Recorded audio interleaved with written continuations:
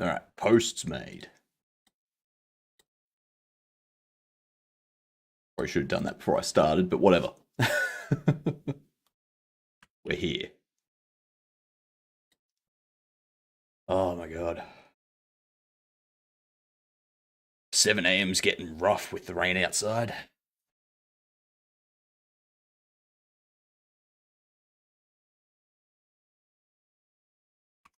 Uh,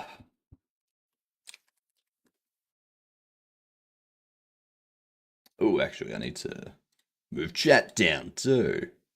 And I need to move myself. Yeah. There we are. Lovely.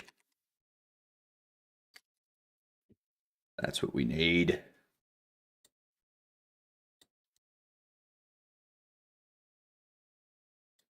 All right, let's see. It's definitely not that word. Um,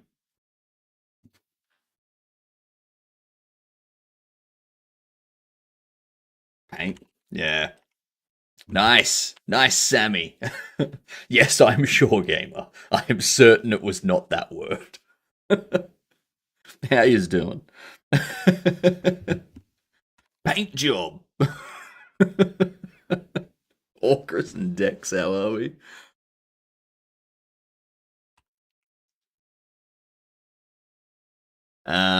Job search.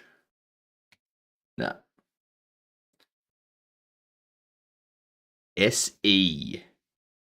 Job seer. Job serpent.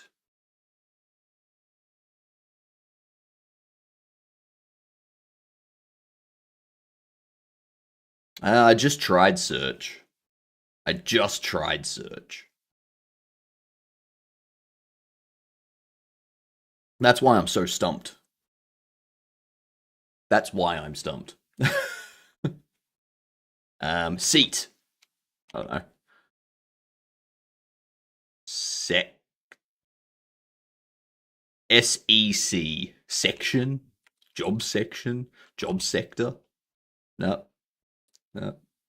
Job security. 285 Orcus. You're getting up there. You're getting up there with the numbers. Security bench. Briefing. BL. Blockade. Well, I typed blockage. Security. Blah. Blah. Blanket. Blanket something something piece. Blanket. Set piece, you think? No. Blankets. Sticky. Stuck. Style. Stomp. Stained.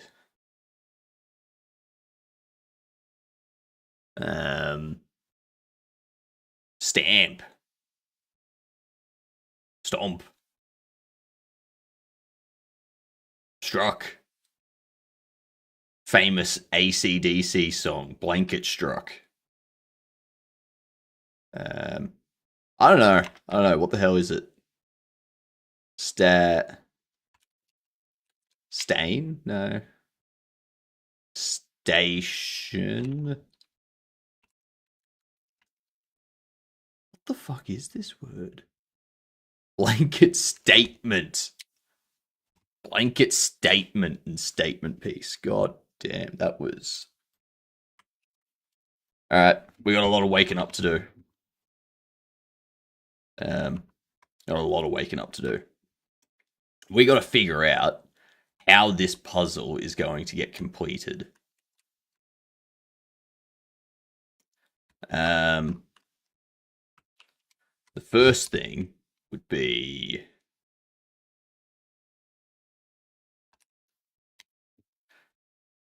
Oh my god. I think I woke up like 3 times last night because of the rain. It's been raining all night. How much longer is it raining for? Because after stream, I've got to get outside and do some stuff. Look at this. There's everywhere in Australia is raining right now. And Darwin's like, oh yeah, it's 22 degrees. It's nice. Fucking hell, seriously? It's raining until tomorrow.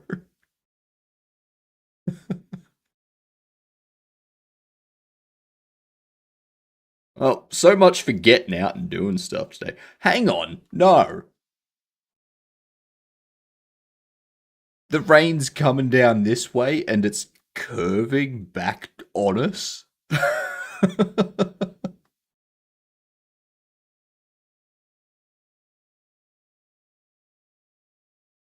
They all bullshit on that.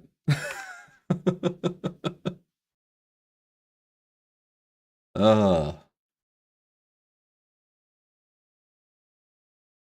we need it. Yeah, I mean, technically we need it here in Australia too.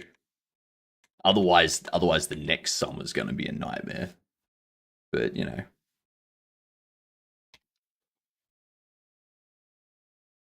All right.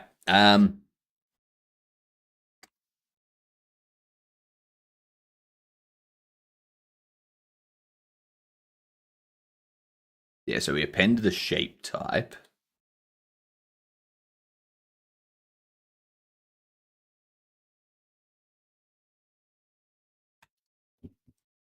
We're gonna do slot size because that way we know that if the number of shapes in the box is the same as the number of slots there are, then you've completed the puzzle.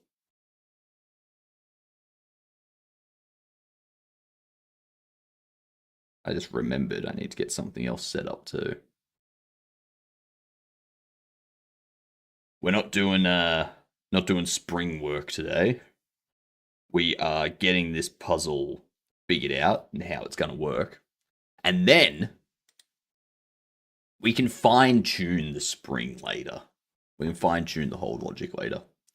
Um, but I do think we need to add some like oscillation frequency into it. Because that oscillation will make it that once it reaches its equilibrium point, it stays there. I'm pretty sure that's what the frequency does.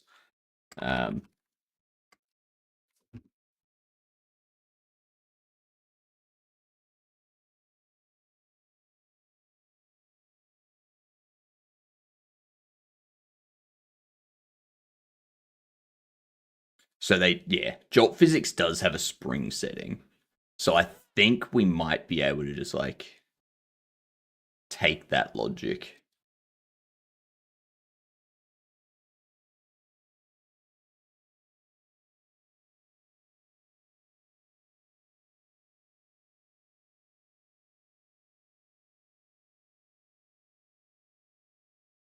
That shape casting.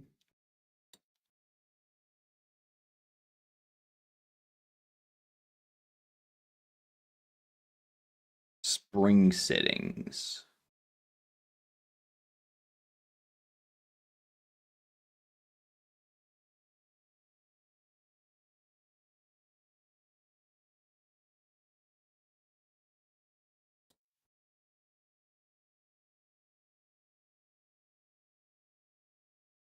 Yeah, stiffness damping. Frequency and damping for spring mode.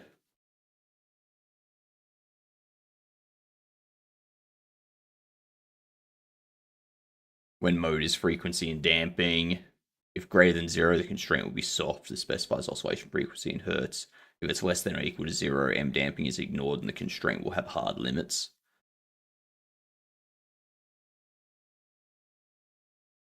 When it's frequency and dampening, this is the damping ratio. 0 is no damping, 1 is critical damping. Yeah.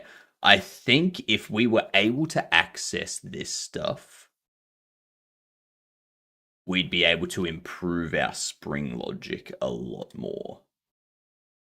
Um,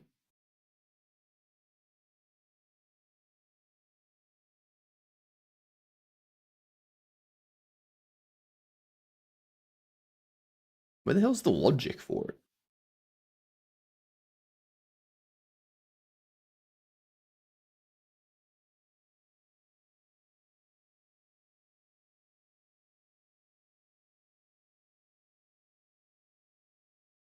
But yeah, we're not looking at that today.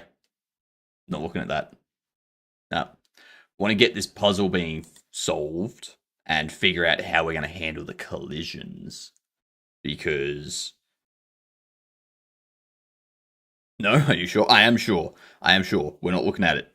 We're not looking at it. I revisited some Khan Academy last night to um figure out the acceleration stuff that I was struggling with, and I seem to have a grip on it now. But I'm taking a break from the physics coding because that's going to drive me insane otherwise.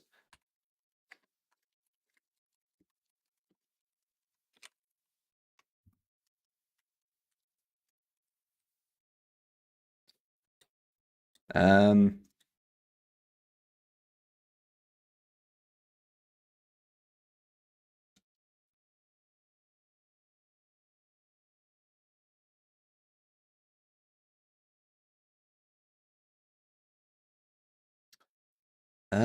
let's see.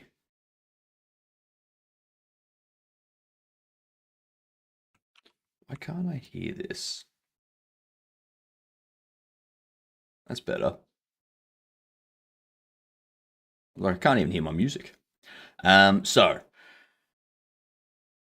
number of shapes that have been put in the box is the number of slots, then that's the number of shapes that we're looking for.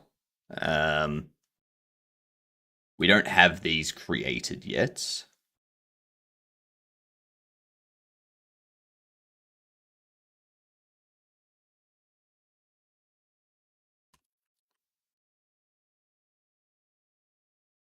There we go. Because shape place is the inner box.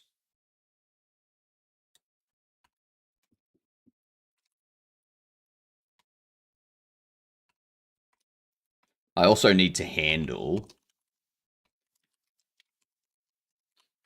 if something is removed.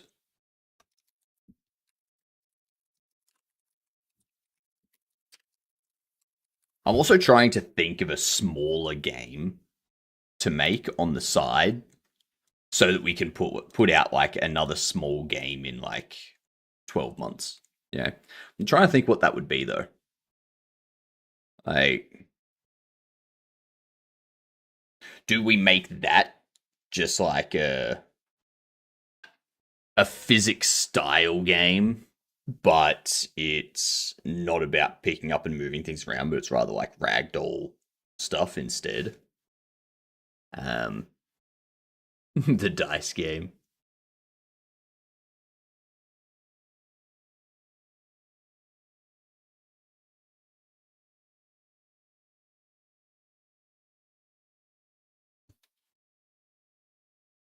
Let's think. I was also considering maybe doing like a 2D game. Yeah. And then maybe figuring out some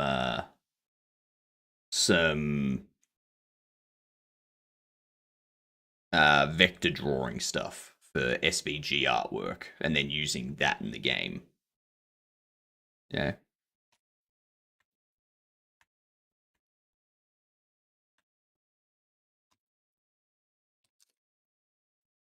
2D scrolling shooter. Mm, something like that.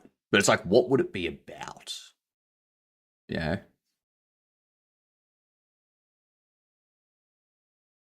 Because I don't like to start with the genre.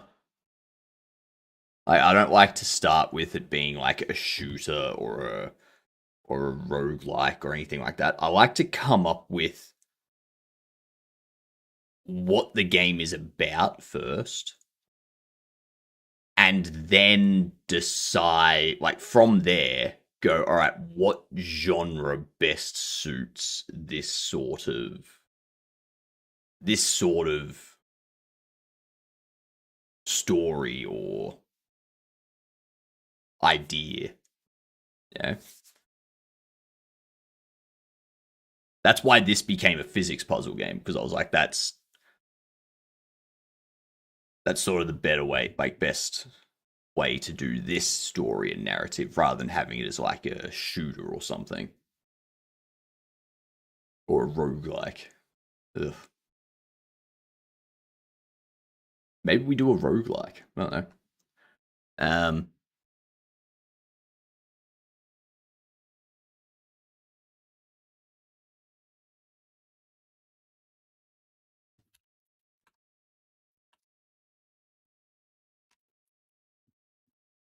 if body is not shape block, return. Otherwise, shape type.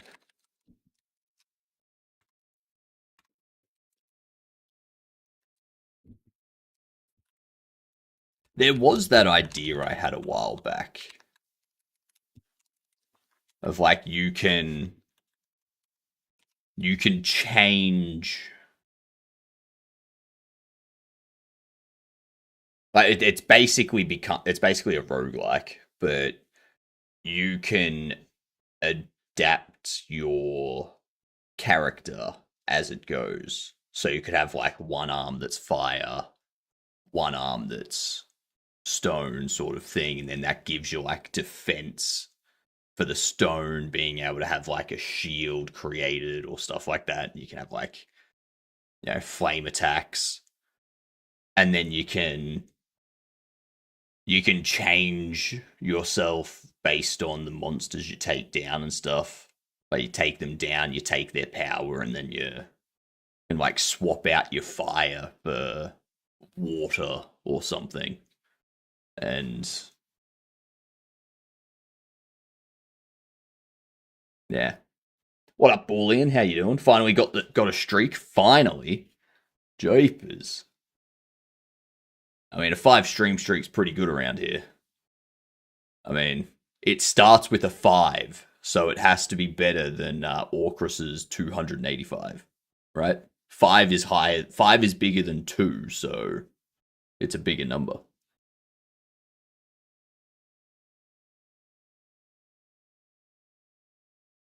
Yeah. Or does that only work when it comes to fractions, where, if it's a third, it's less than a quarter because 3 is less than 4. Yeah.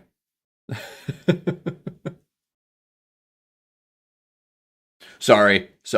That was just how Americans thought about the third pounder that Burger King released versus McDonald's quarter pounder. They're like, but this has a 4 in it. It's a quarter pounder. It must have more, right?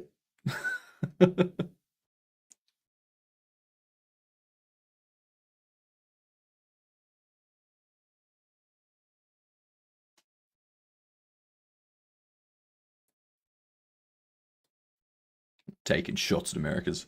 Was that really a thing? Yeah, yeah. Um,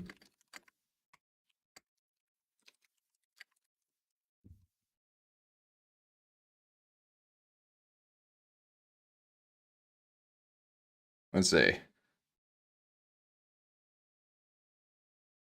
So A and W in the 1980s. A and W introduced a third pounder burger. Um, I don't know. It might have been. Let's find out.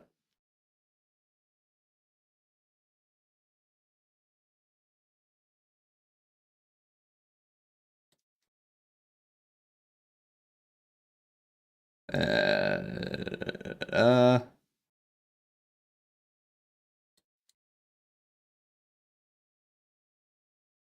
Yes, the story is absolutely true, but it wasn't Burger King. It was A&W restaurants. In the 1980s, A&W launched a major campaign to compete directly with the hugely popular McDonald's Quarter Pounder. Their strategy seemed unbeatable, offered a bigger, juicier burger for the same price.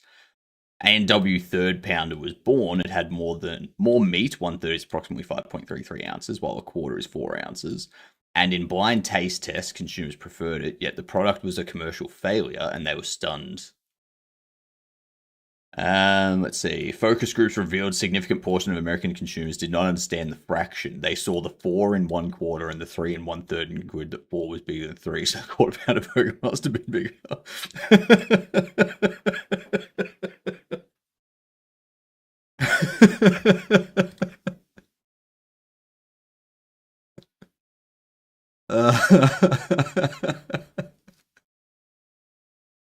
So stupid. Uh, I may be terrible when it comes to physics maths, but at least I know my fractions, alright? While A&W provides the classic cautionary tale, Burger King had its own long and storied history, trying to compete directly with it. Burger King's primary heavyweight has always been the Whopper. I'm sorry, but it's called Hungry Jack's. Yeah, not much has changed since then. That's true. That's true. If anything, it's gotten worse because you show someone a fraction these days and they're like, what? That's not a number. A number is like 1, 2, 3, 4. What is this?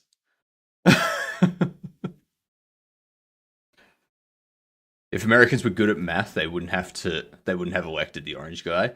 Um, if Americans were good at math, most of their top level researchers and stuff wouldn't be foreigners that have been given visas to come over and work at the companies that need those researchers.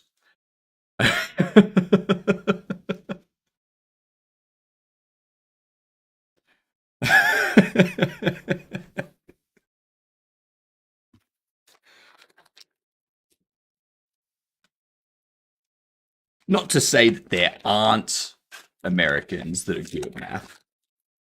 Just saying that there's not nearly as many as what America needs. Yeah. 35k hot sauce. How you doing, Chillaby? How's life?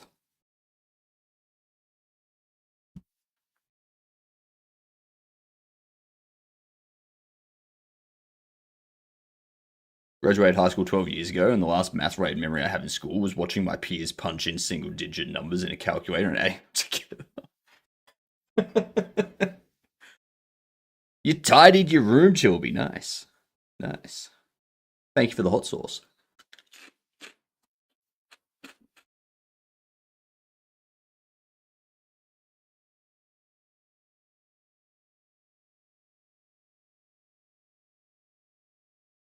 The issue is people who are good at math don't want a job where you're constantly on the chopping block.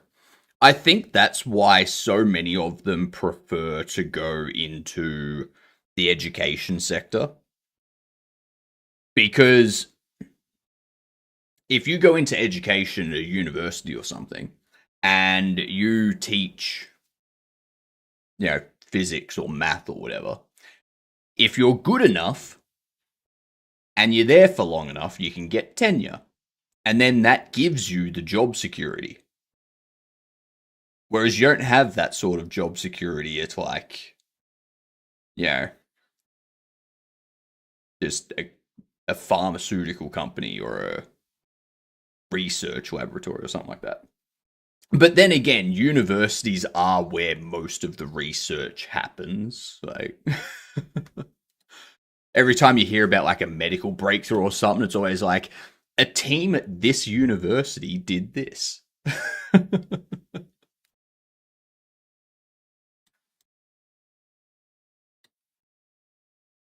Yeah.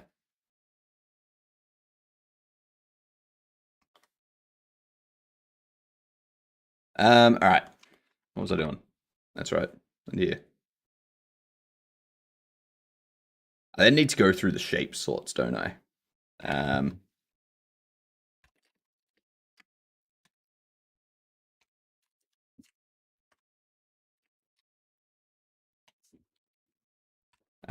if slot pass shapes has shape type,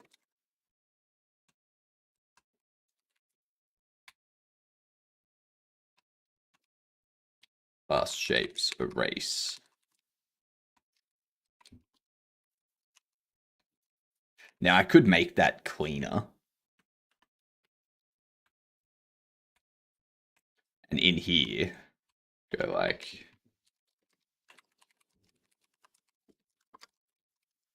remove shape.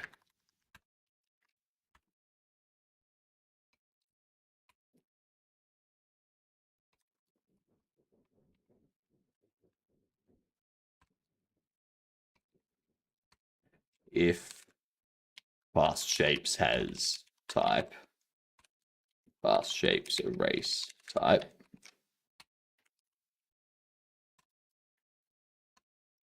Go slot remove type. There we go. Easy. Easy done.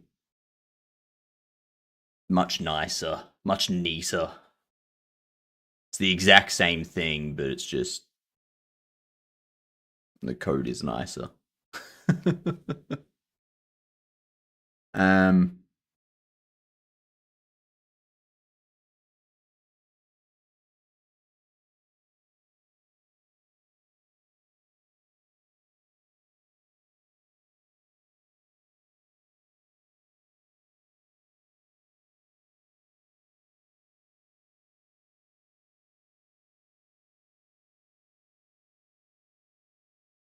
is there a better way to handle this?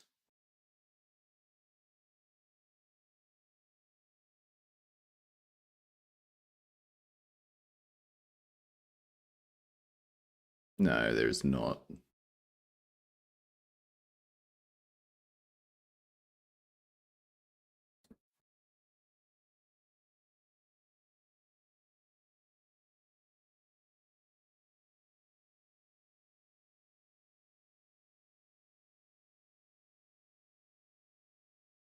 If method is glitched, break. No.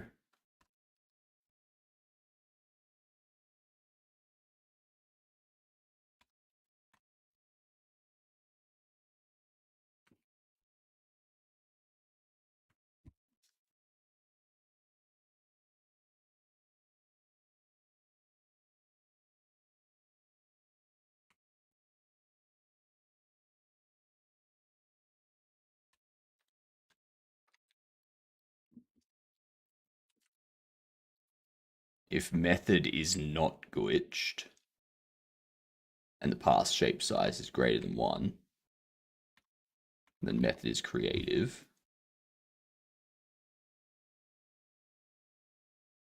Let me increase counted shapes.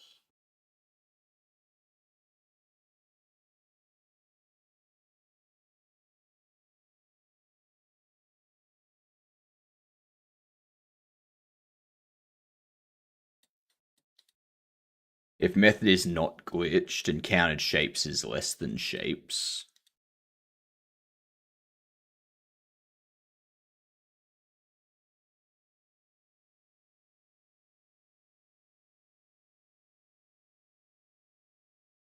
then it's glitched. Yeah. Yeah, because that'll be them getting it into the box without going through the slots. That's what I need to do. We need to add something at the top here.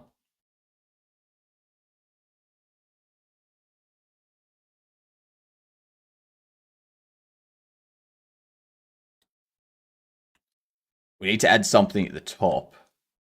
Is basically a duplication of this inner area. And this will be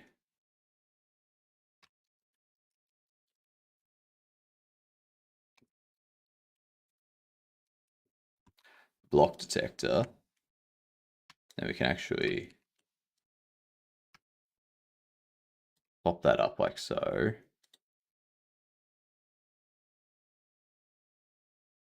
Point 1. Do I want it to be like that? I think I want it to be smaller.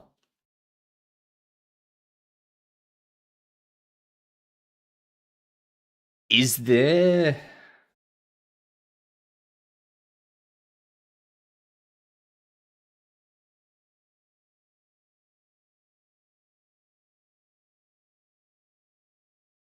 I need a way.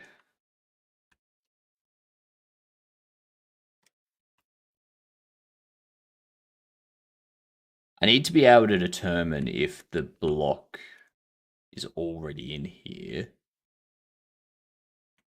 So what I could do...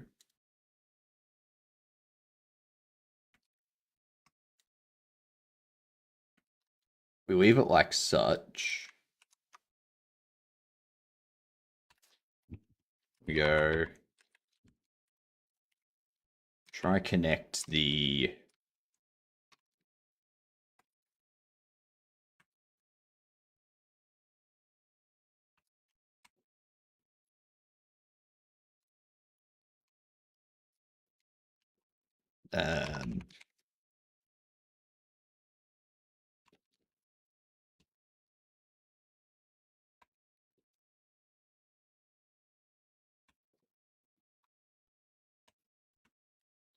So the reason why we need this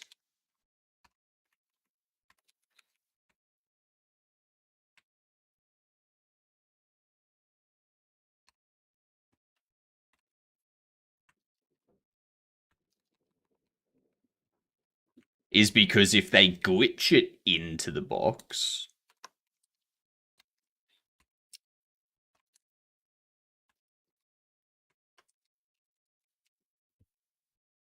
then we will know that it's being glitched in because it hasn't come in through the top. If it comes out, then what we can do is when it enters this area, check if it's inside our shapes that are already in the box, and then remove it if it is. Well, no, not remove it, but if it's not, we mark it as being like not glitched or something. But if it's... And then once it exits the block detector, we go, is it inside shapes? If it isn't, then we say it's been removed. So that way they take it out. Yeah. That way we're correctly tracking the different possible states.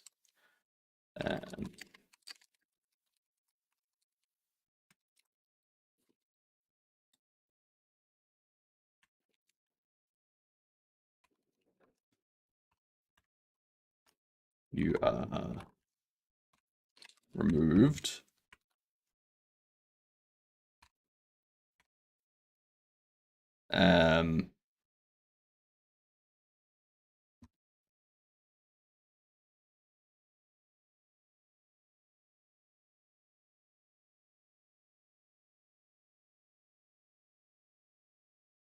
What can we call this variable?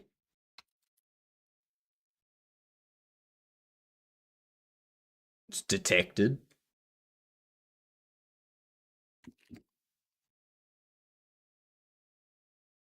Or do we want to track glitched?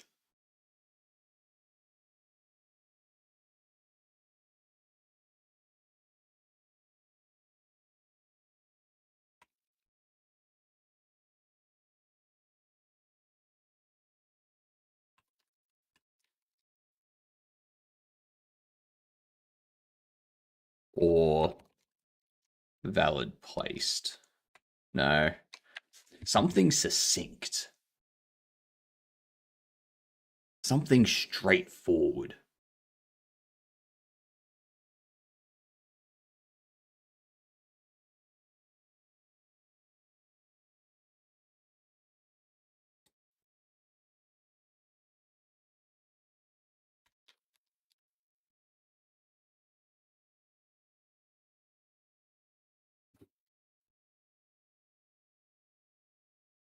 Um,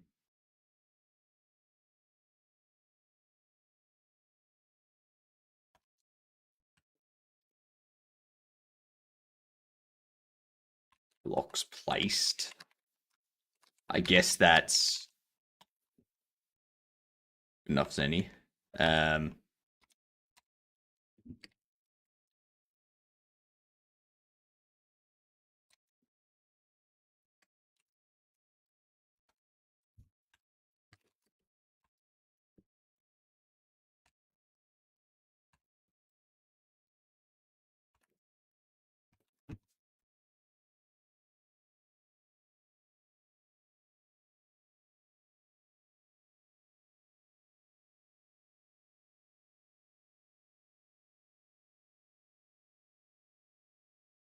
the only reason we need to do this, um,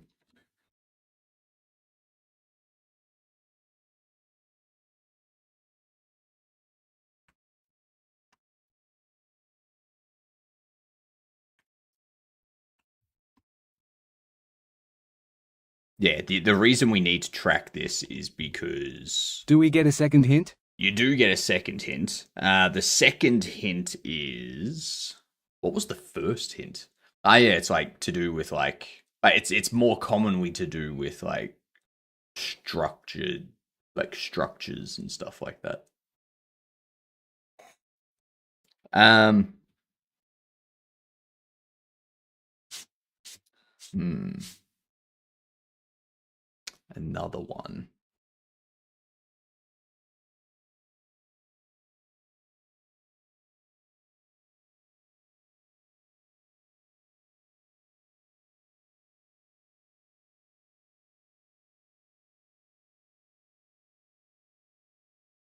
Anyone asking? I think so. Um, I think Cam also asks when they show up, and they're like, "What's the secret word?"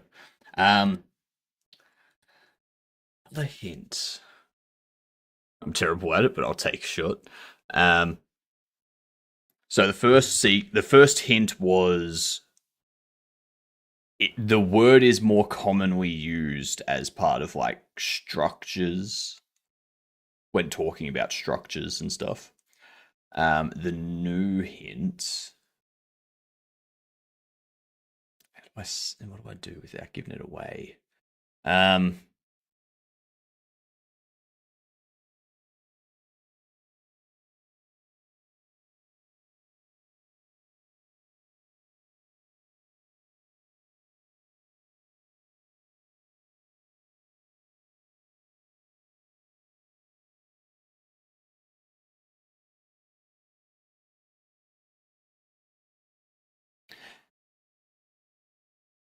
it doesn't mean. Oh, actually, no.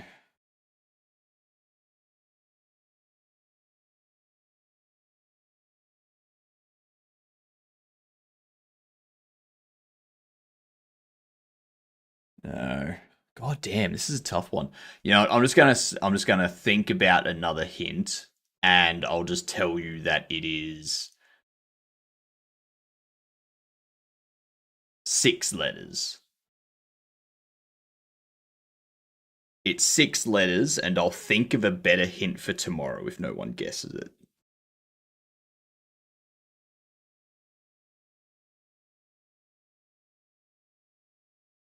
Khan Academy physics. All right. All right. Let's do some Khan Academy.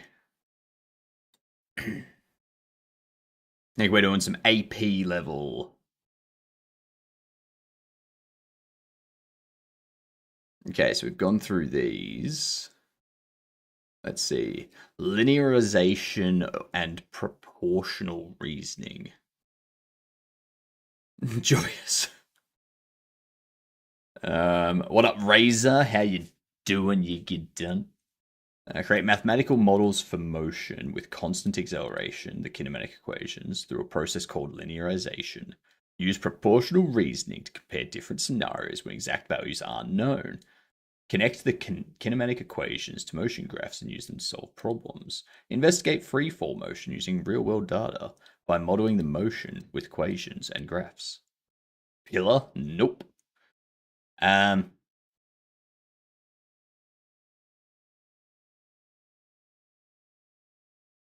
all right, this is what I gotta do. Gotta do cement? Nope. Nope. Um,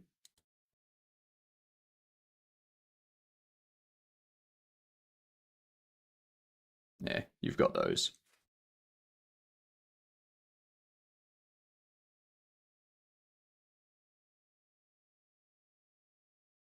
That is a good question. How long would it take?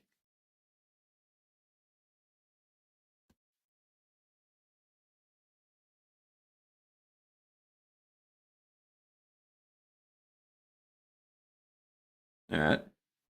I know you can't hear it. That's why I've got the closed captions on. I don't know what music they're going to have or anything like that. So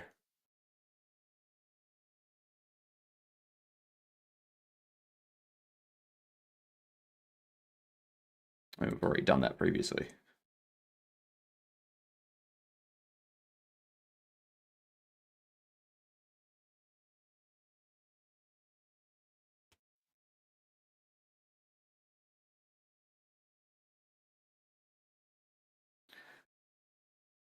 Ah, okay, right. Independent, dependent. Okay.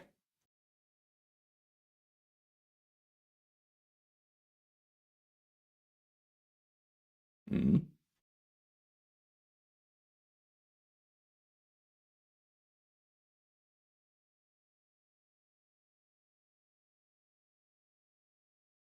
I hate these symbols. Those symbols are annoying.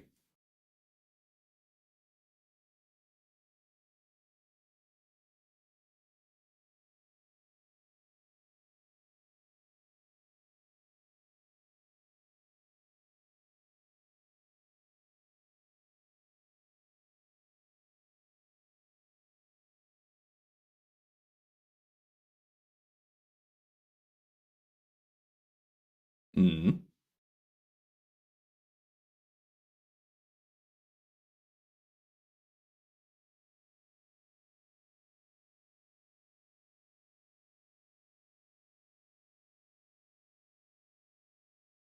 You're going to say it's 36.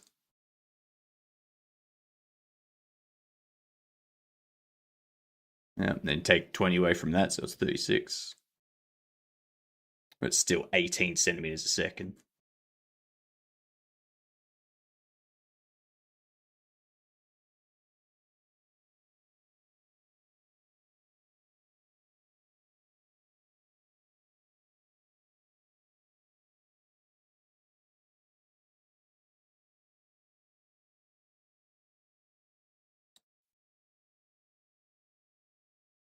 That has just confused me because they're saying that if you measure it over 2 seconds, the velocity is 36 centimeters a second, but it's over 2 seconds. So wouldn't you have to divide by two to get 18 centimeters a second for velocity?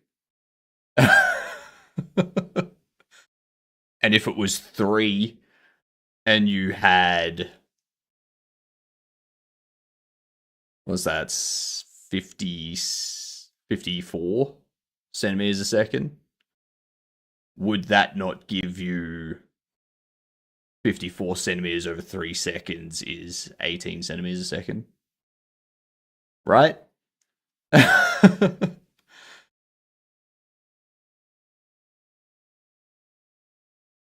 It's over 2 seconds or it's over 3 seconds, so you need to bring it down to be based on a second to get how many centimeters a second.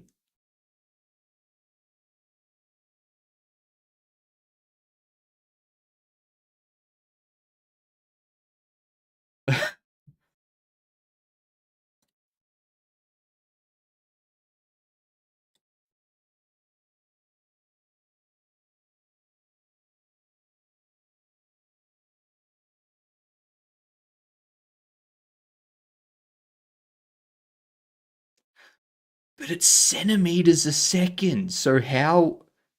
the velocity would still be 18 centimeters a second. It's just over 2 seconds.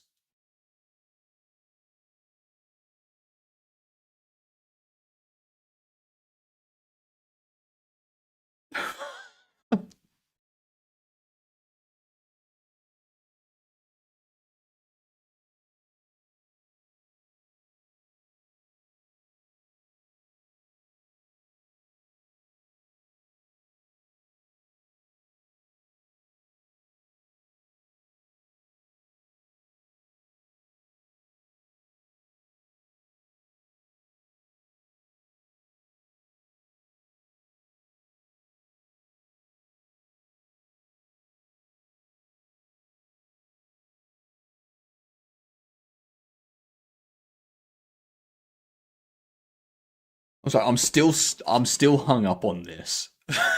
I'm still hung up on that being 36 centimeters a second.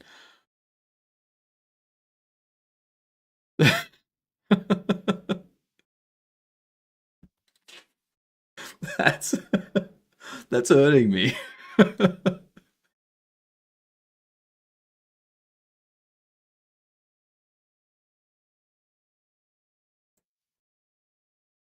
I really hope they get to it.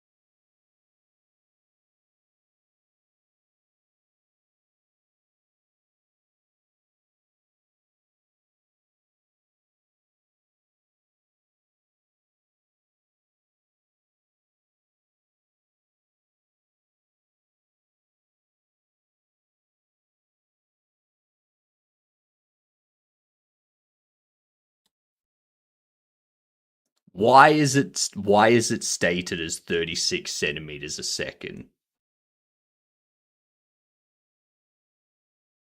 Because I know acceleration is 18 centimeters per second per second.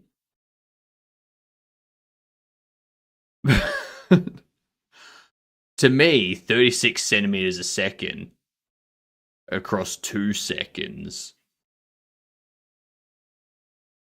is 18 centimeters every second, right?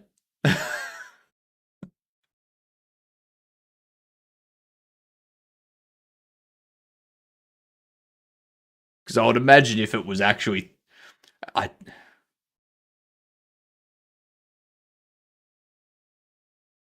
I think this centimeters a second is throwing me off.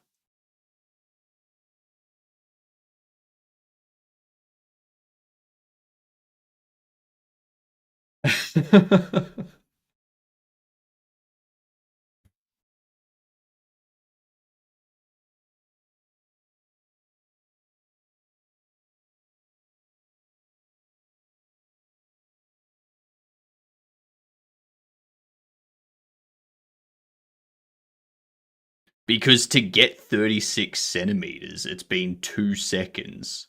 So how is it 36 centimeters per second?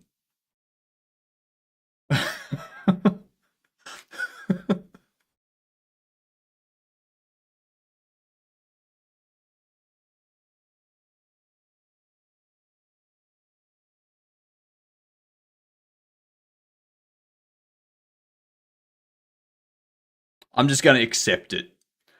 I'm just going to accept it.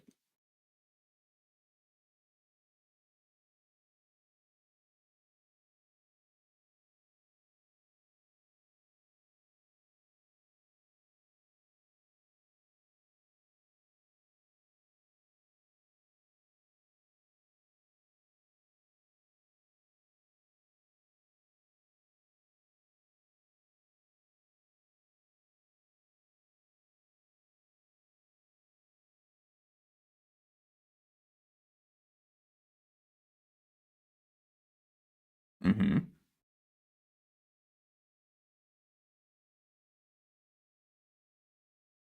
That's a pain in the ass area to figure out, though.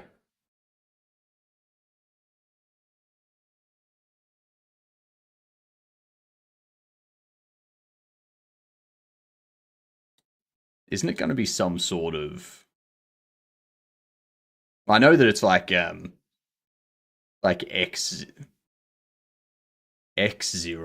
or v0 or v1 minus v0 over.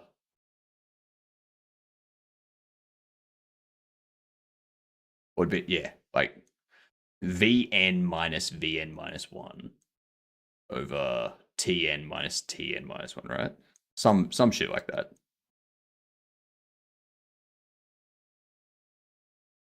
Yeah, so you got the rectangle and then you got the triangle. Ah, yeah, yeah. I was doing it as like a full area, which I was like, well, that's going to be a differential, isn't it? But I guess this is easier because then you just do like the 20 by whatever that is. Then yeah.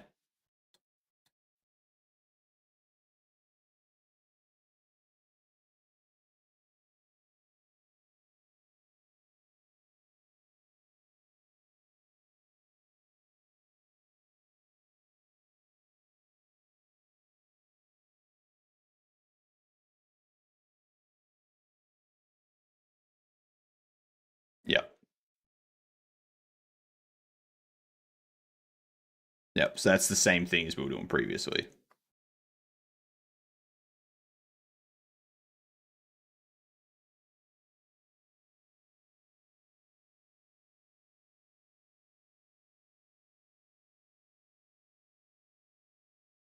Hang on.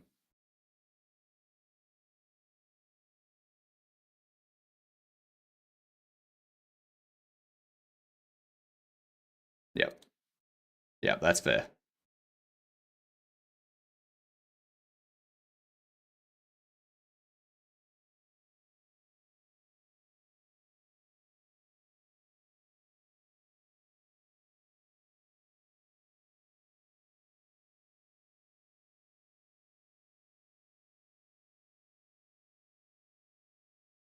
All right.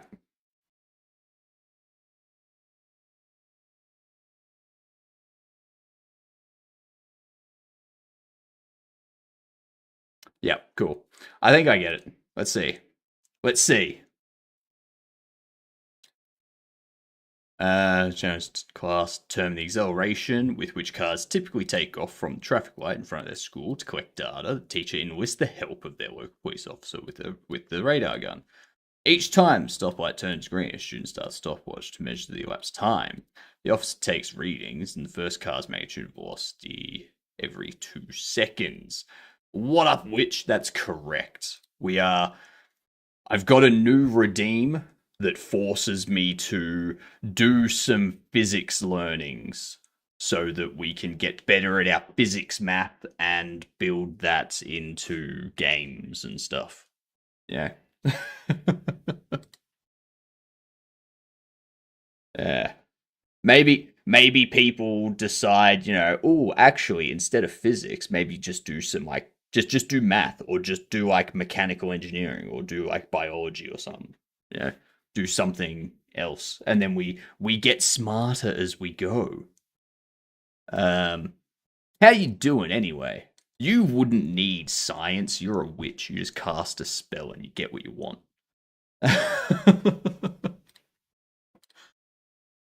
We don't have that. We don't have that. Which quantities should the students plot to create a linear graph from which each analyzed car's acceleration can be determined? On a linear graph, so we need an independent and a dependent.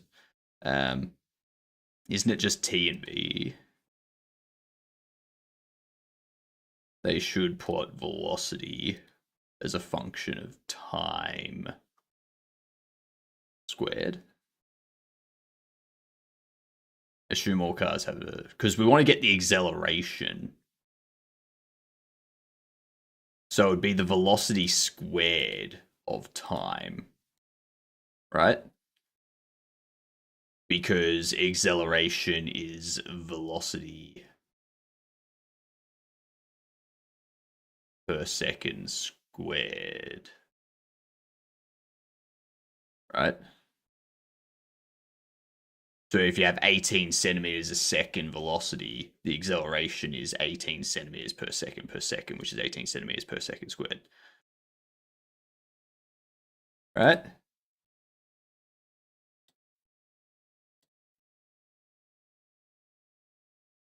Okay, so it is just velocity and time. I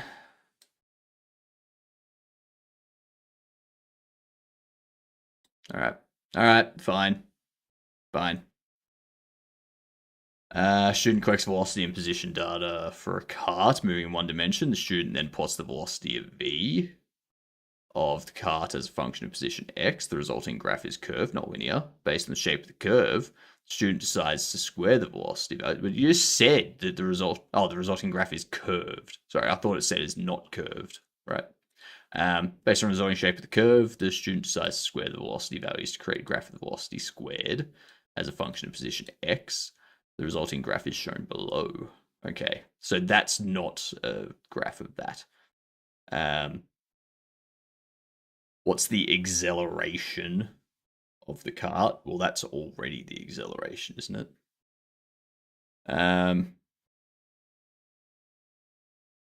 Let's see if we do 5 by 4. So we got 20 down here.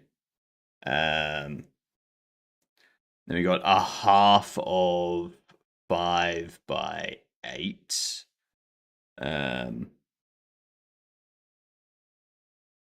Half of 5 by 8. Where's 5 by? That's 40. That's 20. So it's 20 and 20. Right? So the acceleration would be 40 meters per second. No.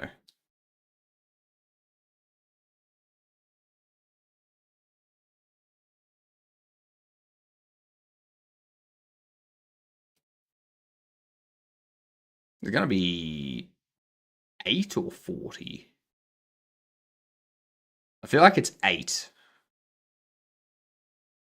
No, that's not right either.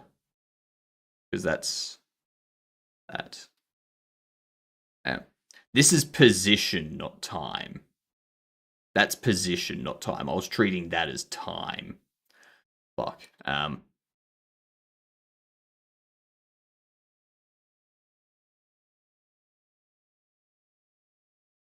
So every meter, what I play, every meter, or up that like to travel 5 meters, they've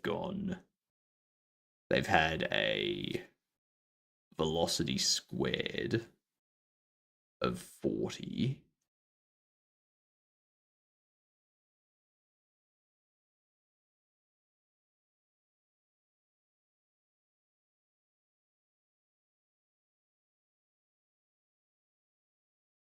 Fuck. I didn't. I probably should have gone through both of these before I jumped into this. What's the reference information?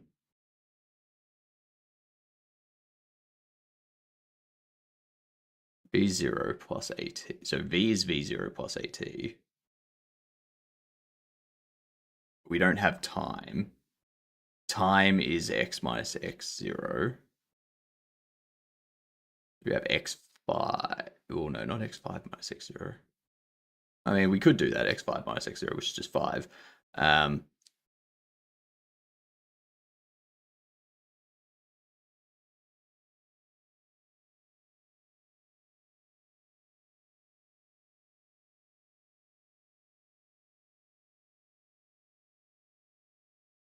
V squared, V naught squared, plus 2AX minus X naught, X0. I have, because that would be V squared 0, plus 2 times the acceleration, which we don't have. If we go here at 5,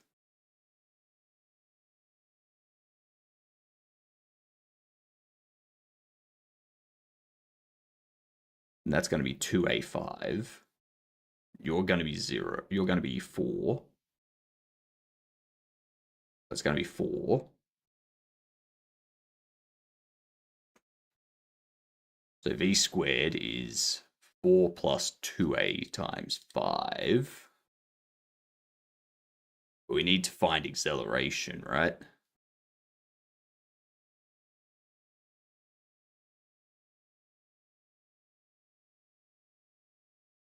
This is hard. It is. Yeah. I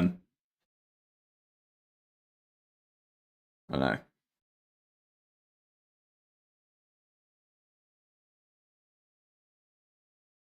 Two.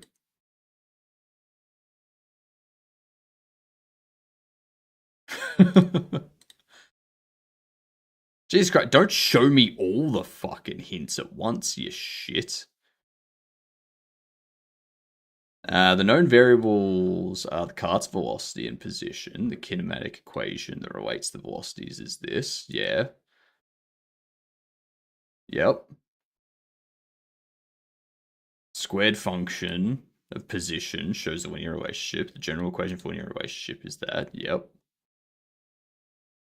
Kinematic relationship between velocity and position. Interpret the meaning of the slope.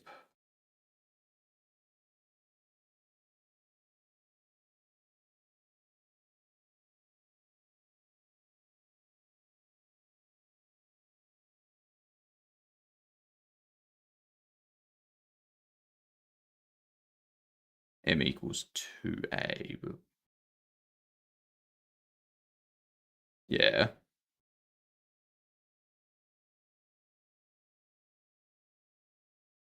Right, and then you calculate. Right, because you got x. You got y2 and y1, which will be that and that. And you got x2 and x1. Right. 1.6. Can't we just halve the units?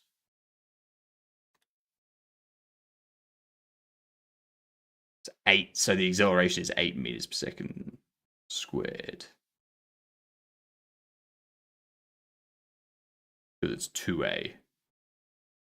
Because that's what it's m equals, and m is 2a, so then you gotta halve it, right? Right. Fair enough. What up, Random? How you doing? I think I do need to bump this back up. I need to bump this redeem back up to like a 2 or even a 3 hour redeem. Just because it's taking a lot of time.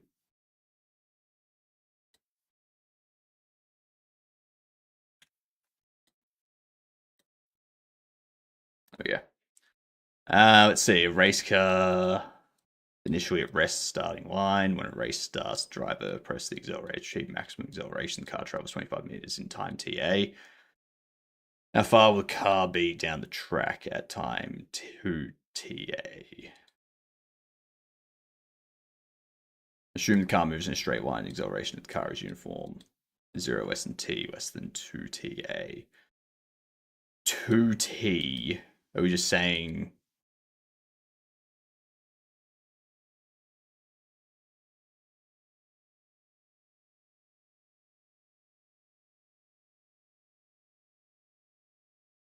Because this isn't the same as. Like, that would be.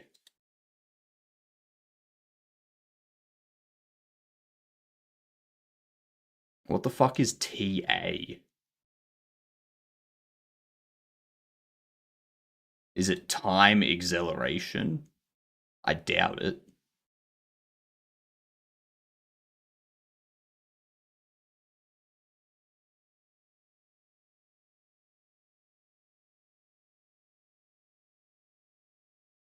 Yeah, I think we need to go through that one. The proportional reasoning with motion. Because we haven't covered that stuff yet.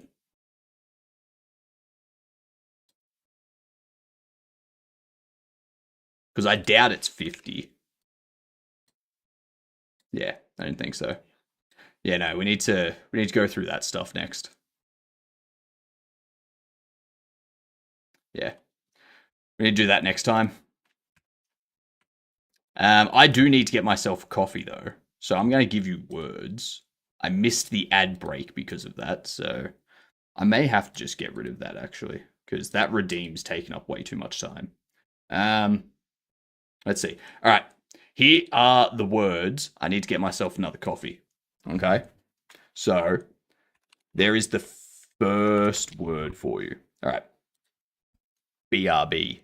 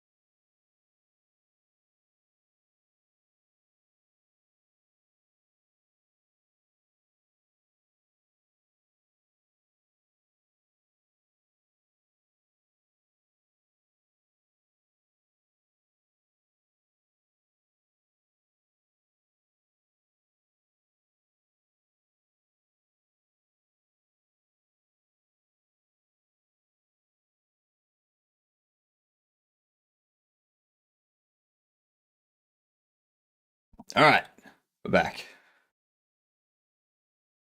Let's see.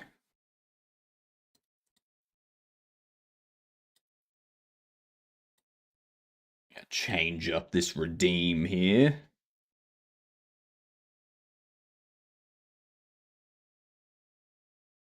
Ow.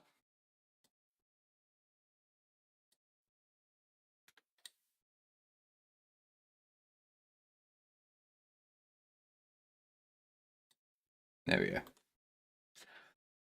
There we are.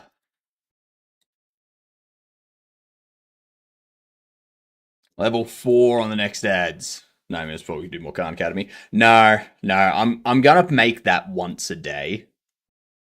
I'm gonna make it once a day just because it takes up way too much time.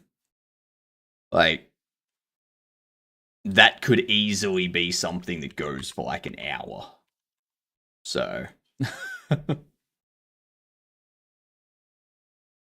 And we're here to make a game. We're not here to fuck around on Khan Academy. So I'm gonna make it once per stream. Once per stream.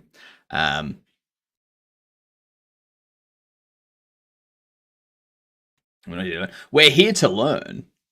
It's just if all I do is Khan Academy, then this game never gets made. So especially if I allow you to redeem it every hour and it takes like 30 minutes for every redeem, then yeah. All right. Let's see. So if the block is placed, so it comes in through the top.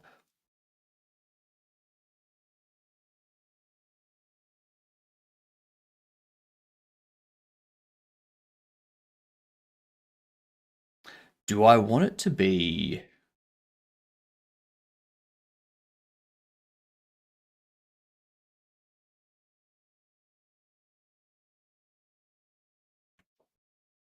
Yeah, that's fine. Yep. All right. So this will be... What will this be? The block...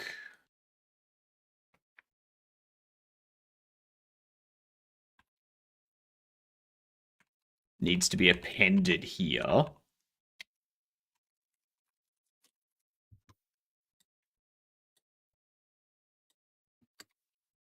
If it's not shape block, or blocks placed, has node shape type, we can just return out.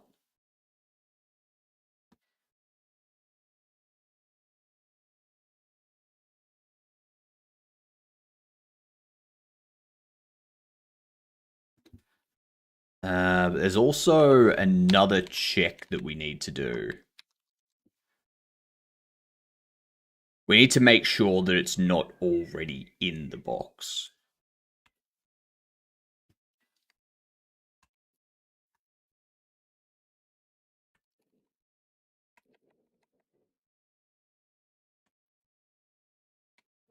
Or shapes has shape type. Yeah.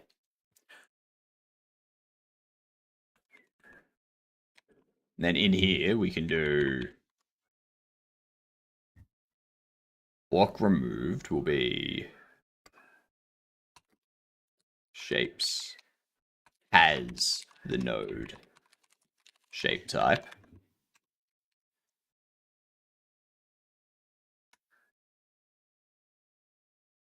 Let's see. So if the node is not shape block or shapes has node shape type, we return out.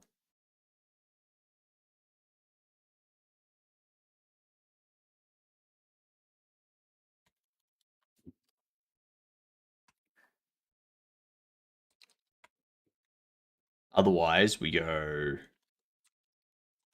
blocks placed erase node shape type.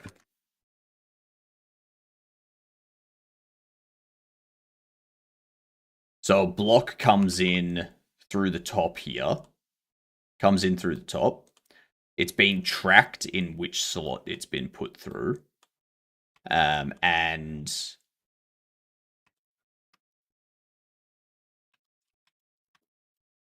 then it falls through this. So then it gets tracked as being placed through the top. But if the lid is open and they just drop it in, then it only gets tracked through here. Whereas if the shape gets glitched into the box, if it gets glitched into the box and does not pass through here, then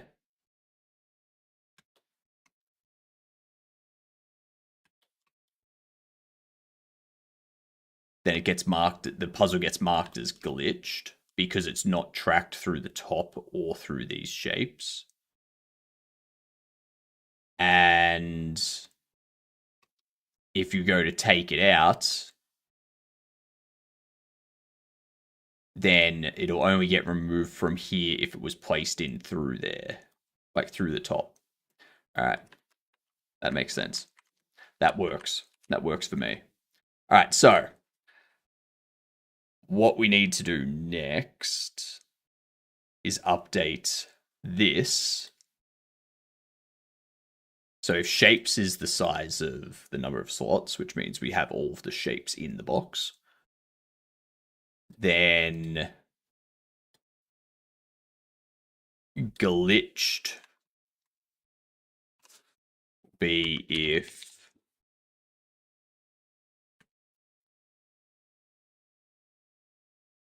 if it's not accepted, or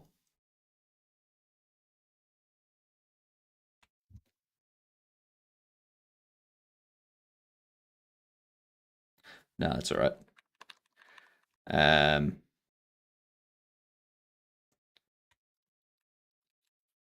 Let's see, let's put that there. I'm going to take that. Go.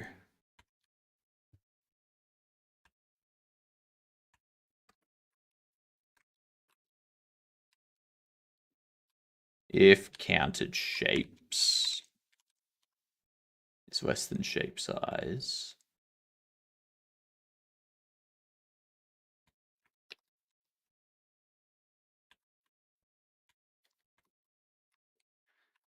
you know what? We're going to do this instead.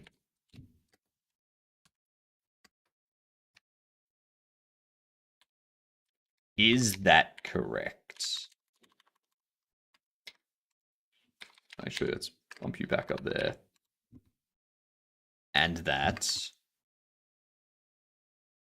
Or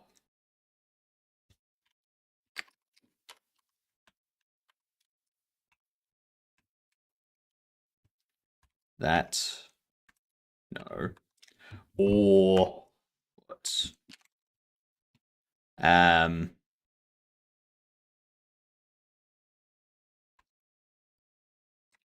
Blocks placed size is less than shape size.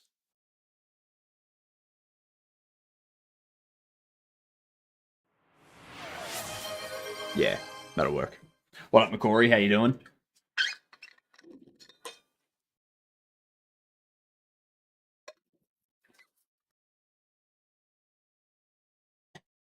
All right, let's add some comments here.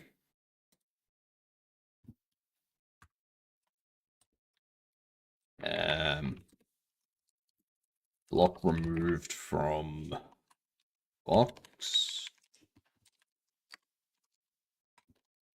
Block placed in box through top.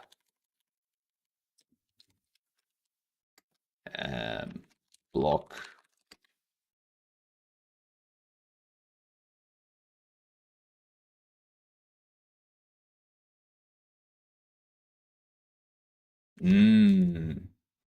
that's going to be interesting.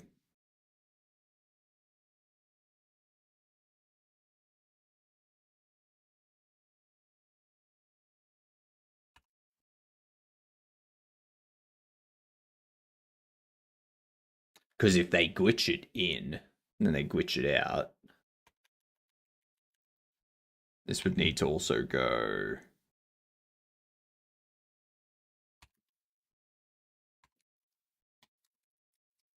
If you have node shape type, then we also want to remove it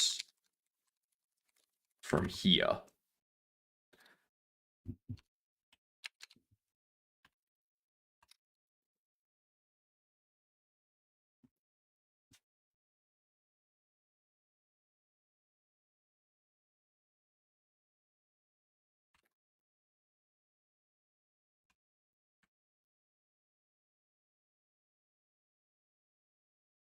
No, that won't work.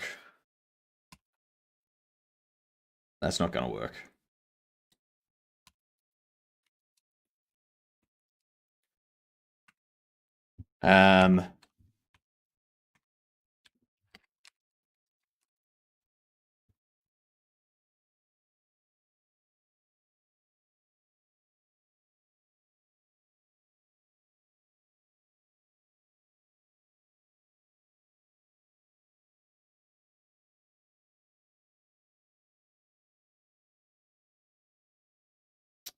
Um,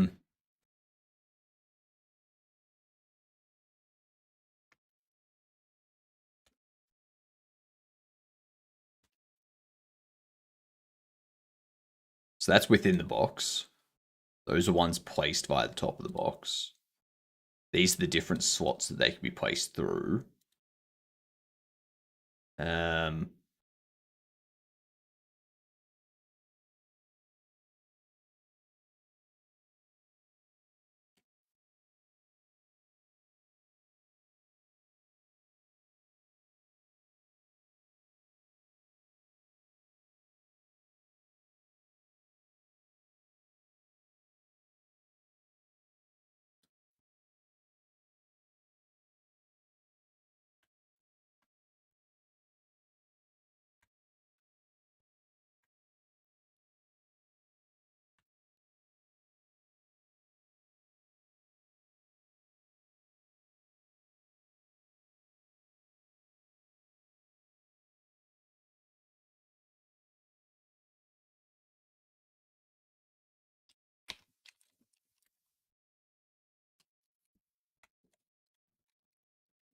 Block no longer in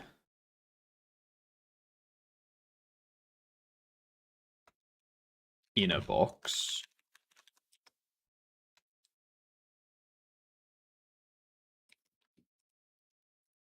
Block placed, or block inside inner box. Block placed through top of box. What up, Footlong and New Jank? How yous doing?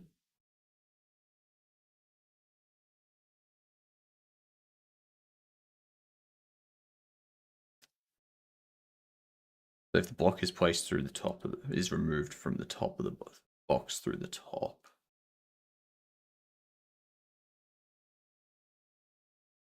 Not too shabs, good to hear. If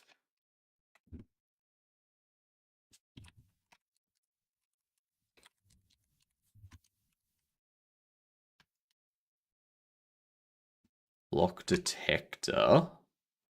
How's Dev? It's going all right today. We're not focusing on our physics stuff today. We're just getting the logic for this block box to be done, and then we've got a few scenarios we can test, and then I need to figure out what we're doing with the collision shapes. That's going to be an interesting one. And I think what I might do is I might create a few different collision shapes so that we have one collision shape that's just the entire thing. One like we have at the moment. Yes, they can all go through the square hole, and they can all go through the diamond hole. Yes. The moon can also go through the circle. The star can also, I think it can go through the pentagram, the pentagon, the hexagon. I think. It might not, because those edges might be too much. Mainly the feet down here at the base, they might not work. But the triangle can go through the square and the diamond. Yeah. There's multiple ways you can complete this puzzle. There's multiple ways you can complete every puzzle in this game. That's the general idea.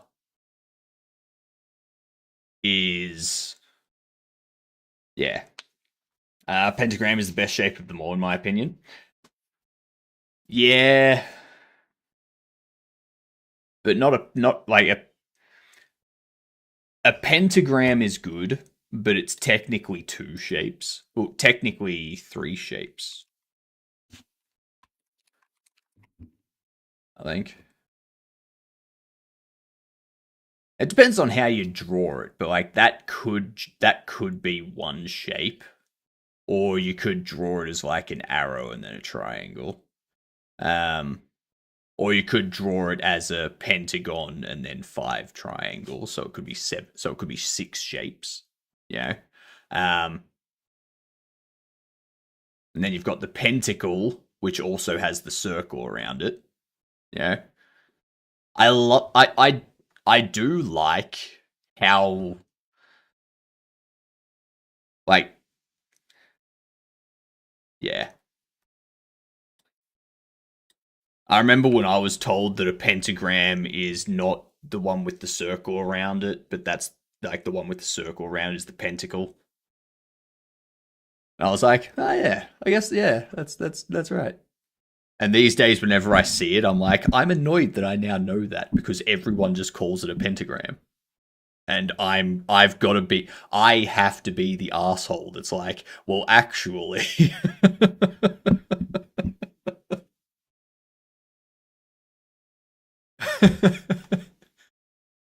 Actually, that's not a pentagram, that's a pentacle. No heartogram? No. Any him fans in chat? Him. What do you mean?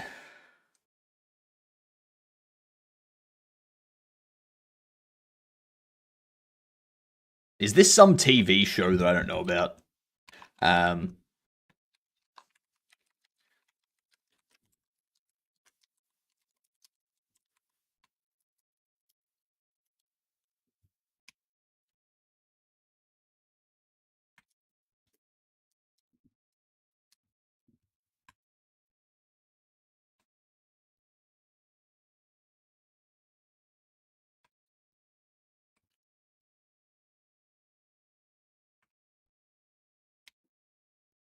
Overlaps body node. If it doesn't overlap that body, him's a band and their logo is a heartogram. Ben Jerry used to promote them a lot and basically stole their logo for his skateboard graphics. I like it. I like it. That's how you know you've made it, when someone's stealing your stuff.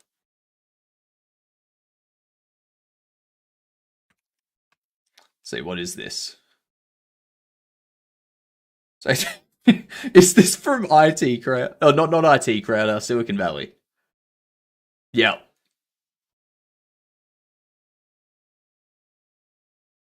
Silicon Valley. Well, thanks for coming, everyone.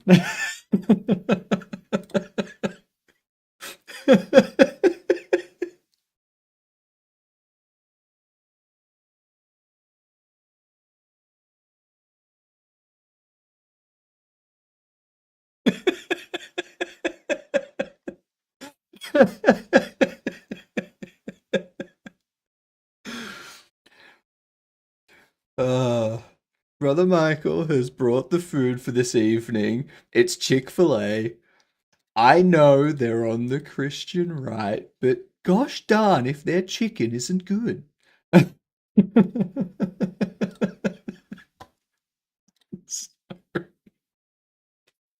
love it. I love it. Our Dark Ward would understand, yeah.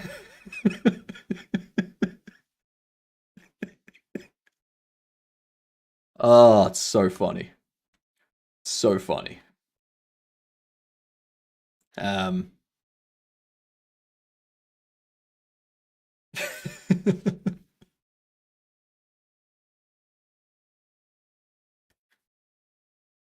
You just brought piss to a shit fight.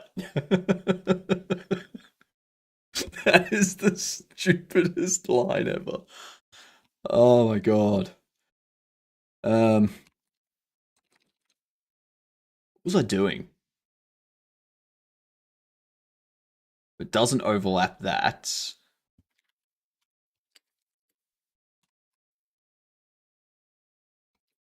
And blocks placed has the shape type. Then we can erase.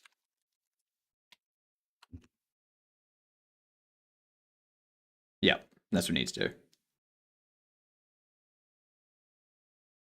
The reason why we need to do that, in case block gets glitched out of box. So if they're taking it out, the block is always going to overlap both of them at the same time, at least. So when it comes out of here, it's already going to be overlapping this top part. What up, Olivostros? I love saying your name.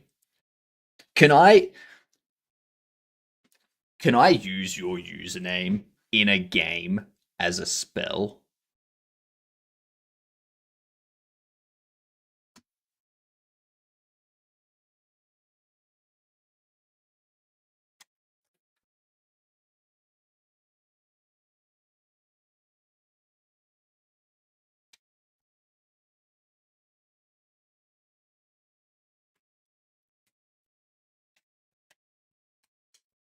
Sure, you have my consent. Excellent. Excellent. That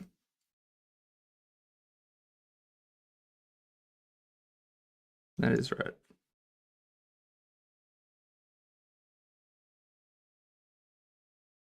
It's such a good spell name.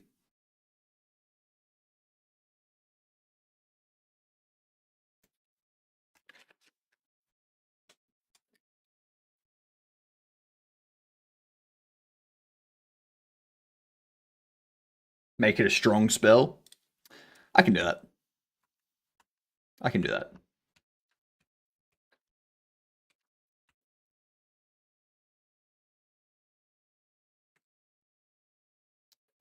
So with that, whoops.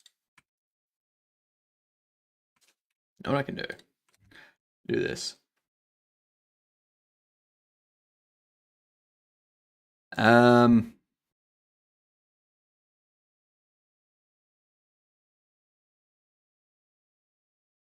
so the detector does that. Box remove through top.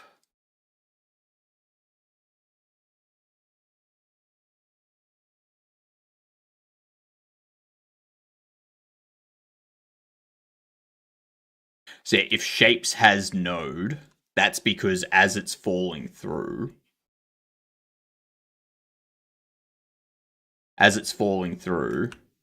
it will enter the inner area, which would be the shape placed, appends it, and then it exits the top area afterwards.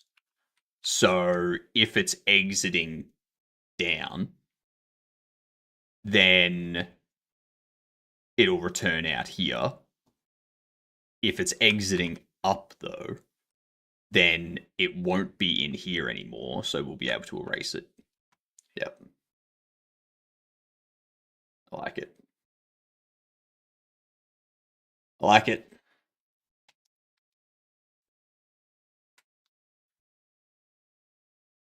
Oh, good stretch. And then in here,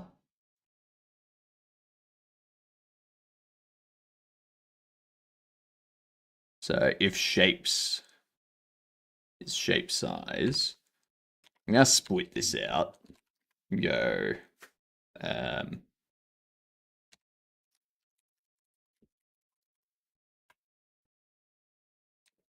um,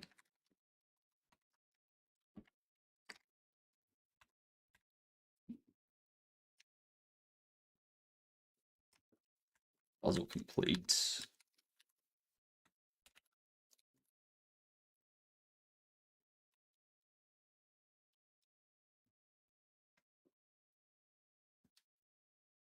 So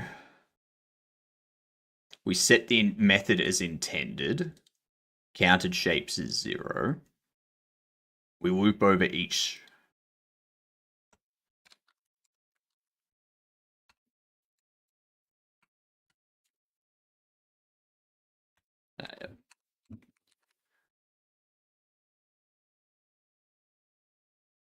Um, loop over each slot, and for each shape type in past shapes, if the type is not in the accepted shapes, then they've managed to glitch it through in some way. Which we then set method to glitched. If method is glitched, then we just I see. If method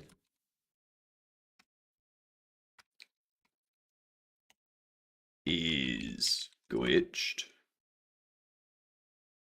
then if it's not glitched,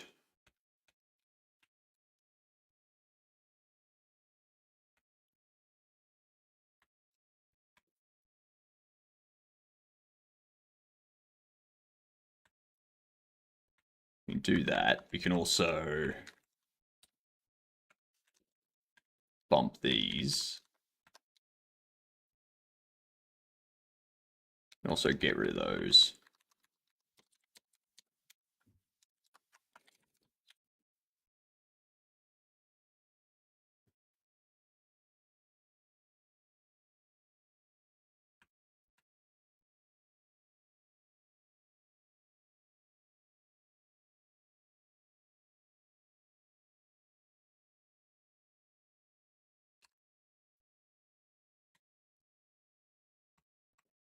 We go break.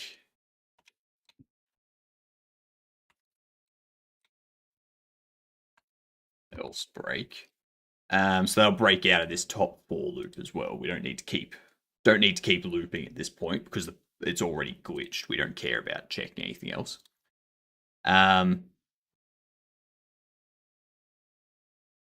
If past shapes is greater than 1, it's accepted,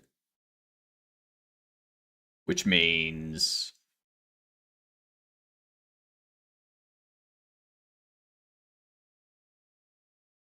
it's been creatively completed, and we increase the counted shapes. If counted shapes is less than shape size,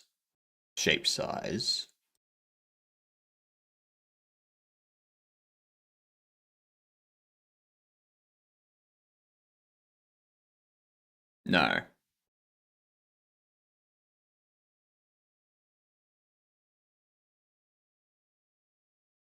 Hmm.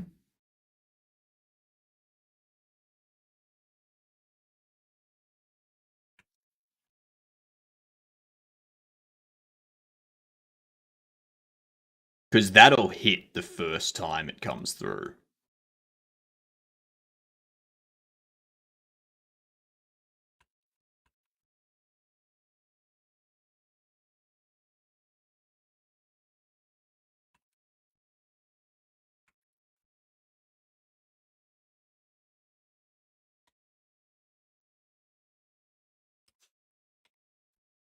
That's doing what?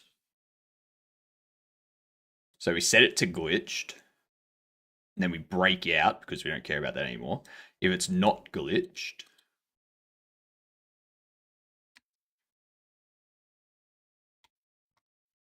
if it's not glitched and path shapes is greater than 1, then it's creative and we can increase that. If method is not glitched,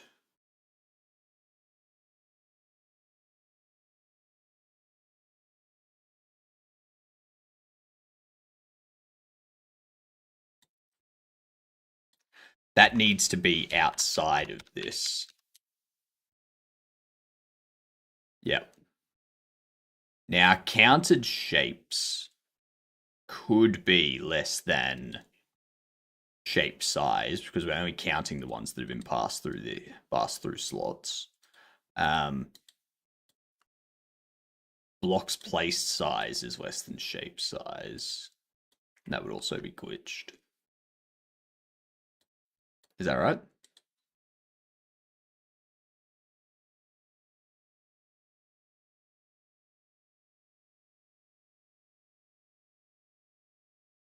Yeah, so we need to keep looping.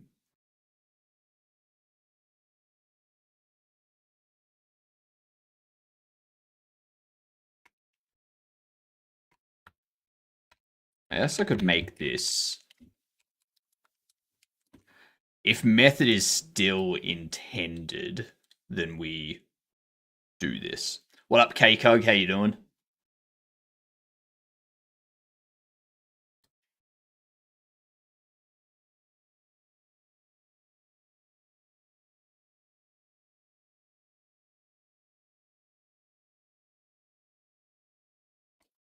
All right. Counted shapes. Yep. That all looks good to me.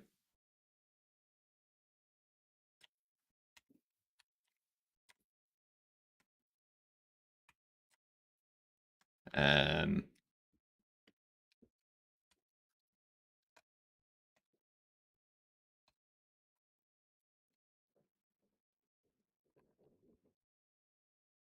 I'm doing well, thanks. So we have that set up.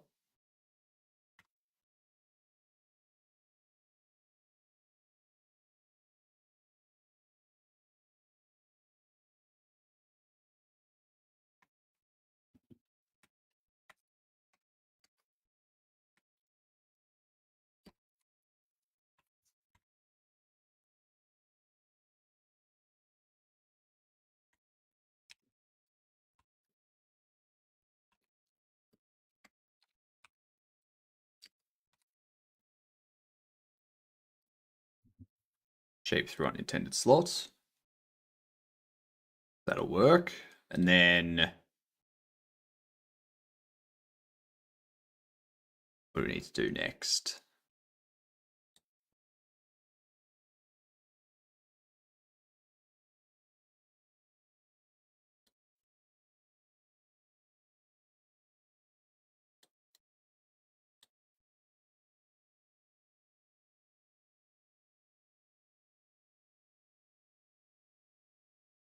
Yeah, cool. That looks all right.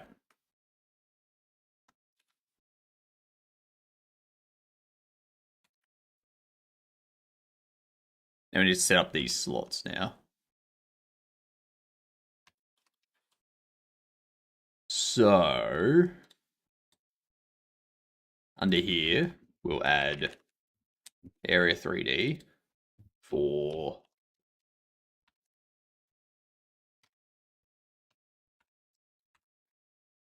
rectangle slots. We can attach our, where is it?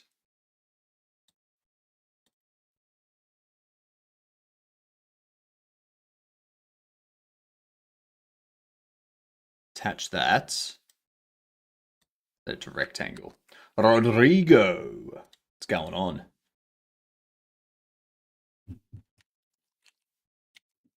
Collision shape is going to just be a box. The box will be like that or some. Probably a bit smaller actually.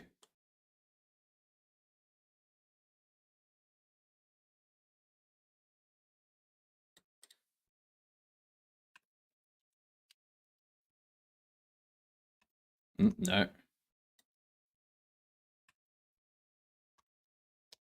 Right there.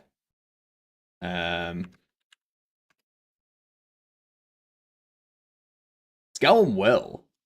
Going well. We're getting this stuff organized so that our puzzle can be completed.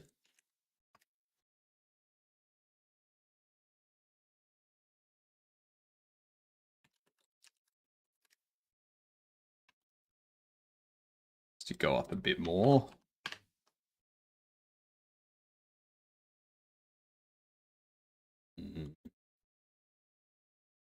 Not quite. You know what we need to do?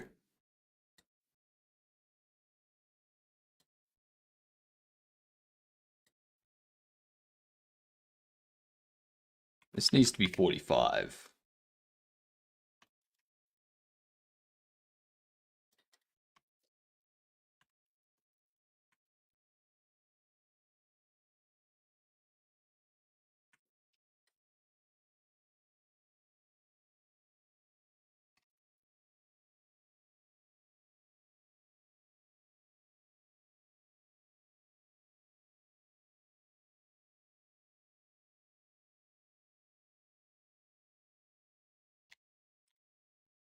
Whoa.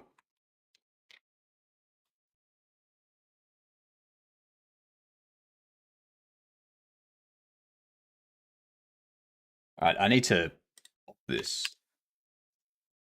there.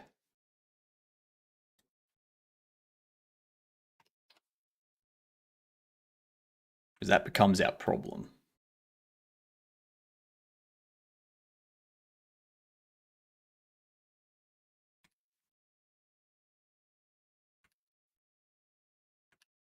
Unfortunately, that doesn't work. So, what I'm going to do is this. And do that.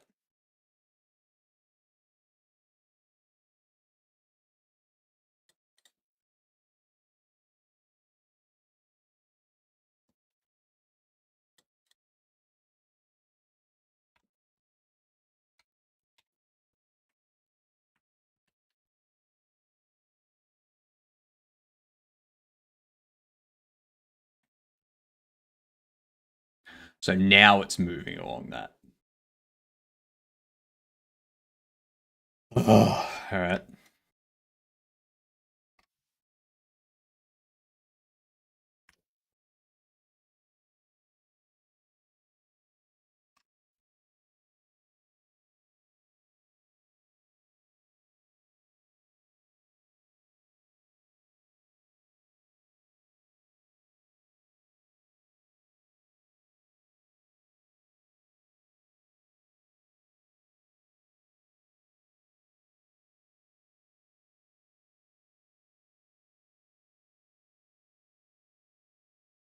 That's good enough.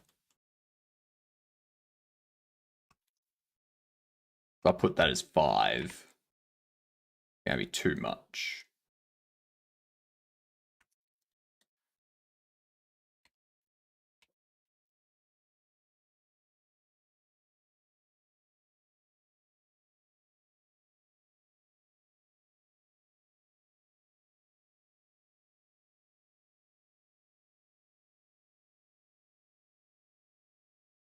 Yeah, it's pretty spot on that.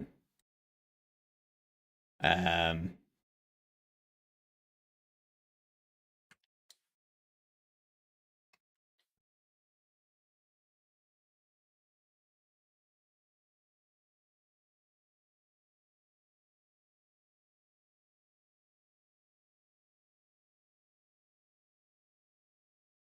I might make this. I can't do it.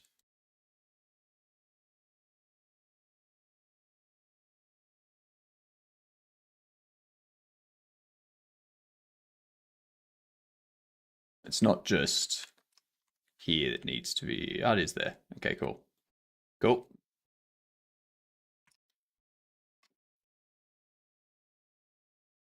Probably make it actually like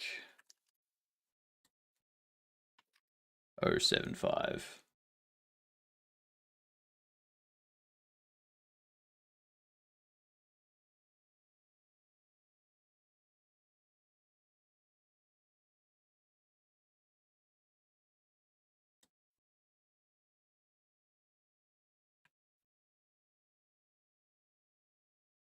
Mm.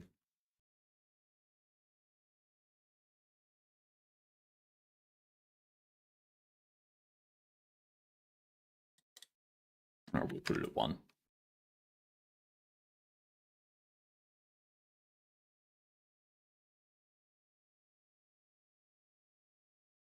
And I could probably even make this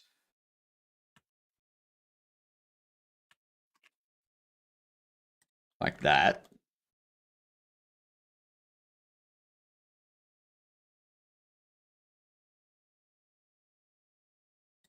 Do I want that? Is the question. Because when the block enters, does that?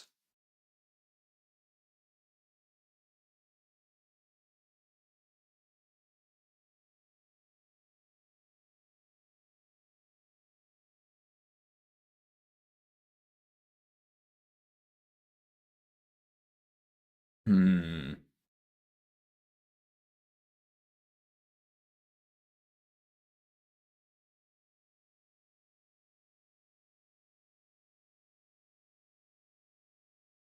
That becomes another possible issue. Because as it goes in, to finish Bubble Shop Sim, yeah, Bubble Shop Sim's released. I'm just doing bug fixes and stuff for it off stream these days.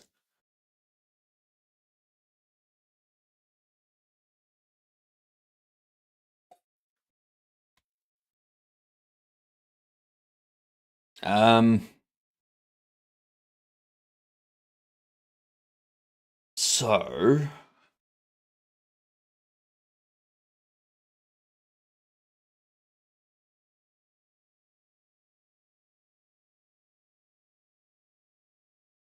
we need this.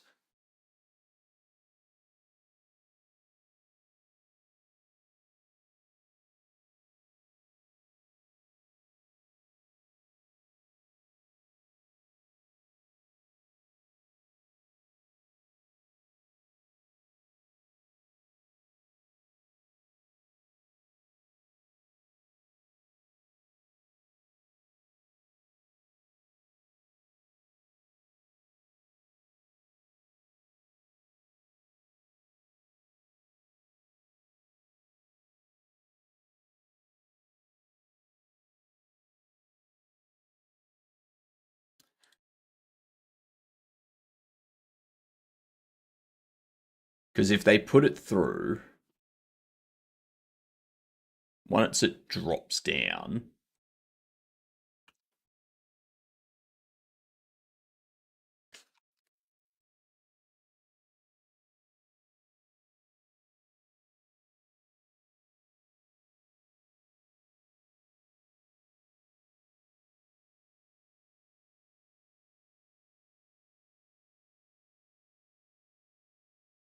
I don't want these to be able to overlap either. So that raises another possible issue.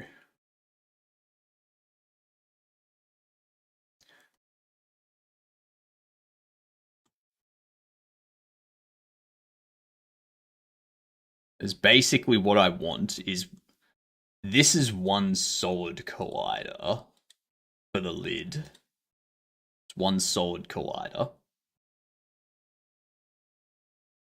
When it enters this area, I want to create a new, like, I want to have another collider that we enable, which has the rectangle cut out of it. And then they put the rectangle through that square slot. And then when it leaves the area for the rectangle,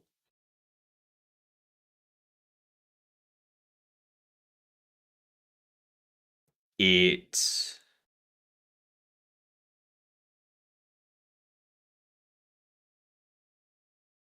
disables that collider and re-enables this default collider. And we need this slot to only track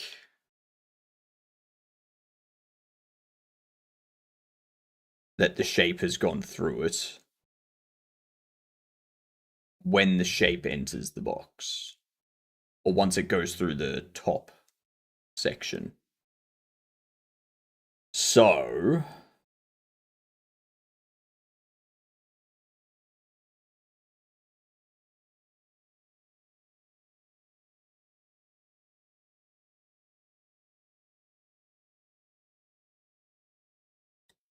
I can shrink this.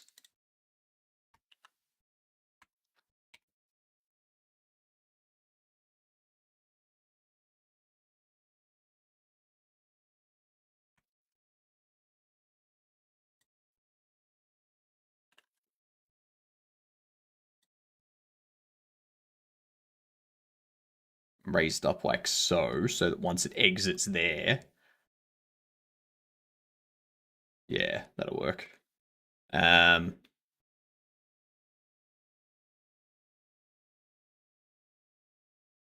What, Fanny Slam? How you doing? Hydrate? I can do that.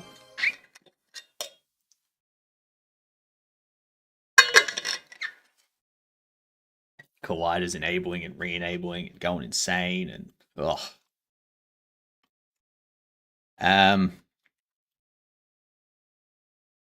How am I tracking it? So when it goes through here,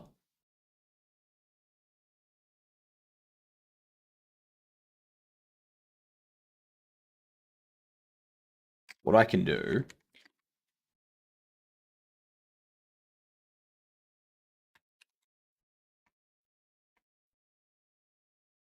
now, this tracks what it was passed through.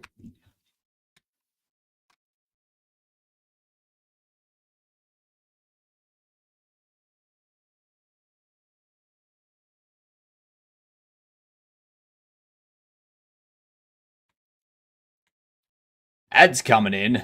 How's the puzzling? It's going well. I was trying to figure out the colliders and how we're going to track things. Um,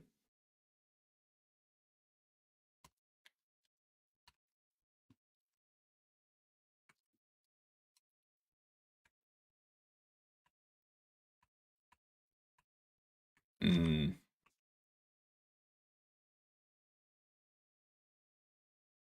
What up, Tricky? We got ads coming in. Let's get these words up. Give my brain some time to think. Another 35k. That's two 35ks today.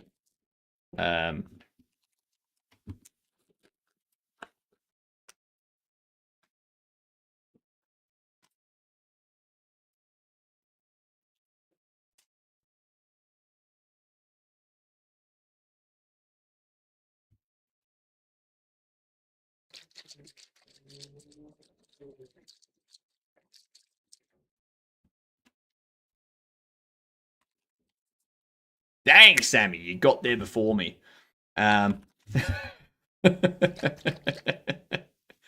Wow. Everyone coming in with the delays.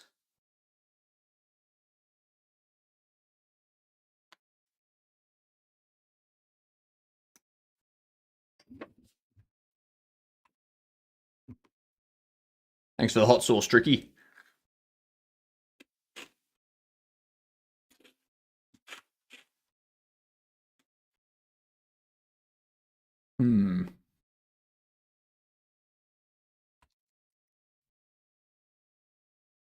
Huh, take that, Sammy.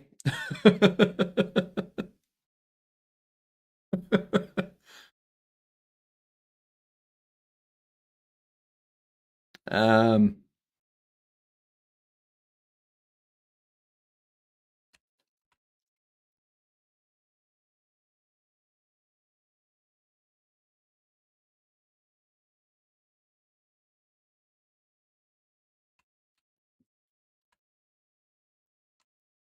Jeez, if I can spell correctly. Um,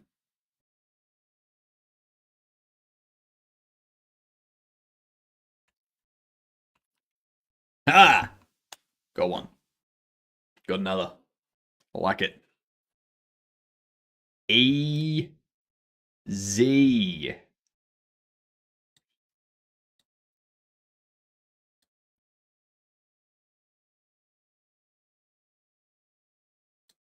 All right. Let's see. Sass.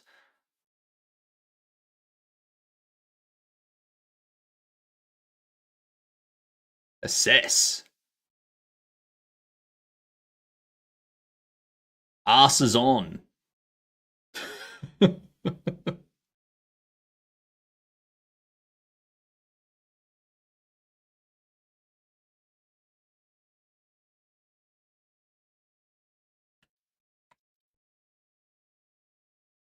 um,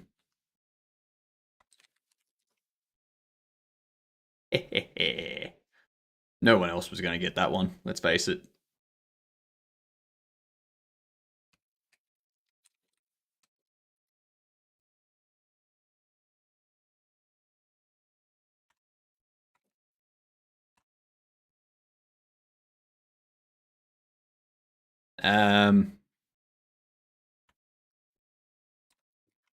Neos. That's what I just typed. Neos. um,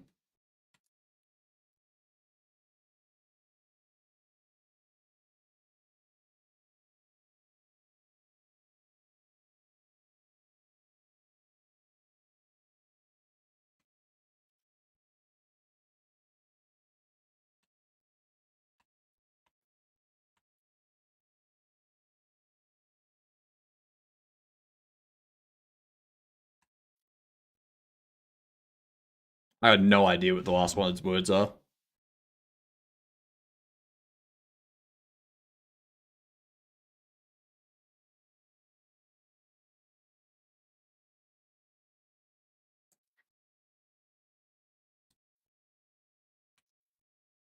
Two more levels. Level 8 on the next ads. Let's see. I could do.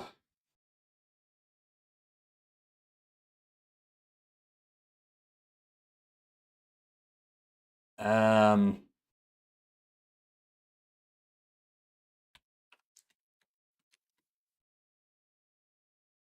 Not past shape. We can go block passed through shape type. And then we want to do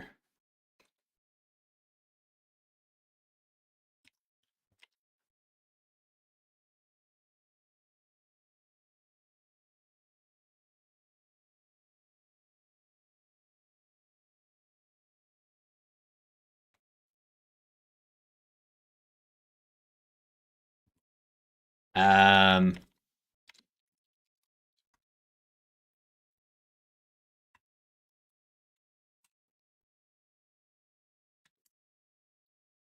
so collision shape 3D.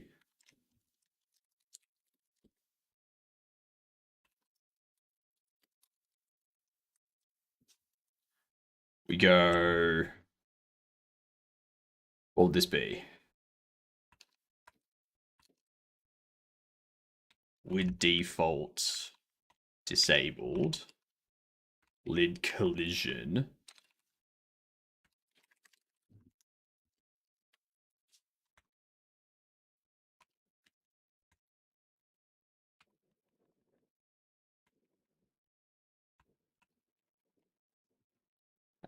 Shape exited will be a block.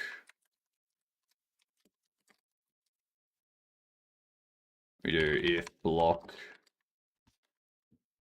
is not shape block, return. You have u false, u true.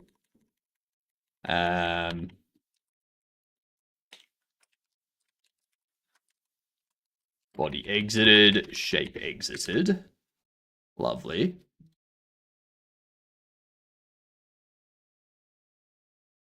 And then in the shape box,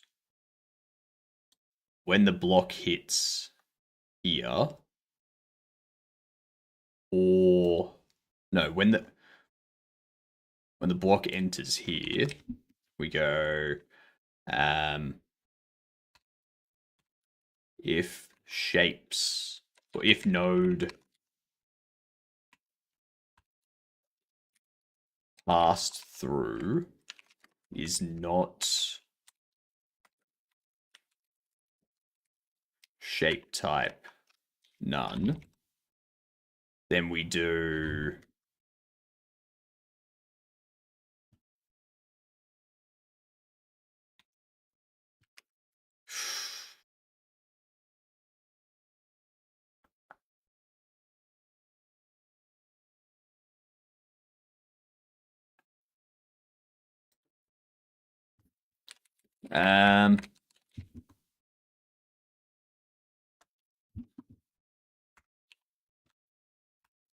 so we need this to loop over the slots, but then we're going to be doing 2 loops. That's going to be bad. Hello all.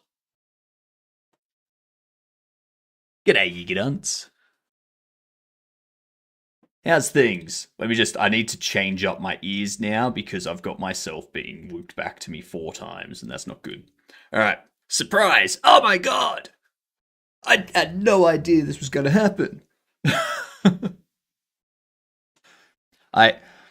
I feel honored, Yana. I feel honored. Yeah. This is 2 days in a row, isn't it? Or 2 days in the last week. I'm honored.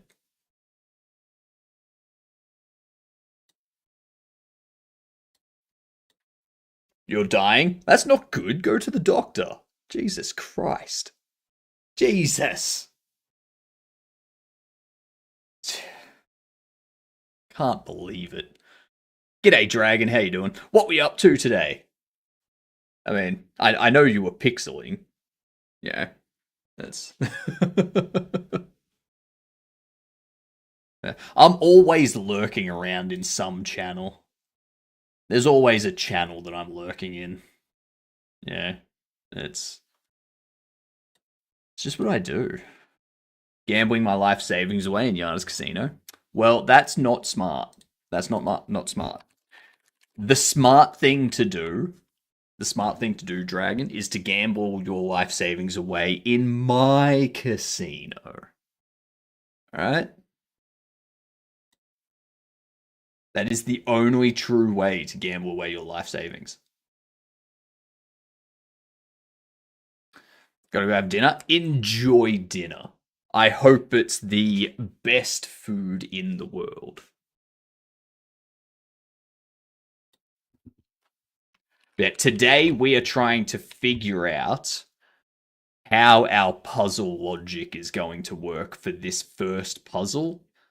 And then once we have that figured out, yeah,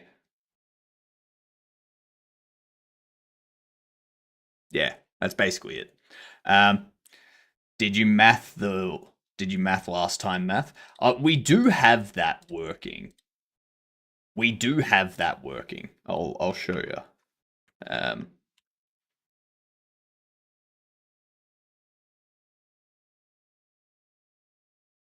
It's not perfect.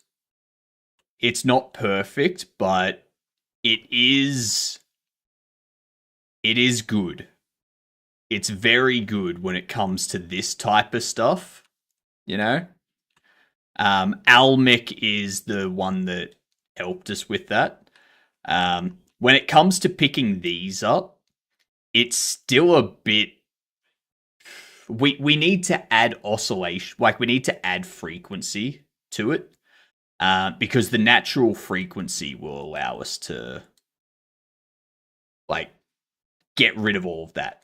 The natural, like adding the frequency and having the frequency apply with dampening ratio and stuff like that will basically make it that once it gets to equilibrium, it stays in that spot and it's not bouncing around all over the place. There is stuff in Jolt Physics. So Jolt Physics has spring stuff. So if we can go through Jolt Physics and utilize that logic, that would be perfect. Considering Godot's already got Jolt Physics, I can just take the code that we've got, put it into C++ code, and access the Jolt stuff through that. But the main thing we need to do is try and find... We need to try and find where the spring stuff is, because there's spring settings, and then I think we've got spring part. And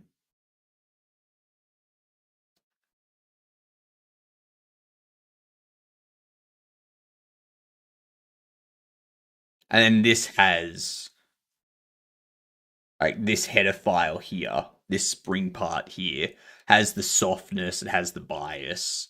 I think it takes a spring settings as well, so yeah.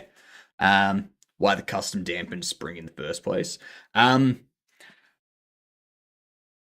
that like there's no damp spring or spring damper component that Godot has. Like it's got a pin joint, it has a spring arm, it has a hinge joint, it has a spring bone for armature, but it doesn't actually have a spring, like a mass spring damper component that you can use for like picking stuff up and move, like throwing stuff around and whatnot.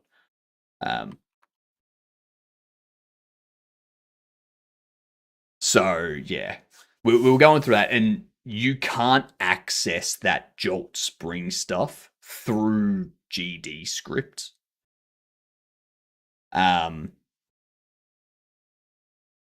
So yeah, we'd have to. I didn't even know Jolt had that spring stuff until Almec pointed it out to me.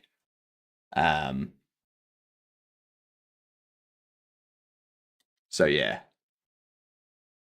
But I think what I can do is I thought it had, but it's only 2. Yeah, exactly. They've got the... Where is it? They have the damped spring joint, but it's only 2D. They've got the spring arm, they've got spring bone collision stuff, and they've got spring bone simulator. But the spring bone simulator requires 2 bones. Yeah.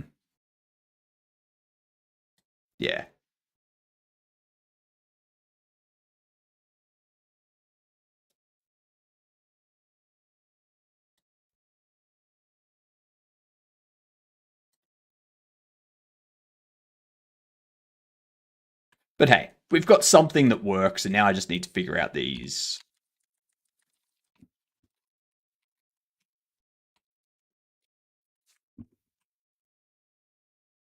Rect slots. There we are.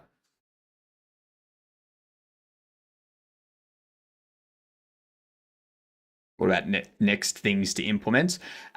So that's what we're working on with the puzzle logic at the moment. So I want to get this puzzle logic finished, because when I get this puzzle logic finished, like once I have the puzzle able to be completed in the intended way creative ways and glitched ways, I can create like the initial devlog of like how puzzles are going to work and how they will affect storyline and stuff like that. After that, I'm going to start that's going to be part of the marketing is the devlog stuff. I'm probably going to do unit tests using Gut. So we'll use, I can get rid of this because we're not using that anymore. I'll be using Gut to basically create tests to validate, yes, the puzzle's being completed and all that kind of stuff. And yes, the loading is working. Yes, the main menu is working. Yes, the settings menu is working, all that sort of stuff. And then we can start doing our dialogue aspect where we set up all the different parts of the dialogue with triggering audio, triggering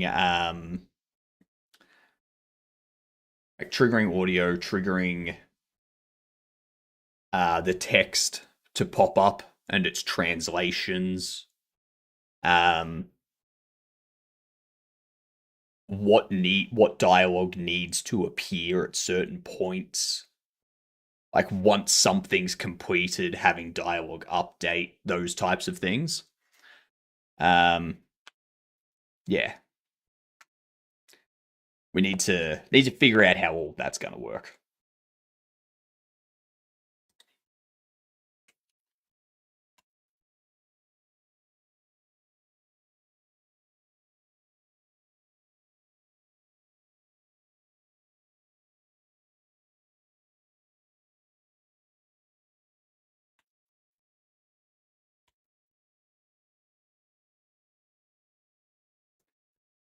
So what are we doing? So we've got the rectangle slot. Going to drop an unwanted link to YouTube, but this is due because of your first puzzle. No one's going to be able to hear this. It's only going to be me that can hear it. Ah, yes. Yes.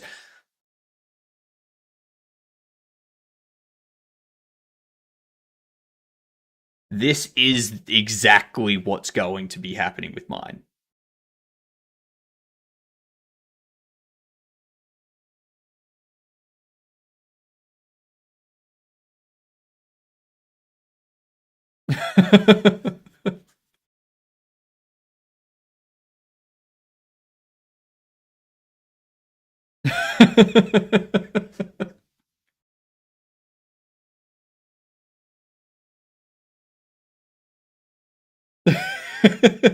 It goes through the square slot.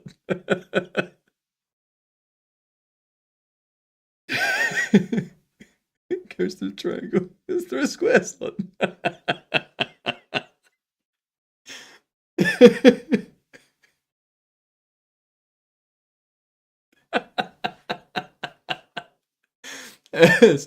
It's so good.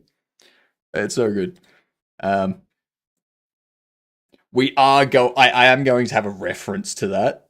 Like one of the robots will every time you put a shape through the wrong slot or a slot that it's not intended for, you'll hear one of the robots getting more and more distraught. That is something that I'm gonna have.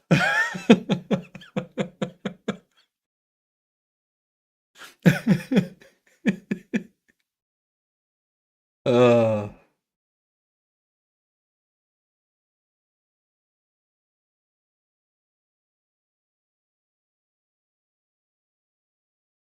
all right, so it's gonna be so good. I am also trying to come up with like a second game idea to do in like a year or something and just release that as like a separate thing, separate to this entire universe. and do that as like a side project off stream, like maybe like a 2D or something.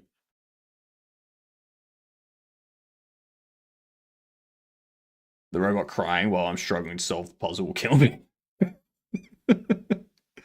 It won't be while struggling to solve the puzzle.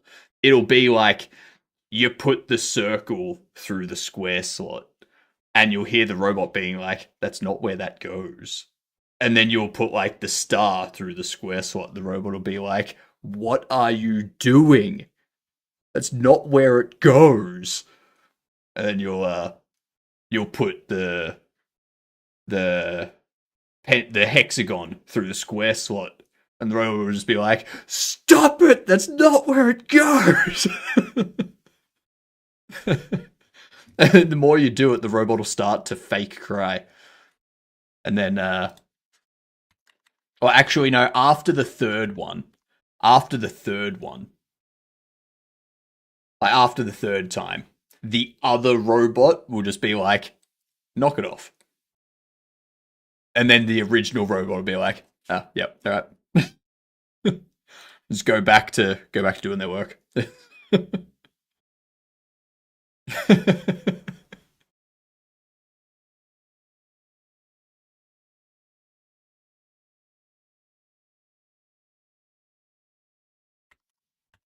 Because they're robots, they don't actually care. They don't actually care. That's just they just do that.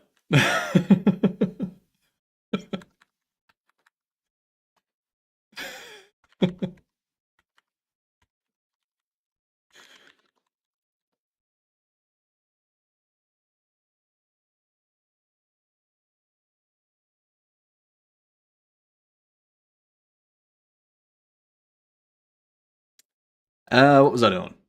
That's right. So,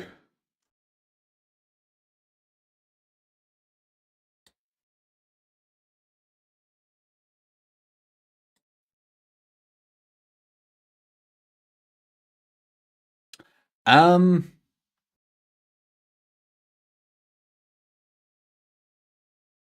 do I need to set up a dictionary?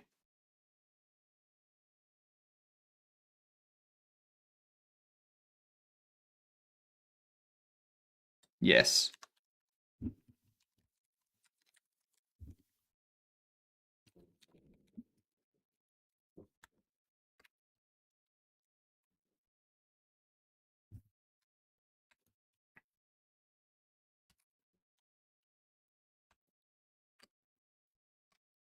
Enums shape type rectangle.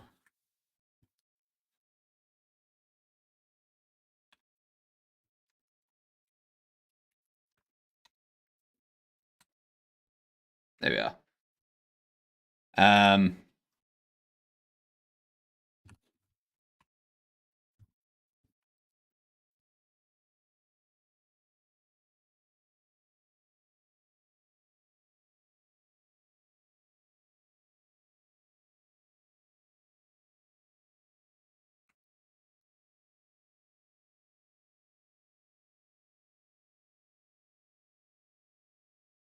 then in here we go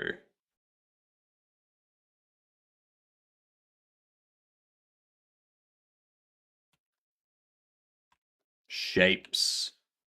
No.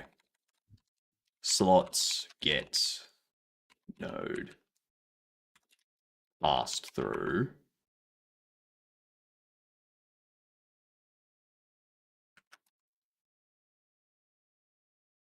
Past shapes.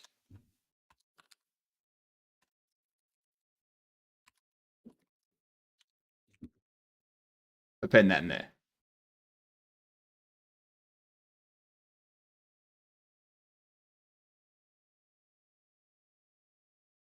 All right.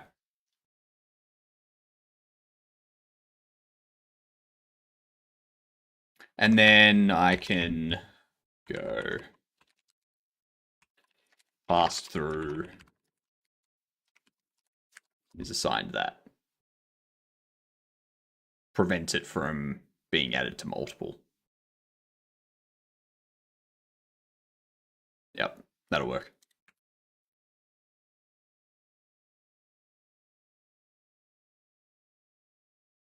Um,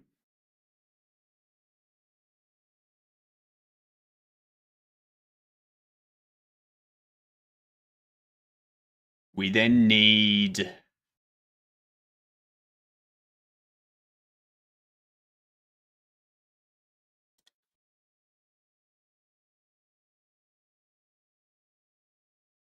shape remove. That'll work.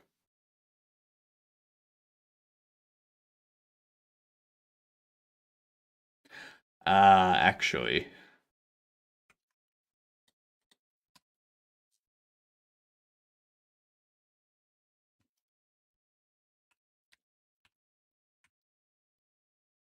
there.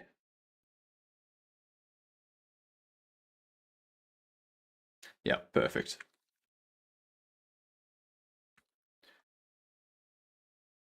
And then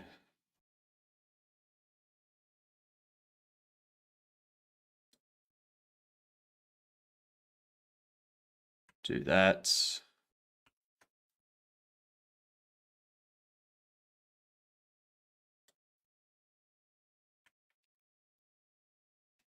And then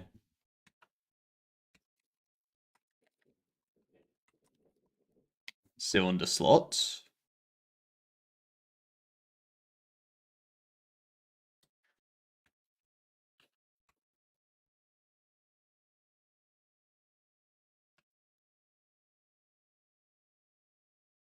.037. No.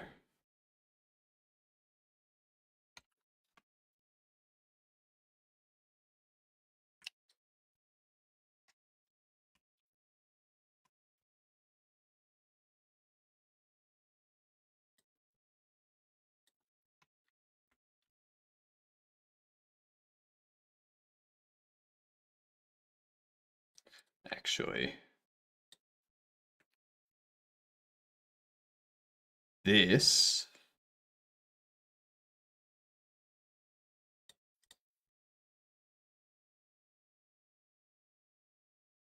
copy that.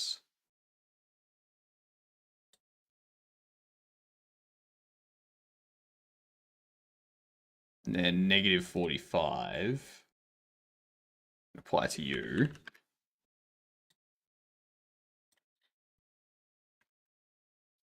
Negative 45. Quit that out. What, 0.5, 0.055, 0.11, 0.165.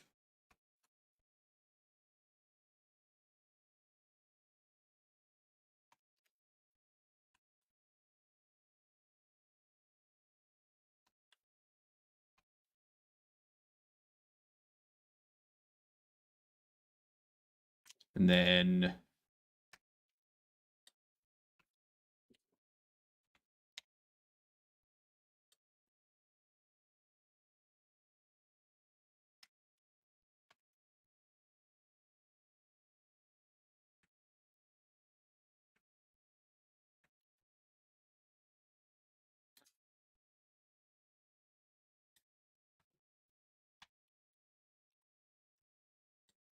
I take this. After I copy this, paste it here.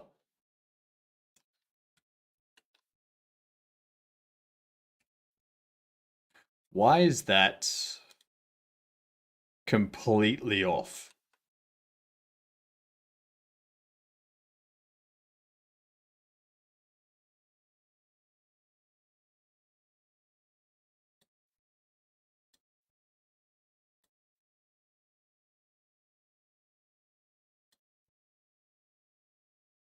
Ah, that's why. Yep.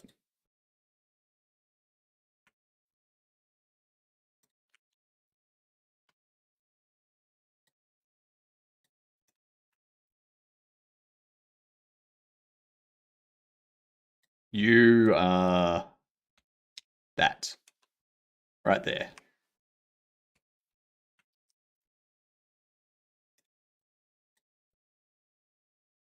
Duplicate this.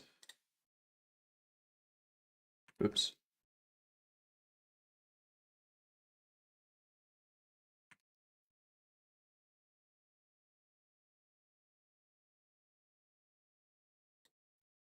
And this becomes prism slots.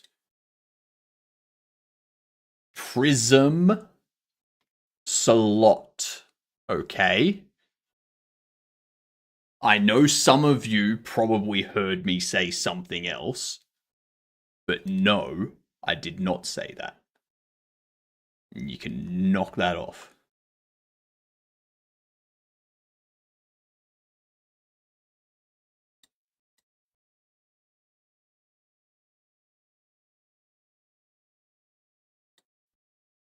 Uh, 0.05 high, so first three are going to be 0.025.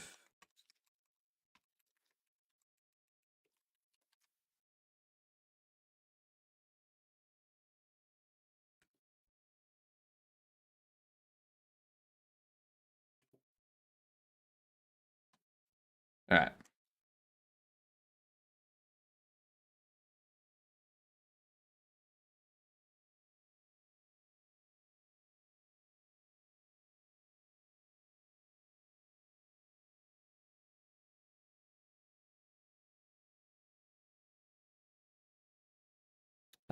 This one we do need to move to the positive.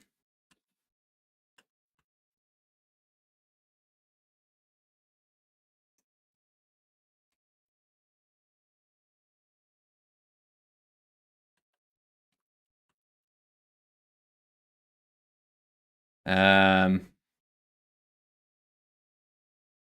0.075.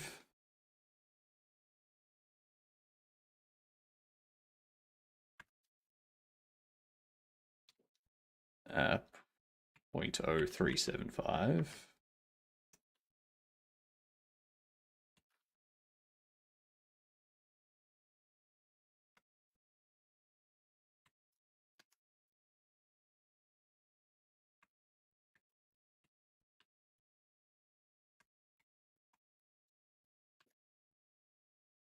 And this one goes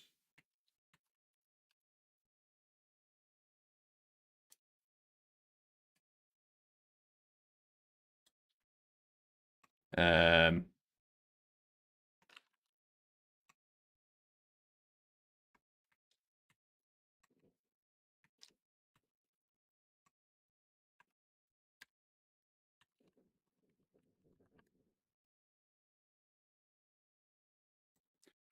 you need to be negative. You need to be negative. And then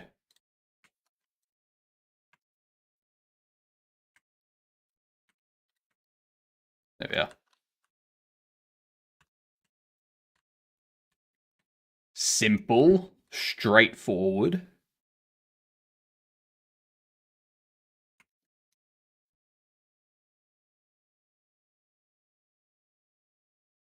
And hexagon slots. Positive. I need to make sure I update these to be cylinder. Move you to a default.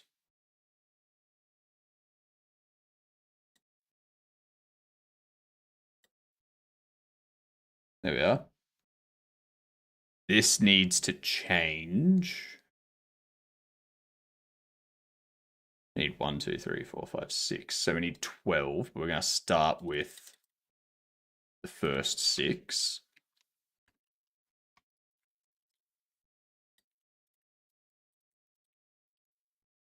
The first one will be the top. That's going to need to be 0.0375.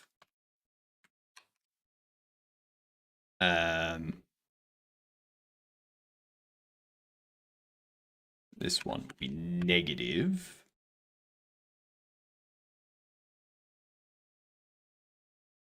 you will be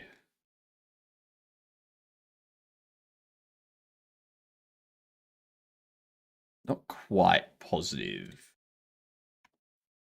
37. Well, actually, no, it would be positive 375. You'll be negative. And now it's the new ones that we need, like these here. So we have that as 0.03, not nearly enough.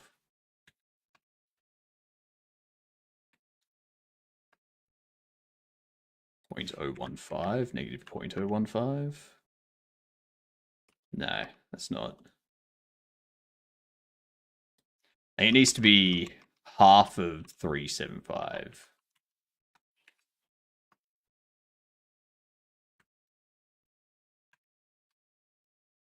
Like such. And then we have the same thing here.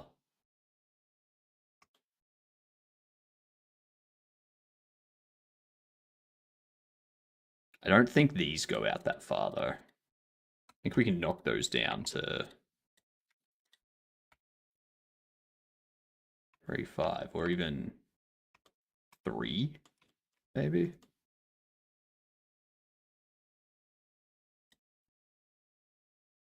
So let's copy you, paste you there, make you negative.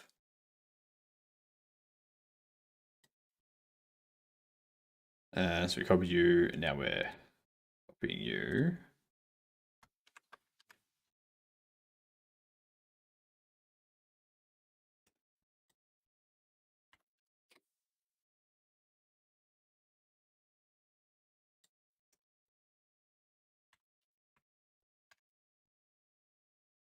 Copy you.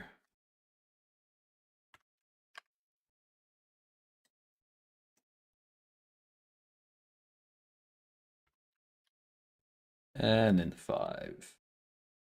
Wait, no, that's it. That works.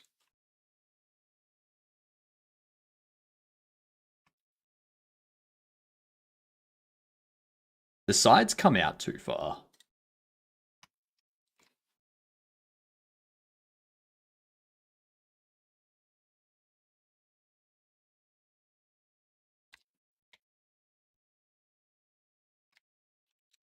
I feel like having them go out to 3 is better.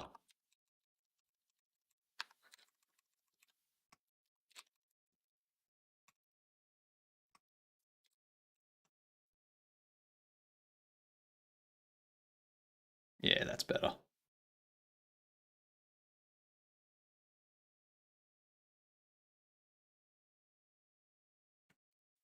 I mean, it just needs to detect the shape being in the area. So it doesn't even need to be that big.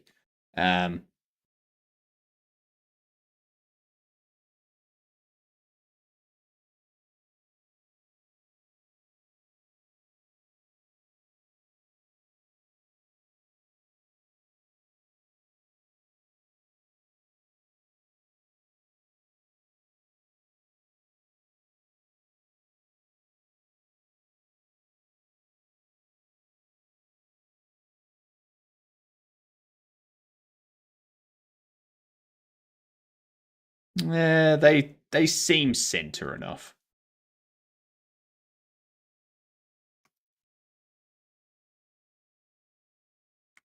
So we now need to duplicate this, but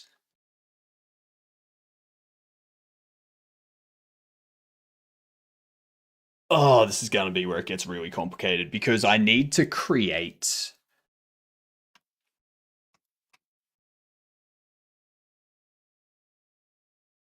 I need to have like a square cut out or a circle cut out or a triangle cut out, hexagon cut out. So like this would be disabled initially.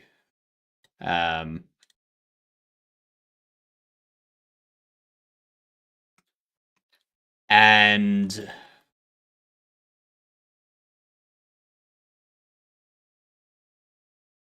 change its color so it's easier to see.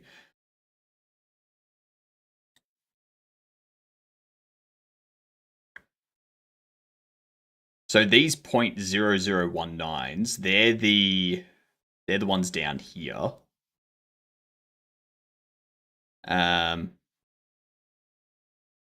We have one that's in 00.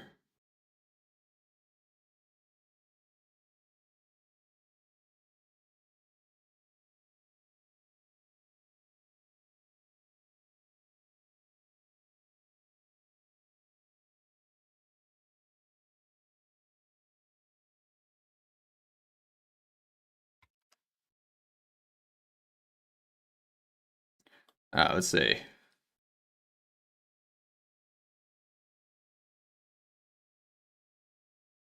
Point 1319.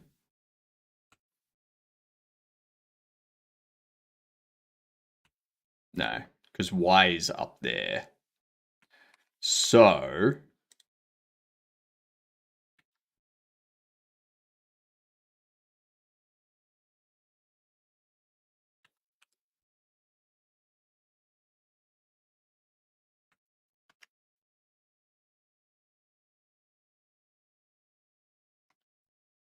which one's the... None of these make sense.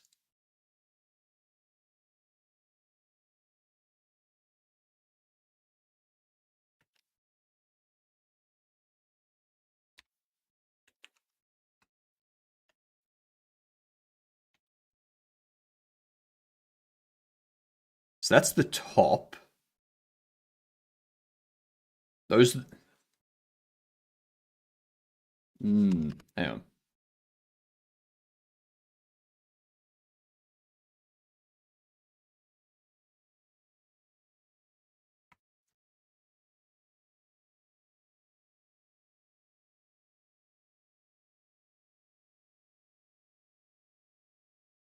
This is gonna suck.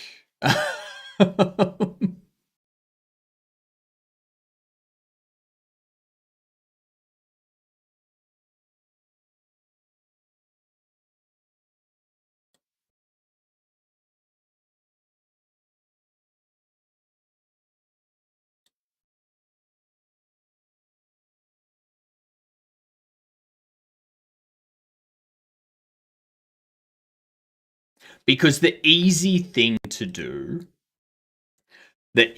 thing to do would be to have it take over and automatically pass it through.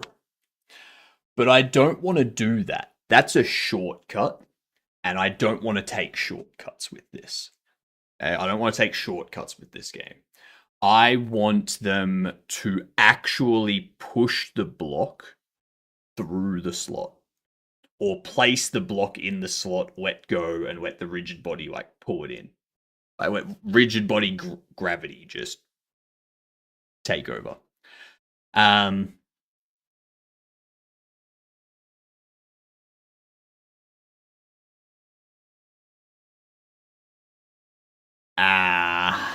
how? Crap, that hurt. That legitimately hurt.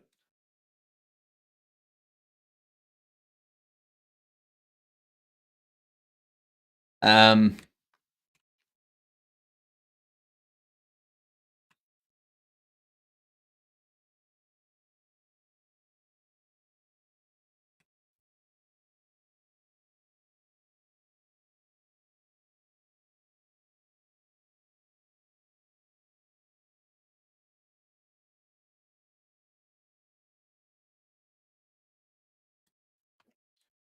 it's got to be these ones, right?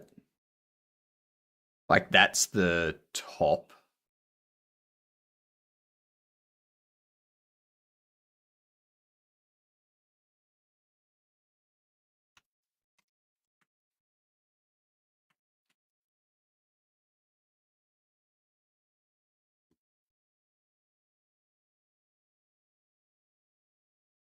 All right, so that doesn't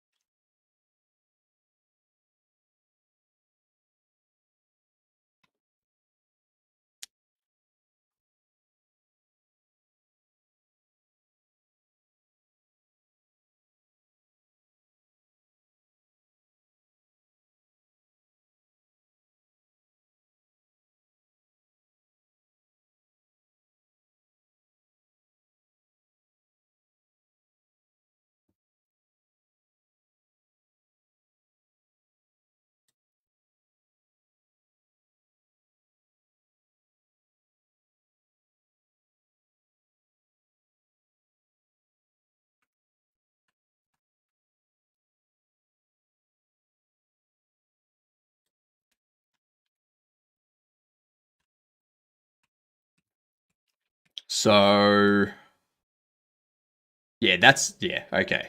That makes it a bit easier to understand. So Z, you got these ones here are the front. This one is that one.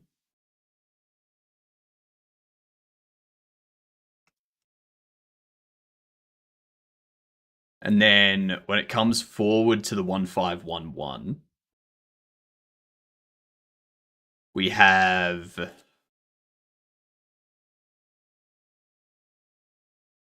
that top.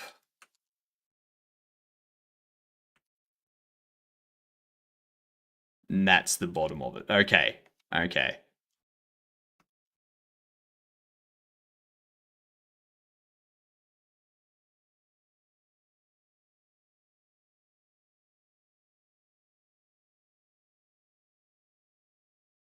.075.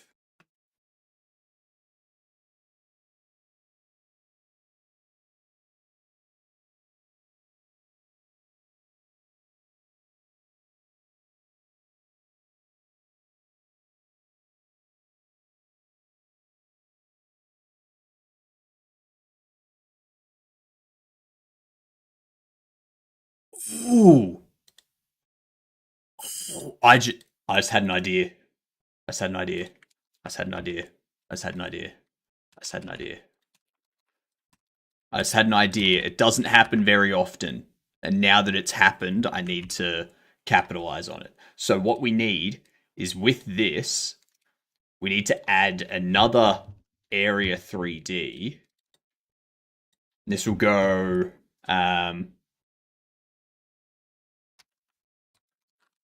disable collision. So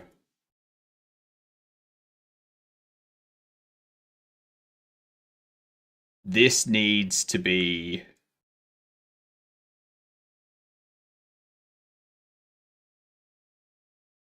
grab this collision shape here. We'll just make it a cylinder. But it's going to be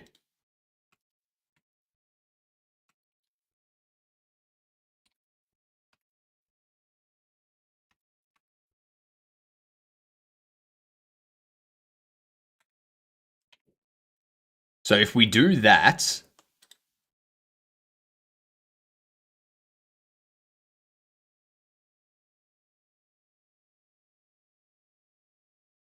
no, I can't do that.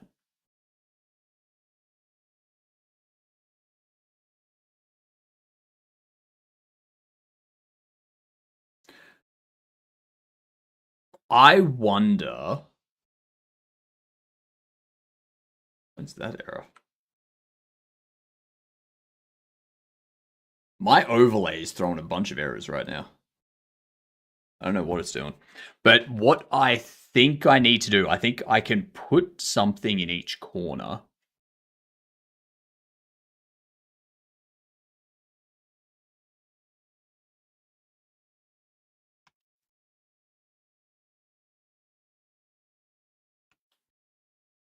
Have like a raycast in each area. It's raycasting up. And they only get enabled when the slot has detected the shape. And when all of the raycasts are colliding with the shape. No. Because then you'd be able to pass the square through here. Because the square would be getting hit by all of the raycasts for this. And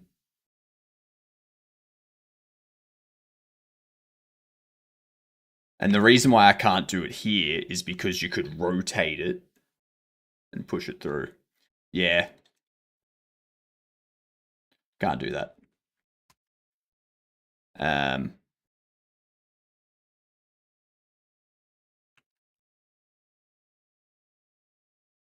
right.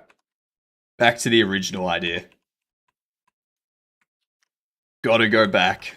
Unfortunately, our idea did not work out.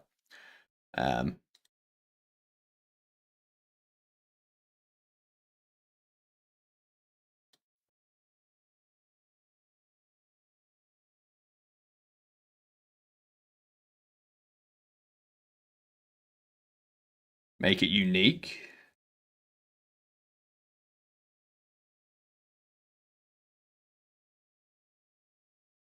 So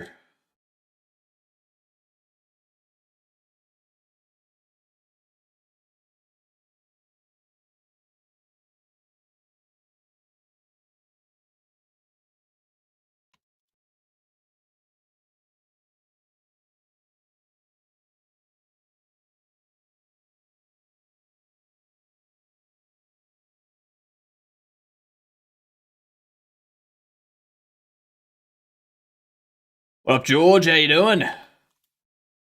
How's things been? You're very late. You're very late.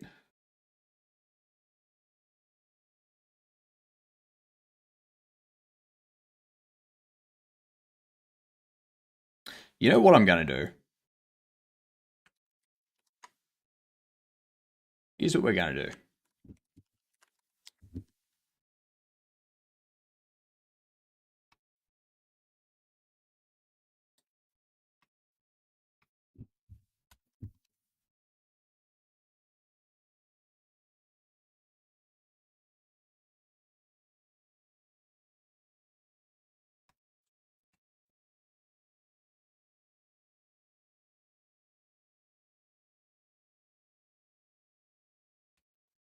Merge by distance.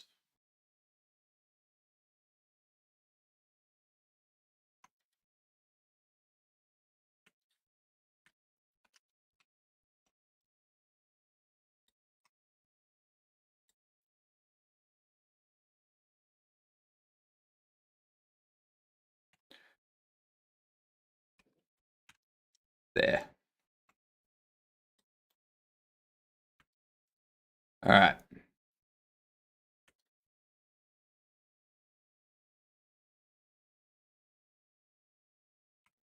Export this.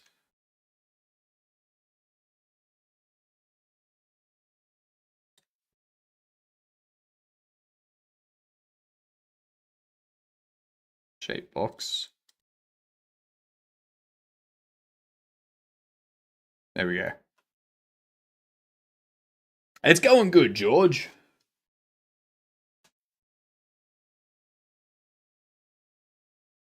Can't you add detection that a block is inside a bounding area? And if so, you know, it will fit in the hole. I mean, the circle will fit in the hole.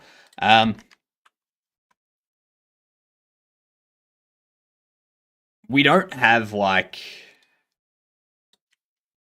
the hell? Let's have a look. Bounding area. Everything will fit in the square hole. Because there's only the area 3D in which we can check if an area is overlapping.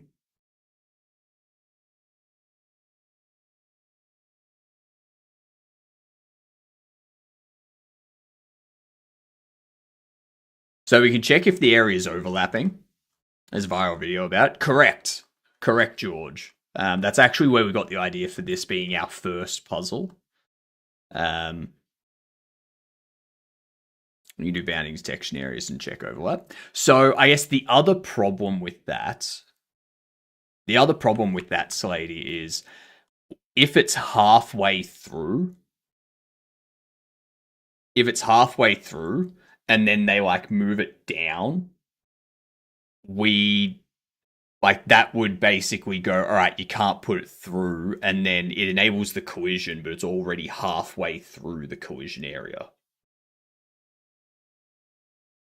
So that'll like cause it to like jump out of the collision.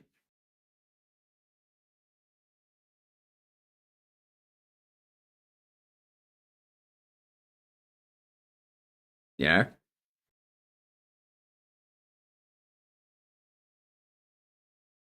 So basically, if I could draw up my idea, but like I get what you're saying. Have an area do a bounding area, like a bounding detection area check thingamajig to go, yes, it's like correctly here.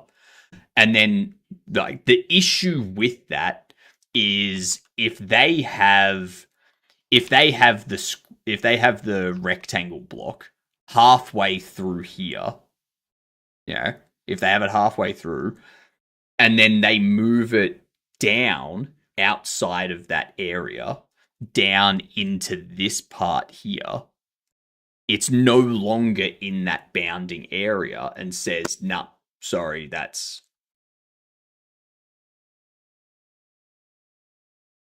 Or are you saying to inverse it?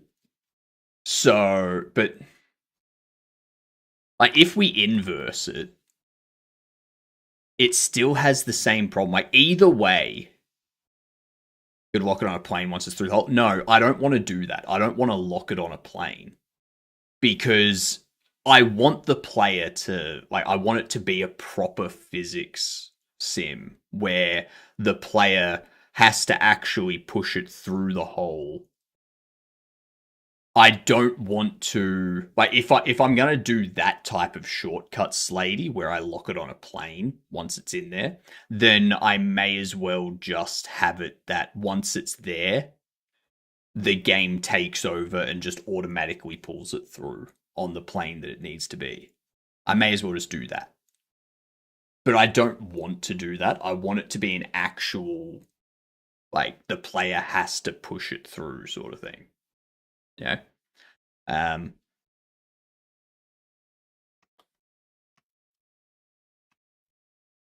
Because otherwise we keep taking shortcuts all over the place and then we end up with something that's not actually physics puzzles because everything's just a shortcut.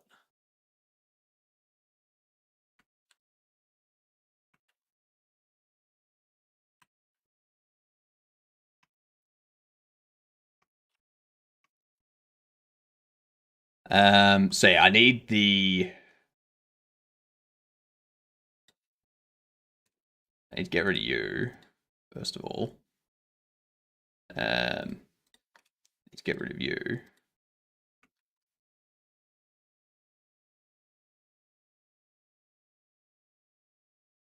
Get rid of that. Go into our assets. Go into our models. Over to here.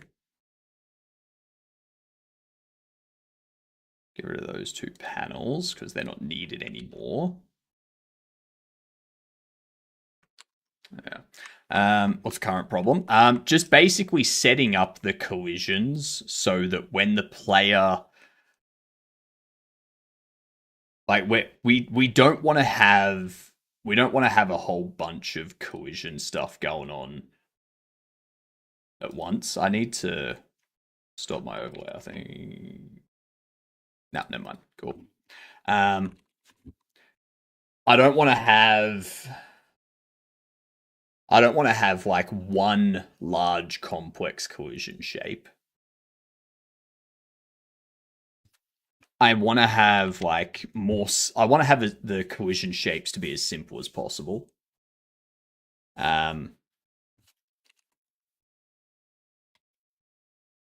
I probably could get away with. What's the fake letter? H is the fake letter. H is the fake letter. I could probably get away with just having one complex collision shape. For the faces, because it's only. Yeah, it's not that hard. Theory.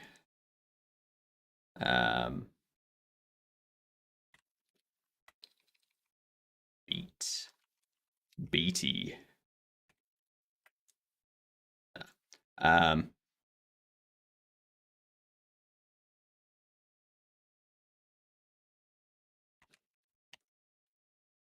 Rats. Betray! That's what it was. Damn it.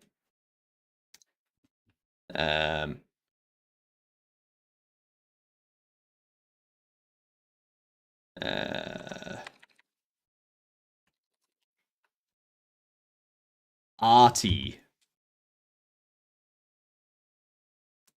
Oh, we tried. We tried.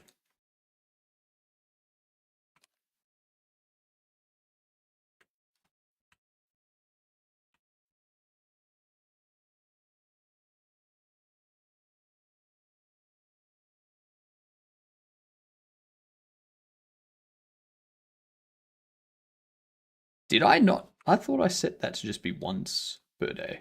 Anyway, I guess we'll do it again.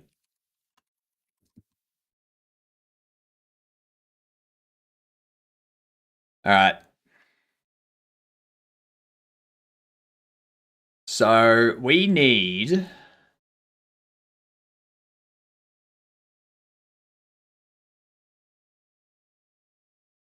proportional reasoning with motion. All right. Proportional reasoning with motion. You can't hear it, but that's fine.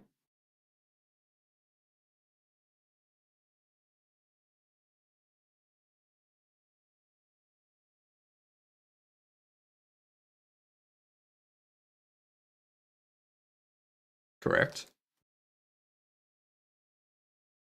With math. Math is how we figure out the best approach.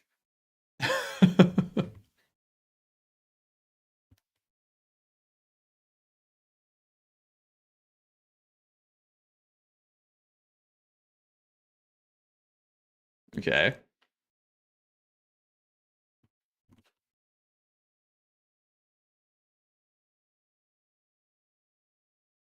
So we've got constant acceleration.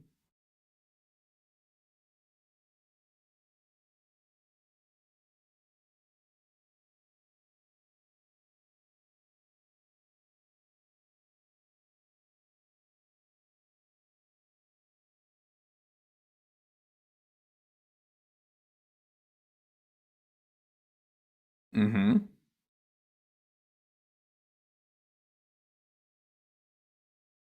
Constant acceleration. What up, Alexi? Alexi?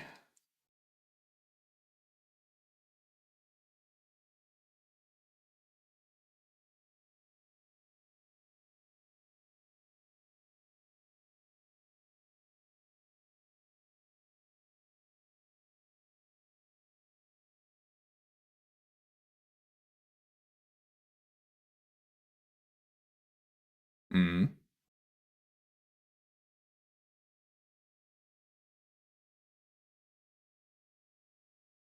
It's probably not. I don't think so.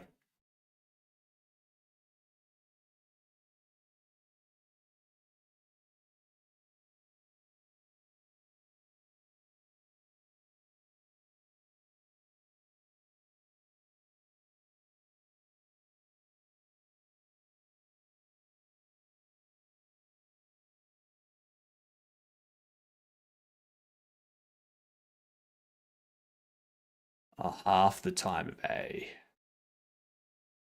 Okay.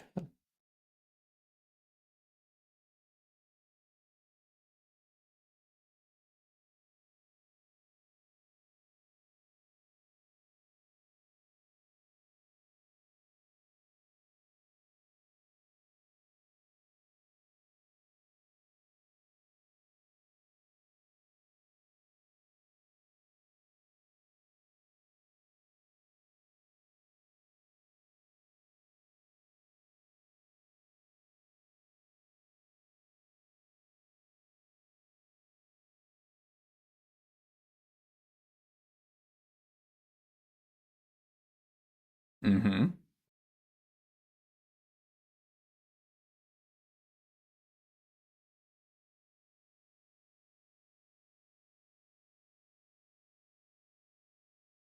Mm-hmm.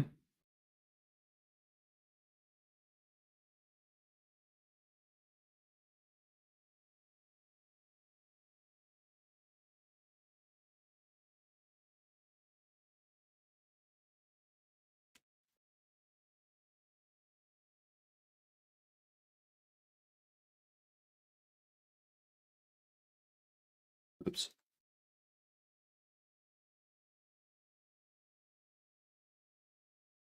Mm.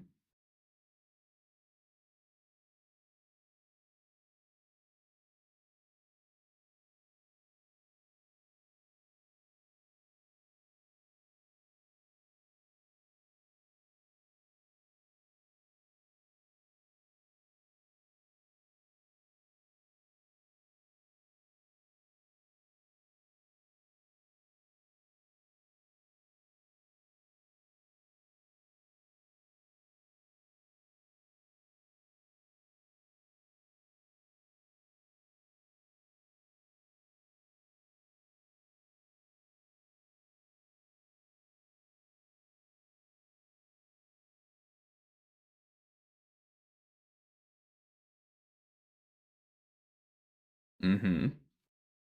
That makes sense.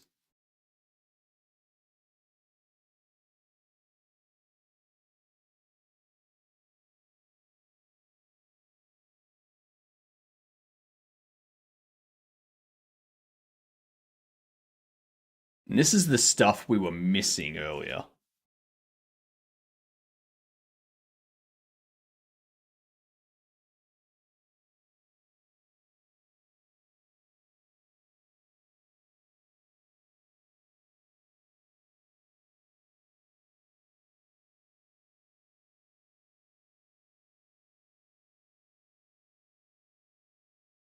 What I might do.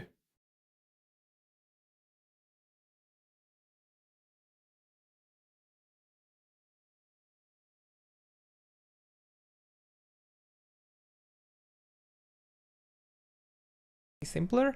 So That if you should do work. that, this goes to 0, this becomes delta x, this goes to 0. So you'll get delta x equals half a t squared. And since I want to compare accelerations, I will rearrange this to get the acceleration. So acceleration becomes 2 delta x divided by t squared. And again, let's see if this model is useful for us. I want to compare acceleration, so that's great. I need accelerations. Do I know the relationship between delta x? Yes, they are the same. And do I know the relationship between time? Yes, I do. So I can use this to find the relationship between the accelerations. It'll be a great idea to pause the video and see if you can try this on your own. Very similar to what we did earlier. Go away. Jesus Christ. I missed half of that because I was dealing with the audio stuff. So what was delta x is half acceleration t squared. Left mustache is height and coefficient of time. True. True, it is. Acceleration is 2 times the... Yeah, because we're now switching it. So we're dividing both sides by...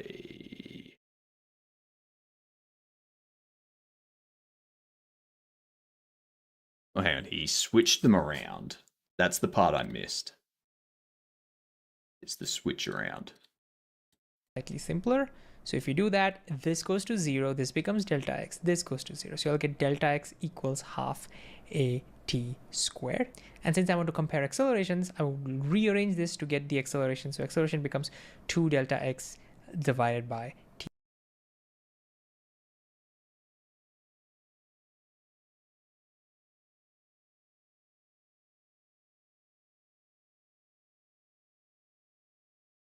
He got the two, he got the delta. He switched the delta x and the acceleration. But I would think to do that.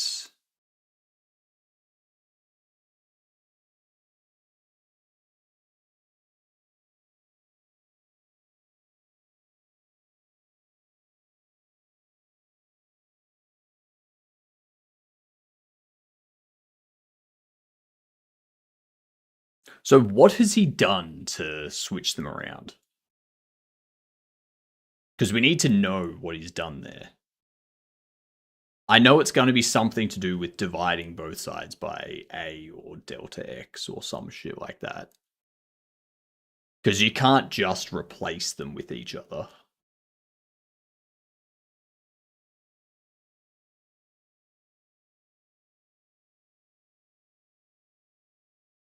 Multiplied by 2 and divide both sides by t squared. If you multiplied by 2, multiplied both sides by 2, he'd have 2 delta x. He'd have at squared. Then he divides both sides by t squared. All right, cool. Cool. That gives us that. Thank you, George.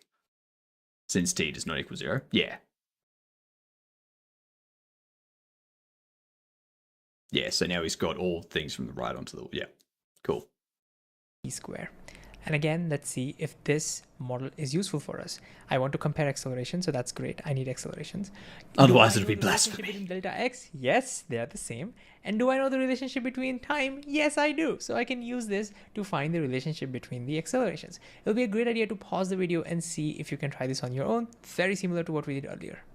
All right, let's do this. So we can write down the accelerations for both the missions. So for B, it'll be 2 times delta x b by db square, and for A, it'll be 2 delta x a by ta square. We know the delta x b and delta x a are exactly the same, so we can just get rid of A and B over there. And we can divide the two, just like before, and then simplify. So the 2 delta x and 2 delta x can divide out, leaving us with 1 over tb square divided by 1 over ta squared, and then we can rearrange this to get ta squared divided by tb squared. And again, we can finally plug in what TB is. TB is half TA. If we plug that in over here, we get half TA, the whole squared. Finally, TA squared divides out, leaving us with 1 divided by 1 over 4, which is 4. So from this, I now know that the acceleration in mission B would be 4 times as the acceleration in mission A.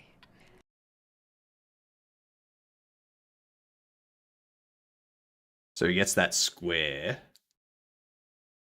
So he squares both the half and the TA to get a quarter and TA squared. And then the TAs cancel out.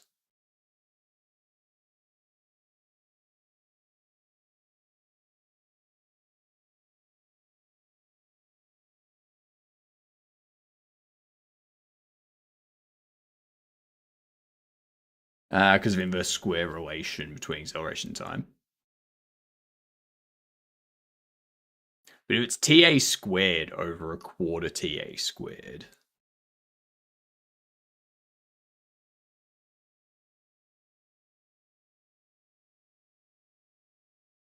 is he swapping it so it's 4 TA squared over TA squared? And then the TA squareds cancel out, leaving with 4? Is that what he's done?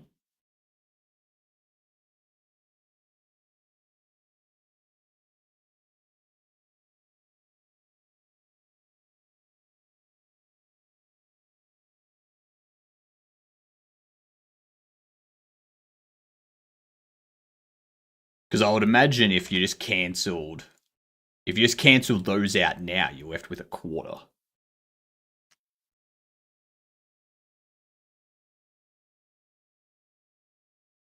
Right?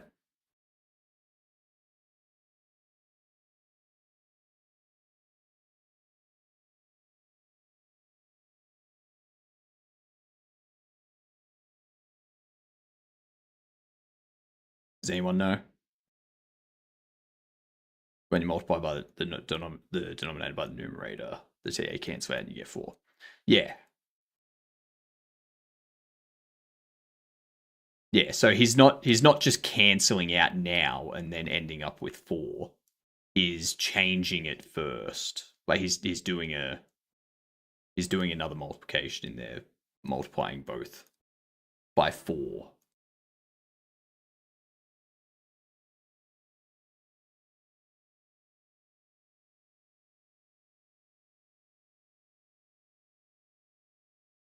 The order doesn't matter. What do you mean the order doesn't matter? I don't know what order you're talking about. You can do one or the other before or after.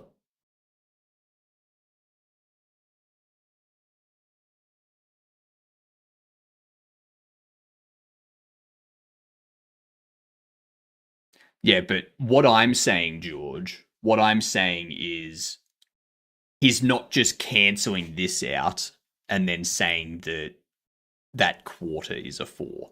I know 1 on a quarter is 4. I know that. I'm just saying that, like, he hasn't... he hasn't got that step there, so I And so just there wanted we to have make it. We need sure there 4 times wasn't more acceleration some here compared other to weird here. math 4 times more fuckery is that was 4 going times on. 10, that is 40. And then we could say that, hey, 40 meters per second square is too much of an acceleration for humans to withstand. That's not going to be possible because we'll be traveling for a long time. And so we could say that, no, we can't do that. Even if we reach in half the time, that's not possible. But anyways, just like before, could we have figured this out without doing the whole math? And the answer is again yes. Again, if you look at the model carefully, we see that delta x is the same for both of them, which means acceleration will be proportional to 1 over t squared, or inversely proportional to t squared. This means whatever factor t changes by, our acceleration will change by the reciprocal of the square. So if t were to double, acceleration would be the reciprocal half square, 1/4. If t were to triple, acceleration would change by 1 over 3 reciprocal squared, 1/9. But in our case, t became half. So acceleration would be reciprocal to squared, 4. And there you have it. This is a very powerful way of doing this. Since we're having so much fun over here, we should try one more plan, mission C. Here, we'll keep the same acceleration as before, but we'll allow the space. He's done the cancellation 50% more time than and before. then gotten the answer 50% more 4 time, without also farther, doing right? And the question is how much farther. So we know what to do by now. Think about a mathematical model. So again, since we're dealing with positions and accelerations, let's use the same model as before. Write down what we know, and at any moment, feel free to. I know what you're saying, but let's write down what we already know. Don't worry about it, George. Don't worry. I mean, we can set our x naught to be 0, the initial position to be 0, and the final position would just be x. So we can just set x naught to be 0. We also know the v naught initial velocity is 0, so we know that. We also know the accelerations are the same in this time. So acceleration case A and case C is the same, and we are allowing for 50% more time. So we know that the time here is 50% more compared to time A, which means 1.5 times A. So TC must be 1.5 times TA. And again, we can plug in zeros to simplify. So this goes to 0, this goes to 0, and that gives us a simplified model. X, which is the final position which we want, that is the model. So let's see if it's useful. Okay, we want x, we want to compare that, so it's good that's there. Do we know the relationship between the accelerations? Yes, the same accelerations. Do we know the relationship between the time? Yes, we do. So we know the relationship between time, 1.5 times TA, and so we can figure this out. Again, we can do the math, but we also know how to do this in a shortcut now, right? So we can look at this model and we can say that, hey, since the acceleration is the same, since A is the same, x is directly proportional to t squared. What up, Mike? How you doing? Whatever factor t changes by, x will change by the square of that factor. You can see that's directly proportional this time, right? So if t doubles, x will change by a factor of 2 square. If t triples, x will change by a factor of 3 square. In our case, t has become 1.5 times more. So x will change by a factor of 1.5 squared. So we can immediately write xc, the final position over here, okay? That has to be 1.5 times square xa, the final position over here. And if you simplify, 1.5 squared is 2.25. And so we immediately get the answer. So xc would be 2.25 times xa, which is amazing if you think about it, right? Just by 50% more time, you're allowing it'll travel more than twice the distance compared to the first one. And by the way, we can check the math, and I'll not go through all the steps over here. I'll just show you all the steps. You can pause the video and you can just see. If you divide it and do it the long way, you get the same answer. But anyways, look at what this means. This means that in the first case, if we allowed it to travel for 1 year, and let's say the distance it traveled was 1 billion kilometers. In the second case, if we allow it 50% more time, which is 1.5 years, it will travel 2.25 billion kilometers. That's awesome. So, long story short, by using mathematical models, we... All right, so...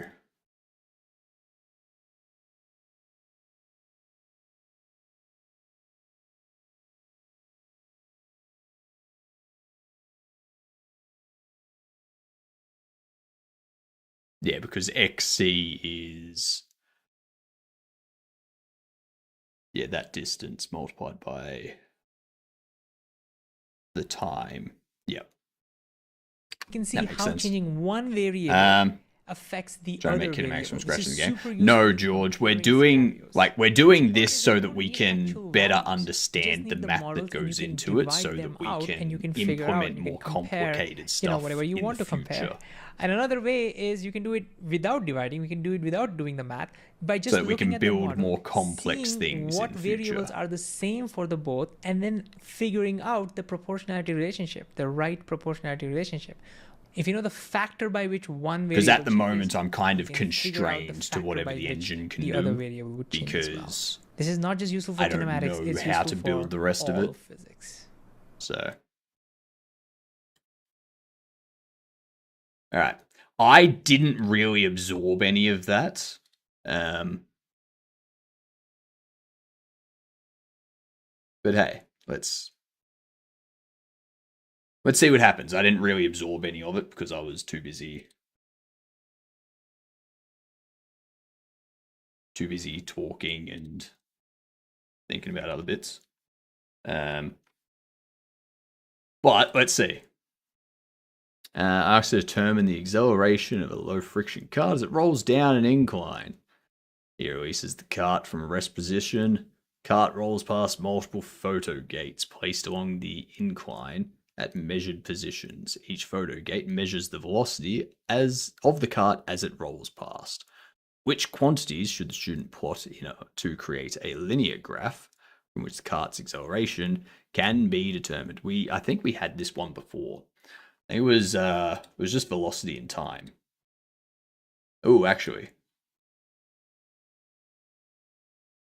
Which the cart's acceleration can be determined. It's the velocity squared and the position. Yes. Right? Yep.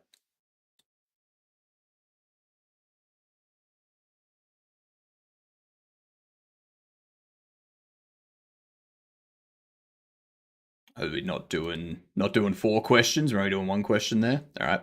All right. So, student collects velocity and position data of a cart moving in one dimension. Student then plots the velocity v of the cart as a function of its position x.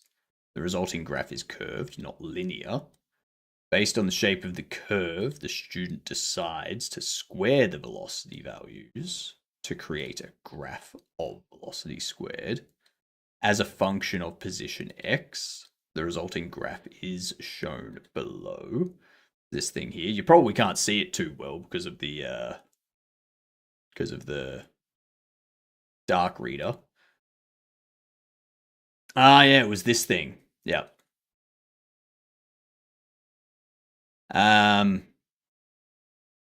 Fuck, what was the math that goes into it?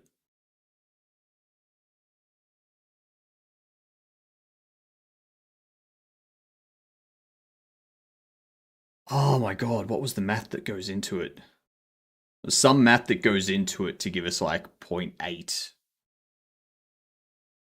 meters per second squared or some shit like that.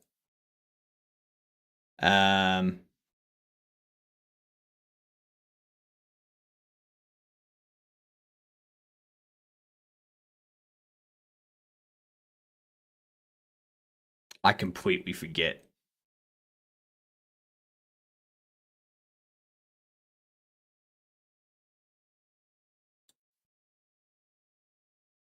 Because I think the way it was, I think we were starting it. I think we had like V0. I think we had like V5 and minus V0 was over X5 minus X0. Some shit like that. There was something like that they had in their calculation.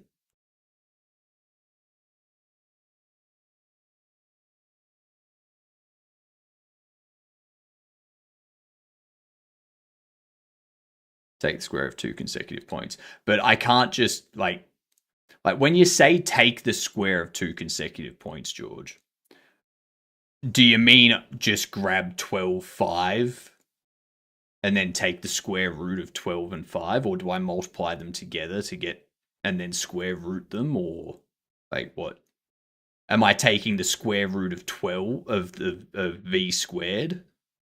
Is that the only thing I'm taking into account, the v squared?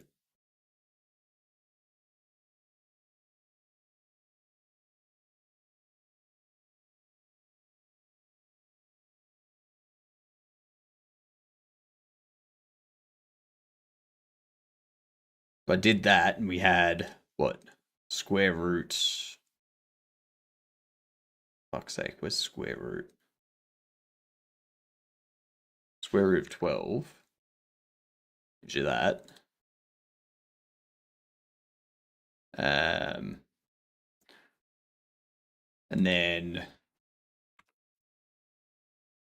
minus square root of 4 is 1466 or 1464.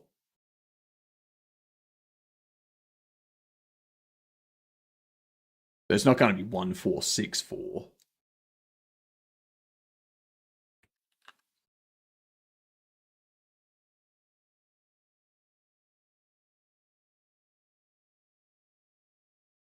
Yeah. Because this. Nothing to do with square rooting anything.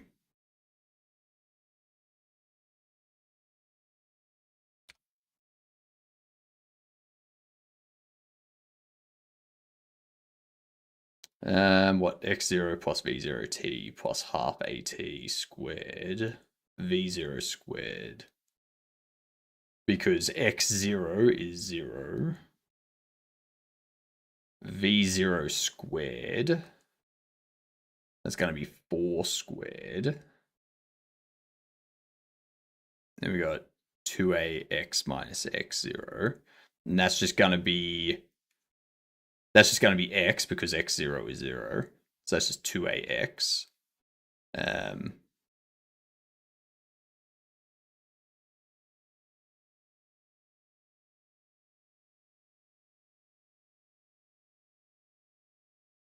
We're not going to have the square root of 2a, are we?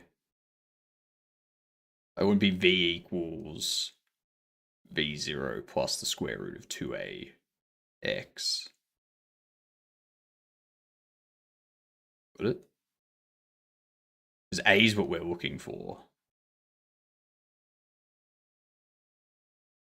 Subtract u over to that side. So we'd have v squared minus v0 squared. So it would be 12.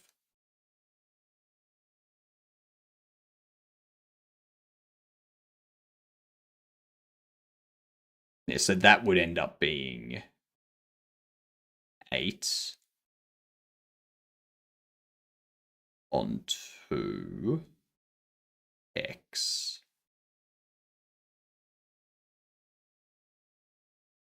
Eight on 2x, which would be 8 on 10, which means the acceleration would be 0.8, right? Yeah. I got it.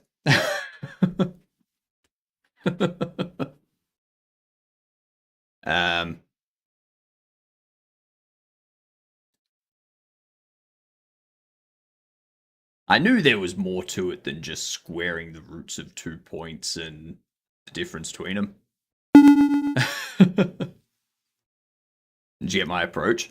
Oh no, because if I took the square root of one velocity and the square root of another velocity and just got the difference between them, I ended up with 1.46. Thank you for the follow too, much appreciated. It's essentially the same. No, it's not. I took the square root of 12 minus the square root of 4, which was 1.46, which is very different than 0.8.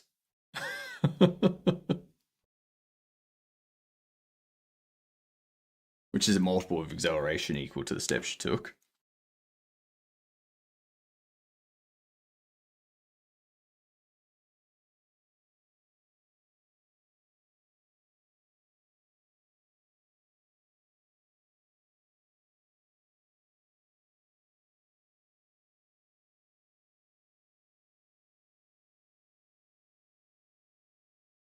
No. So what they did was they had v squared and v squared minus v0 squared.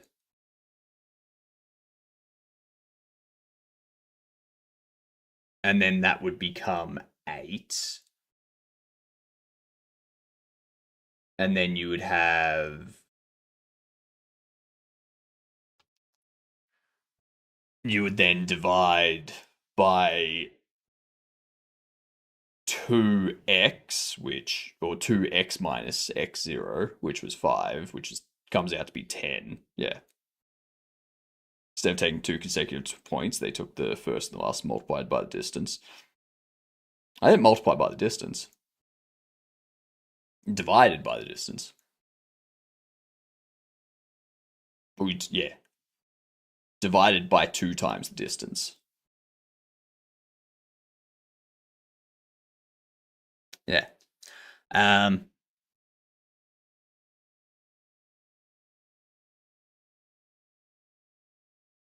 Essentially the same with more steps. I think it seems more simple. Like, it seems easier to me. Like, it's probably easier for you to do it the way you've described because you already know this stuff. But someone like myself that hasn't looked at this stuff for 20 years and has, like, basically is at the point where they don't know anything about it, the way they do it is easier to process. So physics teacher challenges his class to determine the acceleration with which cars typically take off from the traffic light in front of their school. To collect data, the teacher enlists the help of their local police officer with radar gun. Yep. Stopwatch measures time t. Officer takes readings, magnitude of velocity every 2 seconds. Which quantity should students plot to create a linear graph from which each analyzed car's acceleration can be determined? This was velocity and time, I'm pretty sure. Yep.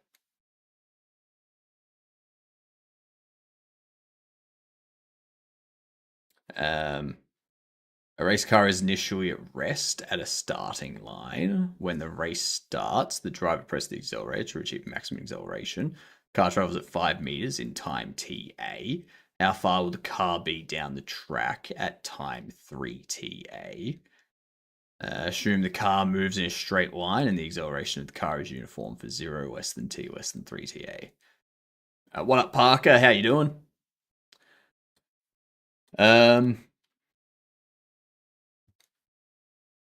Fuck, what was they did with TA stuff? I'm doing well, thanks, Parker. Doing well. Once we have this done, we have no more physics stuff being done for the day because I don't want this stuff to take up a majority of my streams. I want it to be something that we do like once or twice a day. Yeah.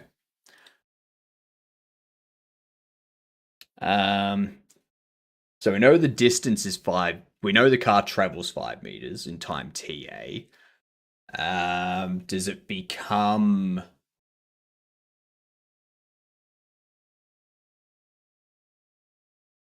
Doesn't just become 3 times the distance, does it? It's not 15 meters down the track. Fuck, what was it? I put Windows 98 Second Edition onto an old DDR2 computer. It takes like 4 seconds to boot, even on a hard drive. It boots. You're telling me that Windows 98 Second Edition on an old PC using DDR2 RAM boots a lot faster than Windows 11 with DDR5 RAM and an SSD? Holy damn.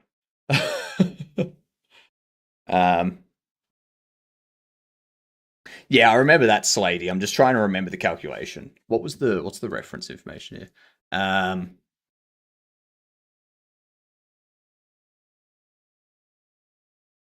Never used DDR5. It's good. It's good. It's very, very good.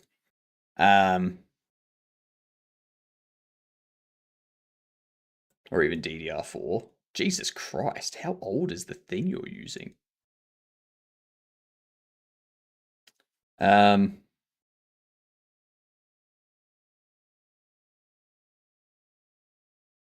So if we have 0 and 5, be 3 TA. Most powerful PC uses DDR4, DDR3 and a 4th gen i5. That's old. That's old. That's got to be like pre 2010, right? Or maybe like early 2010s, like 2012 kind of thing.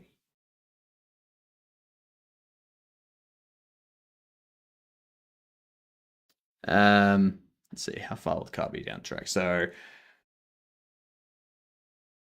we need the position. I need how far it's traveled, which is going to be X. CPU is the i5 4590, where it came out around 2014-ish. Man, we were running GTA 5 on DDR3. How? How was that even a thing? X is what we want to find, right?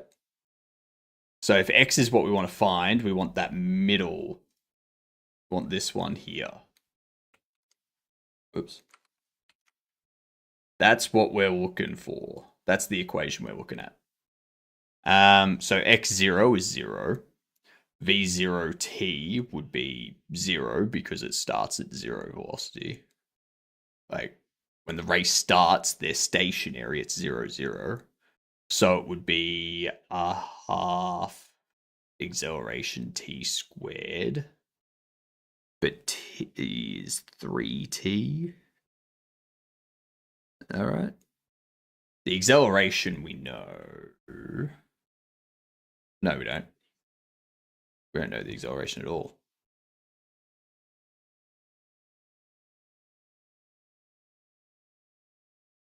All we know is that after time TA, they've traveled 5 meters.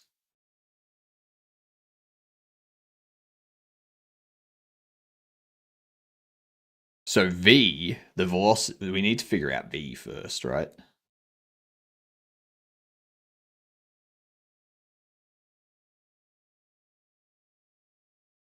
We have V. V is 5 times TA, right?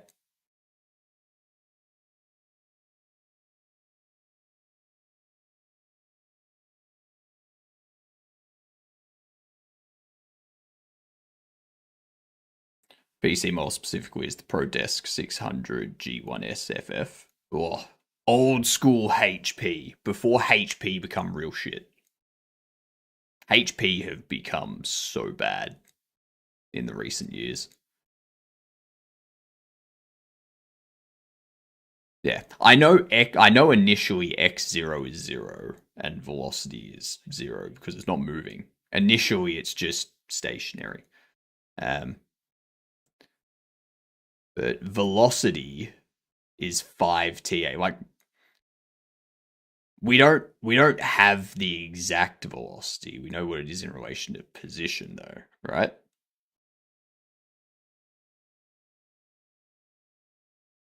Because we also like, what I'm saying is we know that the car has traveled 5 meters in time TA. So we know how far the car has traveled.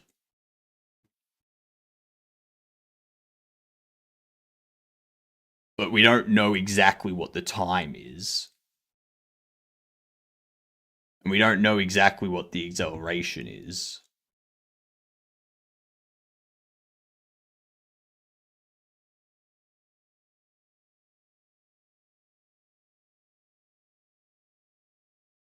So V would have to be AT.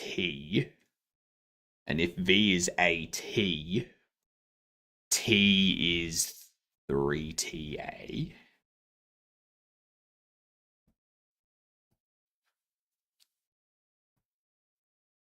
Because I know we need to do one over the other. So it'd be X. Well, actually, no, we know X is 5. So it'd be, what would it be? It'd be something like 5 is, what was it? 5 was the change in position over. It just ends up being like AT squared or some shit. Fuck, what was it? And then we have the same thing divided, but it becomes TA over 3TA or something like half 3TA.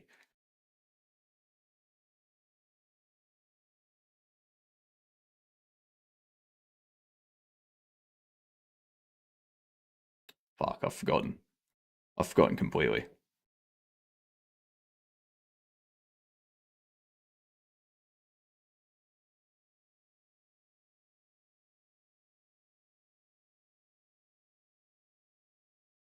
I've forgotten everything that previous video has said.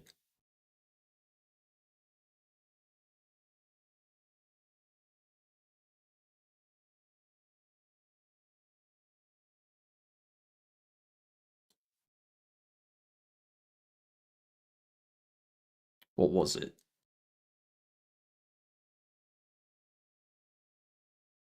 We don't need position. We need that.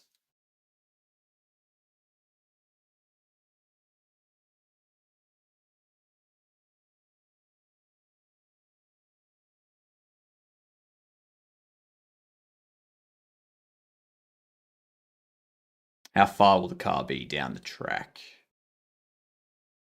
See, all of these have the acceleration already. So like this one here, it's 50% more time, but it's got the acceleration of 10 meters a second. But that cancels out because the acceleration would be the same. But TC, so ours would be, our TC would be 3TA squared. So our 3TA squared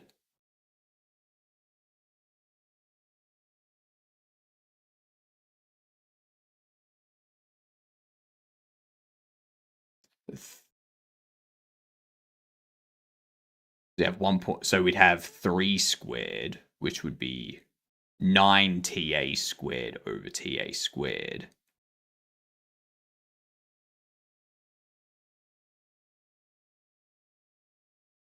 So it would be 9 times 5. It's not 45, is it?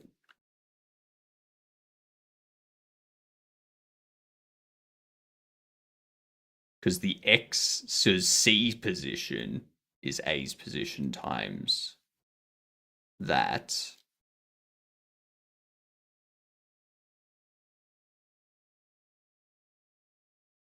And that's with a half extra time. Oh, there you go. There you go. See, I just completely forgot all of this. I completely forgot all that math. The ball is released from rest at the top of ramp. The ramp is marked at 2 points. Point A is 20 centimeters from the top of the ramp. Point B is 80 centimeters from the top of the ramp. Okay.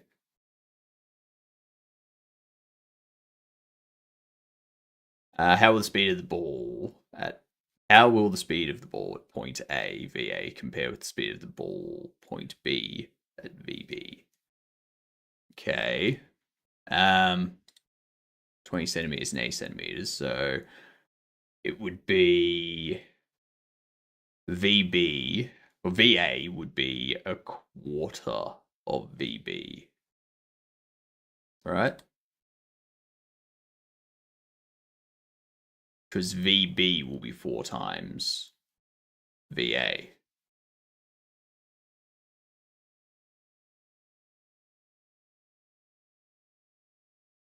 Do we need to factor in the half and have it as... I feel that's right. I feel like that's right. If it was 40, if A was 40 centimeters from the top and B was 80 centimeters from the top, then it'd be B.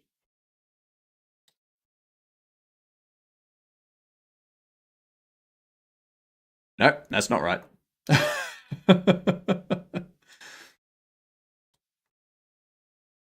It is a half, isn't it?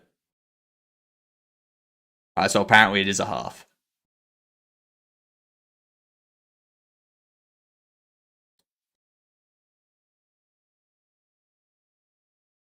Thought it was A too.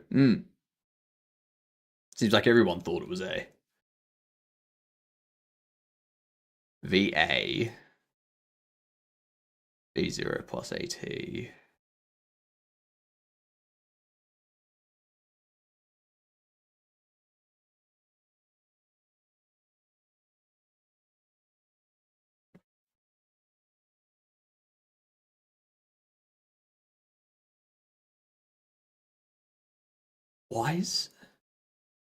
Why? It doesn't, like, there's no explanation provided. Alright, whatever. Well, we got 2 out of 10, so we're gonna have to redo that next time. I'm gonna have to redo those videos and such. On the next time it's redeemed. We can't progress until we get all of those answers correct. And we know how to do it. Now, where was I with this? I have no idea where I was up to with my code now.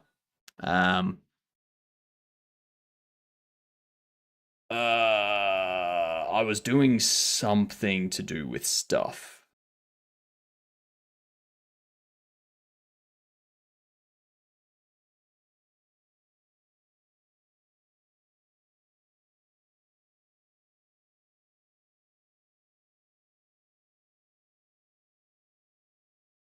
That's right, we're doing the collisions.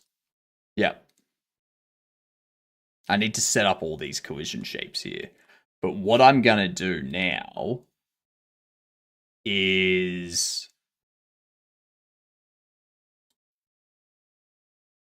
lock that. I'm going to save this as well. Just go...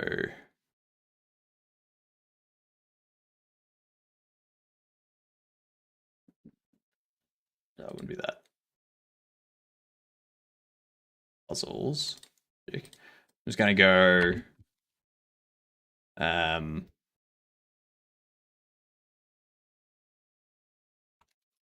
box lid collision. Just so that we've got it saved, and if we break it, we don't... Like, we can easily get it back. So let's create a collision shape. Let's make it a tri-mesh. Let's make it a sibling. Do that.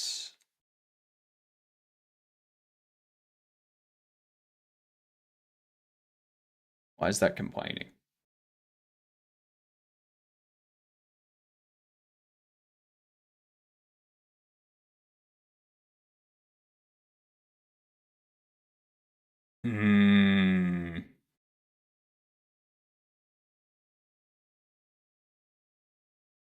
Yeah, okay. Okay, so we can't actually do that. What I could do...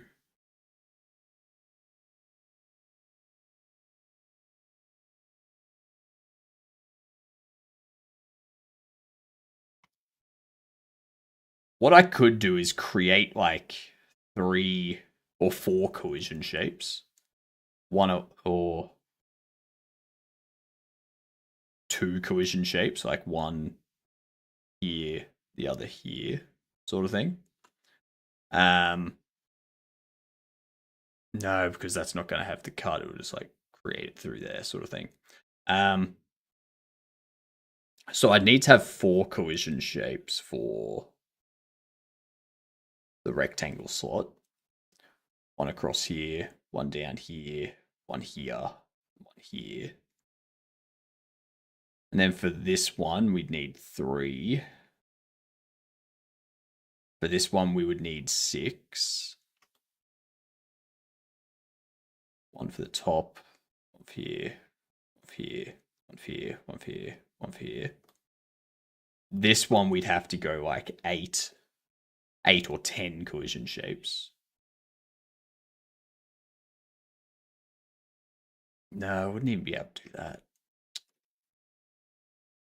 How would we do this? What up, Arblane? How you doing?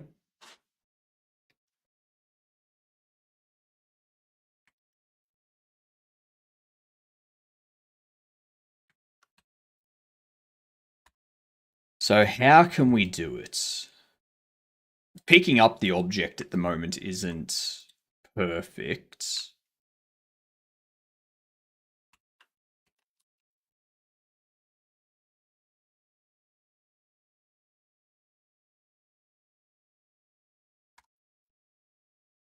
That's right.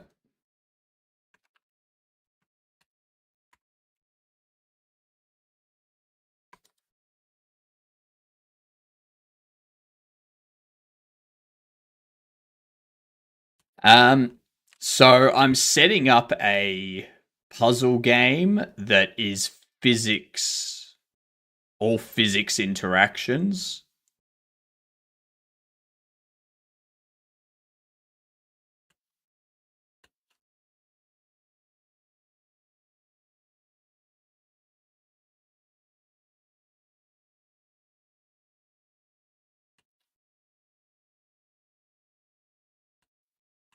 But I'm trying to figure out how to get it so that like this isn't how we like how the hold will work. The hold once I make some changes to the spring will be like a very stationary position. We just need to add in like natural frequencies and stuff like that to stop that type of shit. But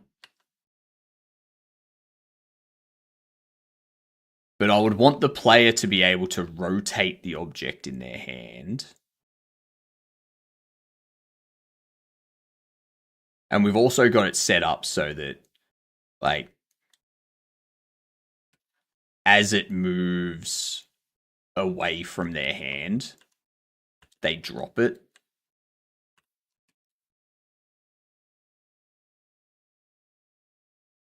So if it gets too far away from their hand, it just drops, and the player's no longer holding it. Dial back the momentum. That's not how it works. All of it's done by a very simple calculation. It's all done by very simple stuff here. And we just apply the force. The problem is that this is used for everything. So this logic here is currently used for when you open the lid, like when you grab the lid and you move it around, as well as when you pick up the item. Yeah. So we need to change that logic. We need to update it so that we have something like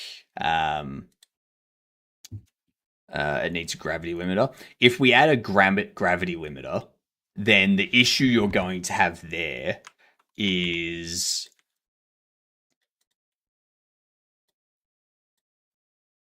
what you're going to have there is you're not going to have that. Because gravity's going to be pulling it down even more than it already is. Like, gravity's already pulling this thing down. And we don't want this thing to be picked up and then, like, just completely drop out. Because that back and forth, right to left, that's got nothing to do with gravity. Because gravity's down. That's got everything to do with oscillation. And the way you get rid of oscillation is see.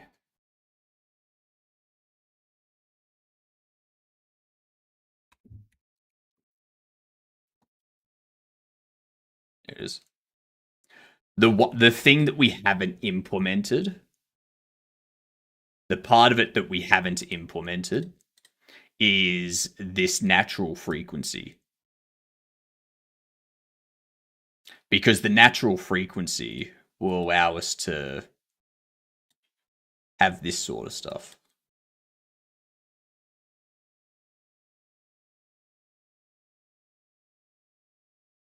Yeah, and the hold would be like this. And once it gets there, it's not gonna move around anymore. Increase the mass. The problem with increasing the mass, if I go in here and I increase the mass to like 5,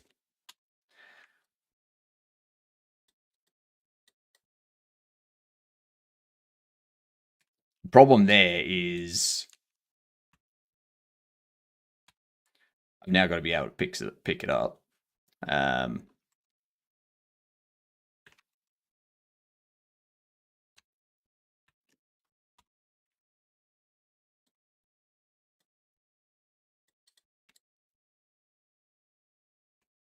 Like now it's not gonna pick up because there's no force, like no counteracting bit. But if I set it back to 1, because I think those lids are 1. So if I set it back to 1,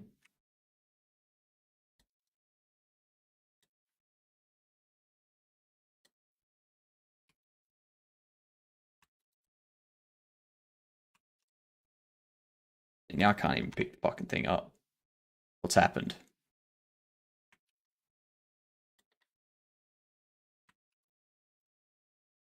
Why is it not picking it up anymore?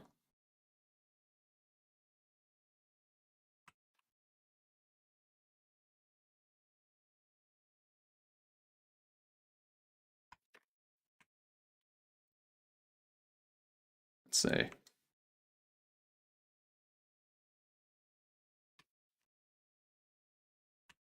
No.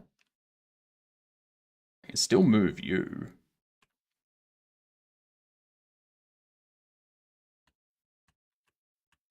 Still move you, but I can't pick you up anymore.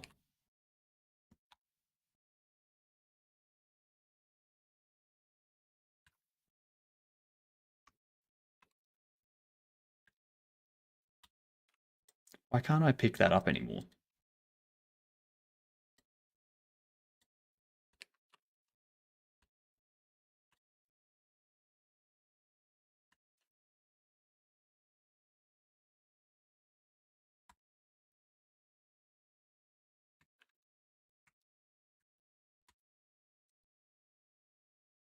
Now, what's broken?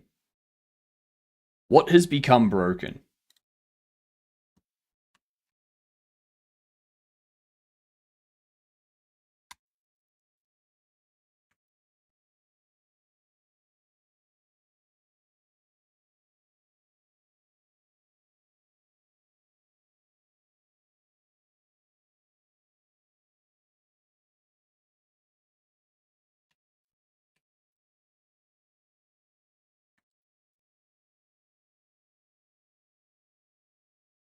It's able to. It's got the collision.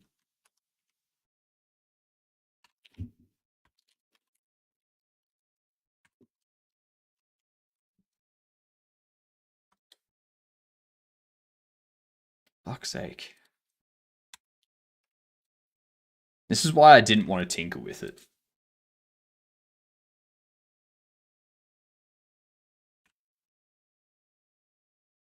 I did grab it.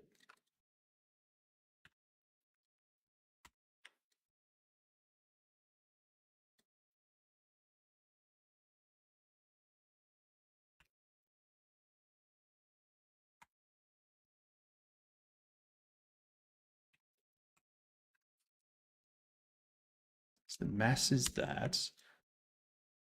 Fuck's sake. Why? Why? Why did you distract me with this? There we go. All right, so now it picks up.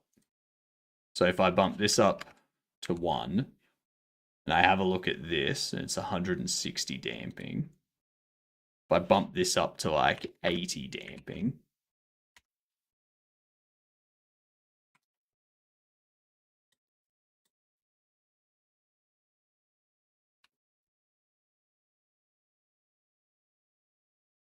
Okay.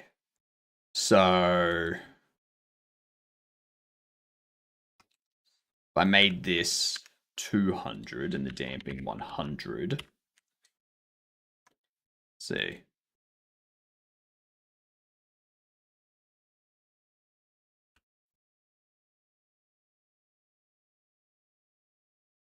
Damn it.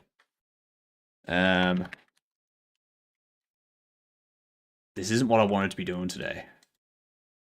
I wanted to be getting the logic for the puzzle implemented, not dealing with this stuff.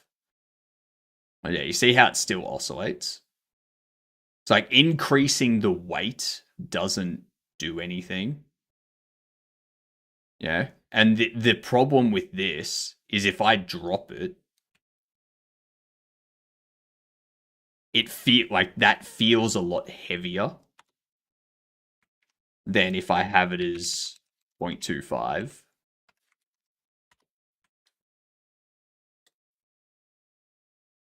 Yeah. But we need to add the natural frequency stuff to it.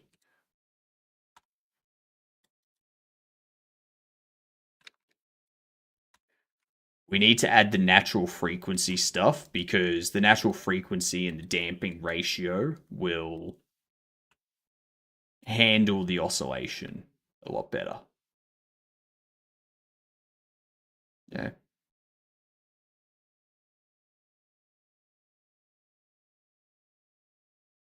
And there is stuff we can do that. I want to get rid of the oscillation, George, but I'm not doing that now. So we don't need to worry about it. All right? None of that is what we're worried about at the moment. Because my plan is to move this logic, like move this stuff here, into a custom component inside the Godot engine C++. And use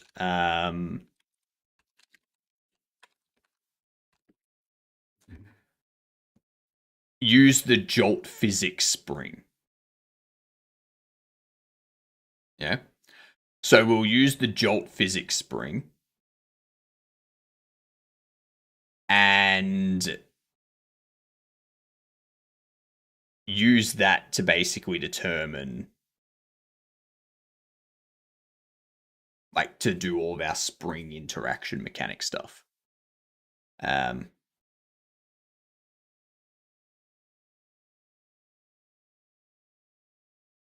Because then we can have stuff that's, spring, like frequency and dampening or stiffness and dampening. Yeah, calculate spring with properties of stiffness and damping based on the equation that. Yeah.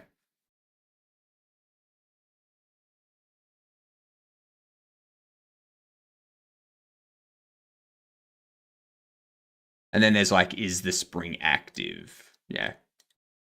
And we can use this stuff to figure out everything we need.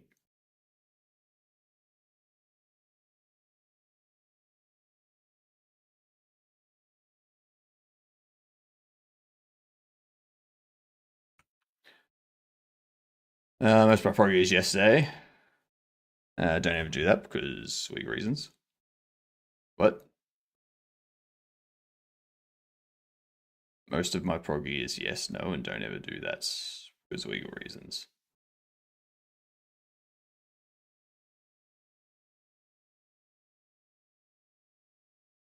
You code legal systems. Ah, right. yeah, no, like this stuff that we're calculating, like the stuff that we're gonna be doing here is going to be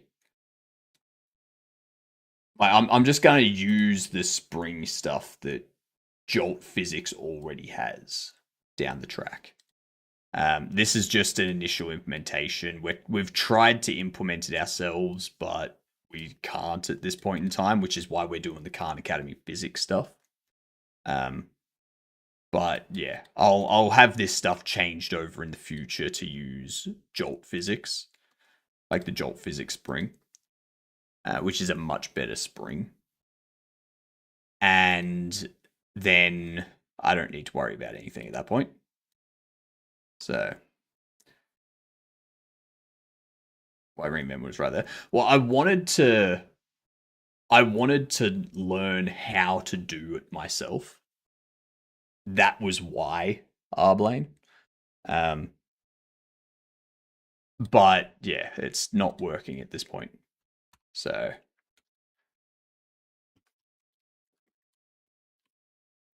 until we know how to do it, I'm just going to use their implementation.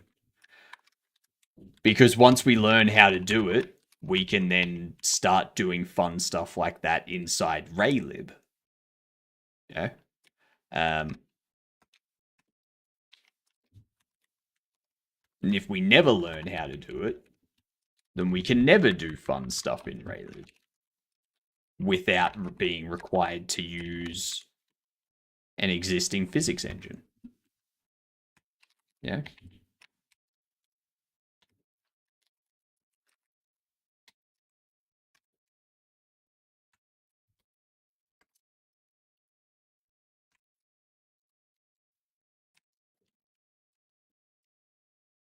What I want to do today is I want to figure out how we're going to actually get this puzzle being completed. We need star slot, diamond slot.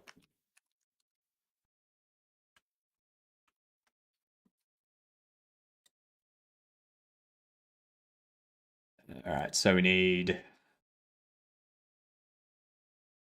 this one. Actually, I'll copy this one. Duplicate you first. Move you to the bottom. We'll go diamond slots. This here, rotate you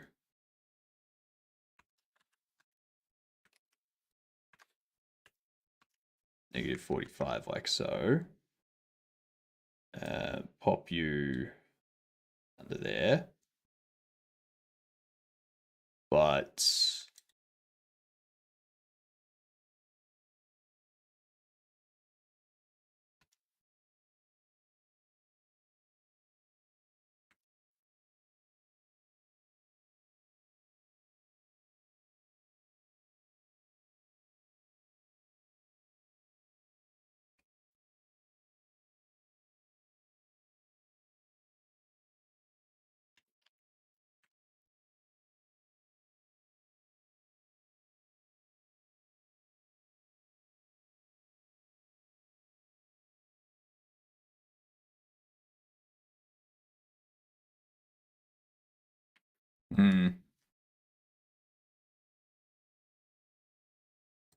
I need to lay both of these down. Get rid of the rotation weirdness.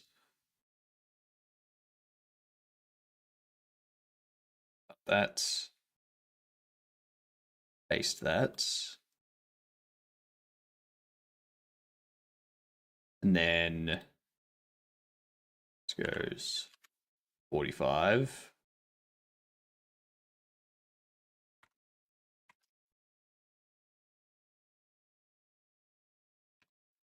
Negative 0.11. And also rotate you negative.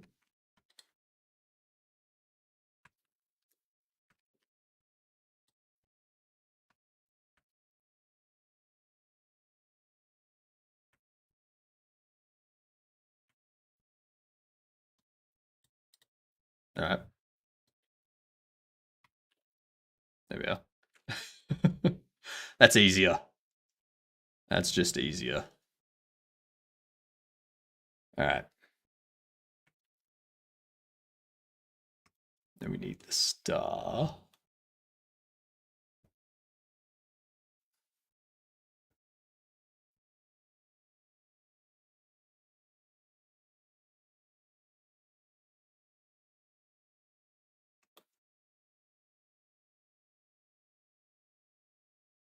You want to make it real, but you don't want putting every shape in the square hole count as progress. No, I want that. I want that. The problem that we have to deal with here is when the player is trying to put a shape through this top part here, I need the collision to be simplified. I need it to be a simple collision shape as to not absolutely blow out the physics. And I need to make it so that when they're trying to put something through the triangle slot, only things that fit within that area go through. So, and I don't want it to just be that they get the shape in this area and then the shape's collision no longer applies and it just like goes through completely, because then they'll be able to put it through outside these walls, like through these areas here. Yeah. Is there no alias in shape merch? Shape mech? What do you mean? Because we don't want them to have the thing halfway through and then they move it down into this part here. Like we only want it to be able to go through this section here. Yeah. So we don't want to just disable the collision shape, because then they can be like, oh cool, I'm just gonna like move over this way and put it through here. Because that's not a thing that can happen.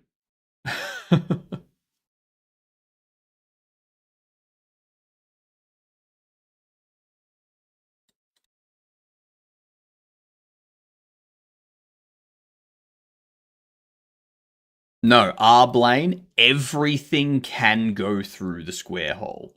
Everything can go through the diamond.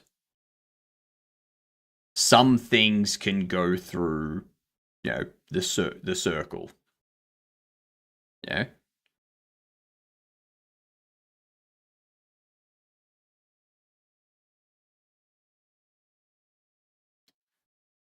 Bunch of rigid cuboid at the border of the holes. What do you mean? And by what do you mean? I mean, what the fuck is what's a cuboid?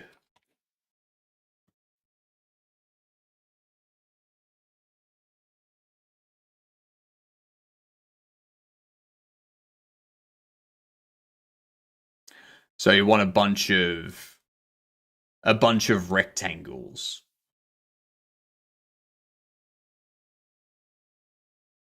Quadrilateral faced non-convex hexahedron. No, so the problem with using a concave is, like, if I duplicate this here, if I go make it a concave so that I can create a collision shape that goes around here and has like this square cut out of it. Yeah. If I do that, you'll notice here says that concave polygon shapes are intended to work with static body 3Ds, and they don't behave well with rigid body 3Ds. So I don't want to use that because there's no guarantee it's going to work correctly with a rigid body.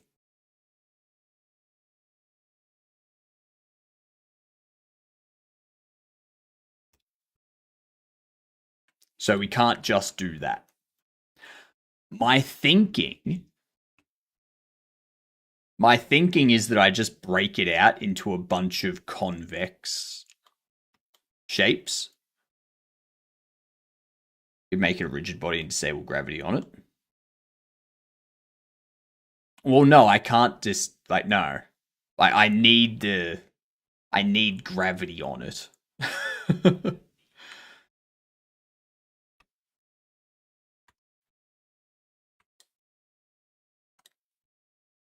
Like, we need gravity to be on the rigid body so that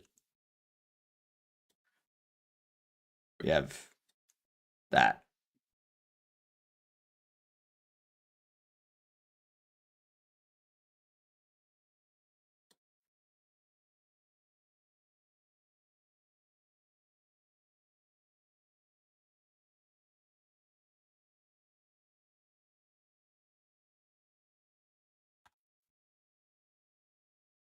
Not on the shape, but on the border of the holes. Yeah, so that still doesn't solve our problem, though, George. Because our problem is that this lid, you can't put things just through this point of the lid. So that has a collision shape to it. You know, there's a collision shape here that currently goes across the entire thing to keep it simplified. All right.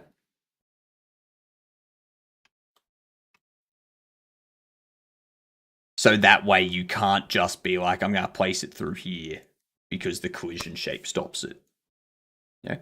Even on the holes. Yes, that collision shape covers the holes at this point in time because we can't have a concave collision shape. I was looking at Godot, and when distance joints 3D is added, that is just Jolt's spring part between 2 points, not to distract you. Is that something they're adding in 4.8? Because if so, that'll be perfect.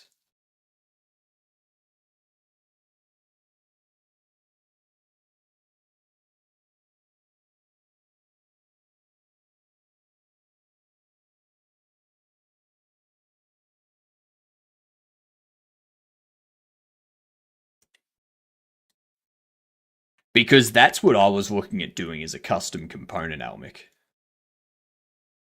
Where someone begs them. It's been 4.x for a while. This range is incredibly useful because it implements behavior similar to a rope by constraint distance between two objects.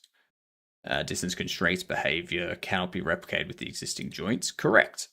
While it might not seem like distance constraints behavior can be replicated with...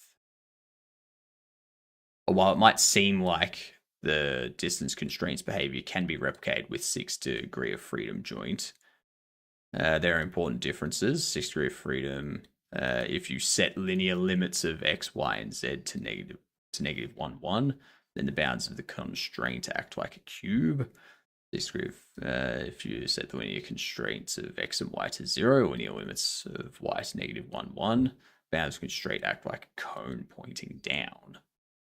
Distance constraint, the bounds of the constraint are shaped like a sphere. Image example of distance constraint in action. Left is rigid body, middle is global point connected, right is rigid body connected to rigid body.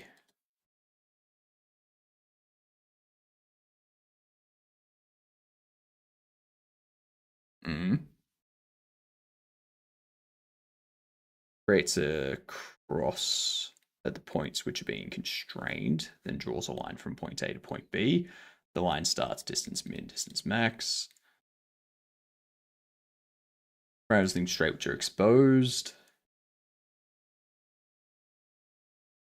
It is possible to expose stiffness and replace the frequency, but that was not included for the sake of simplicity at this point. Yes, that's probably a problem. Name the components that and connect it directly to the Jolt Physics Server 3D. Always show the components in the create new node dialog. This approach was not chosen because of how different it is from the implementation of other Godot joints. Hide constraints sometimes. Name the component distance constraint 3D and expose distance constraint functions in Physics Server 3D. Hide distance constraint 3D server when the user is not using Jolt Physics Engine. Always show constraint. Name the component distance constraint 3D and expose distance constraint function in Physics Server 3D. Always expose that to users. This way the user can always find the distance constraint 3D and they will know what requirements must be met in order to use the constraint based on the docs error message.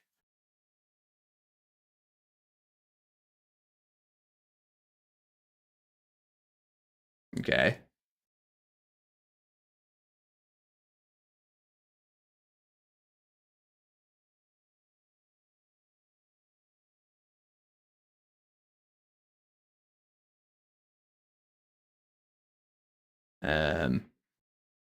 I have this PR in a custom build of the engine because I needed it for a certain constraint I wanted. Sadly, it is actually stiffness dampening, not frequency dampening, not frequency ratio. The contributor got confused. Do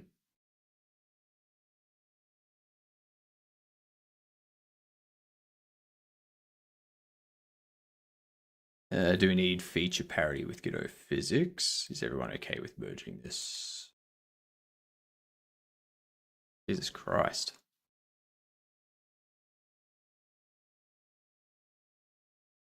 Hey, look, it's you, Elmic. Can you repaste?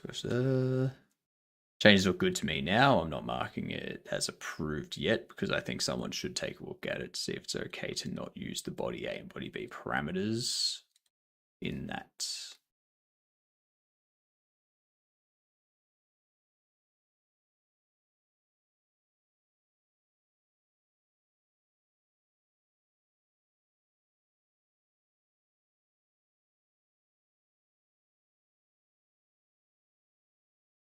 In terms of stiffness and dampening dampening value is a ratio from 0 to 1.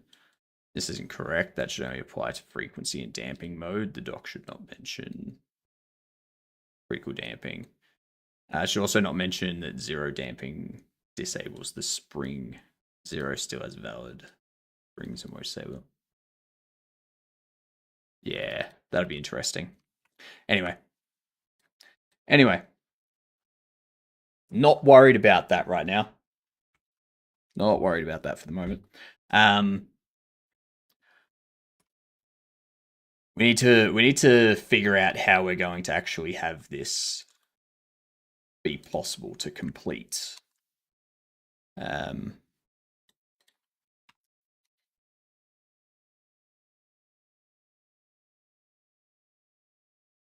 Star.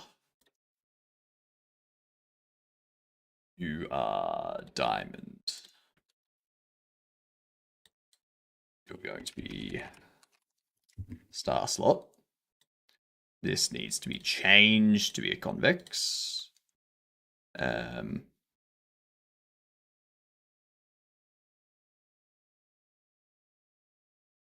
need 10 points. They're going to be 0.025.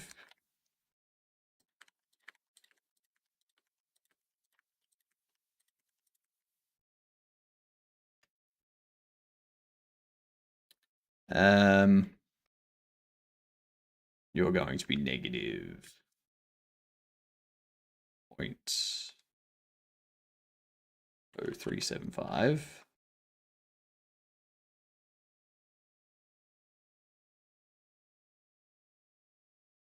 And you'll be negative 0.01.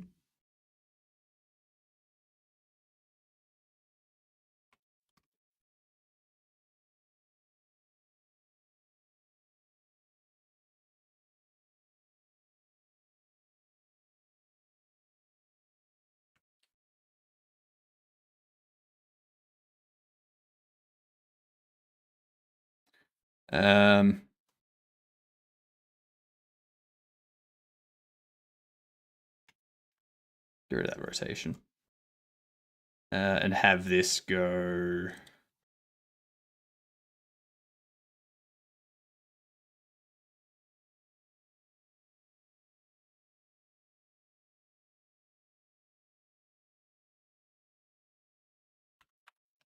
Negative.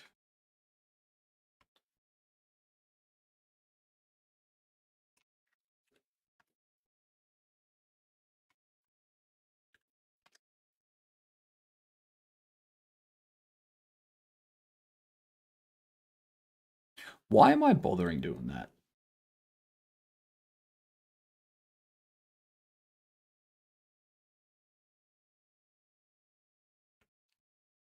Why am I doing that?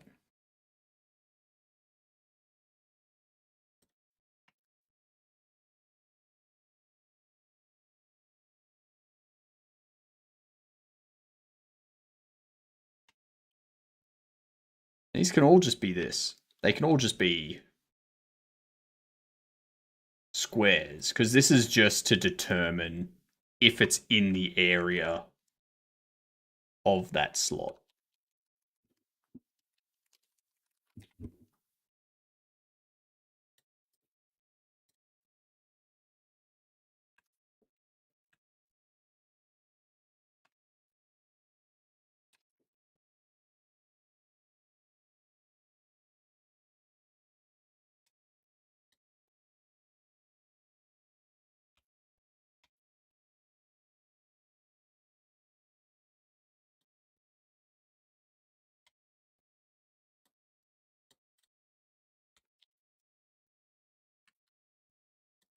Oh, yeah. So that's just to determine if it's in the area for that slot, and then so that we can toggle the collision shapes that we need. So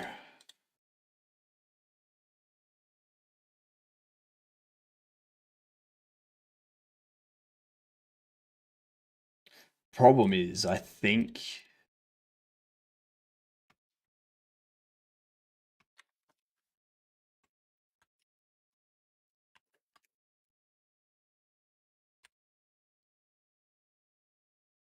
it's probably better if we do that.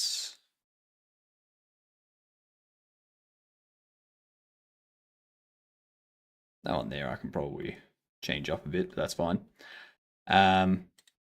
So now the shape will be completely out of that area before it's overlaps another area. And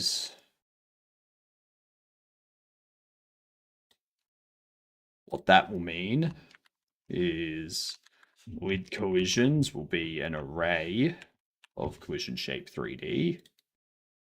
We go collision shape 3D in lid collisions. We go call disable. Take that, pop it here, get rid of you, and go true. All right.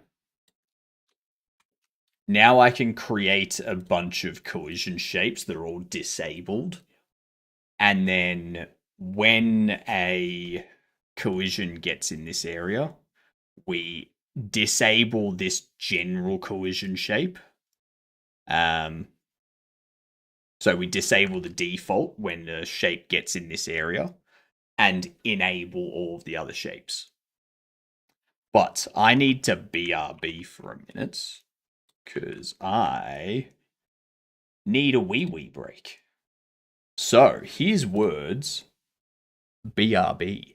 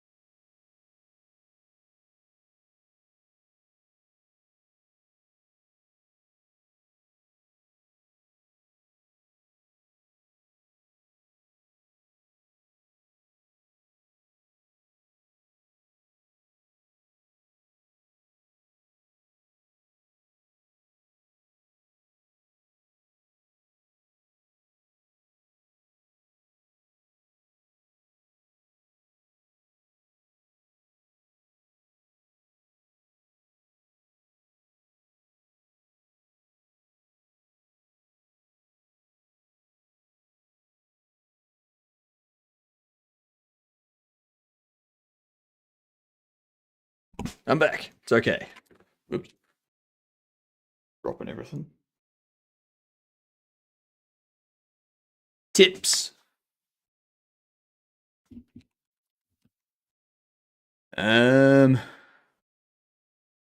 Spirit. Oh, I've already got spirit. Strip. Um,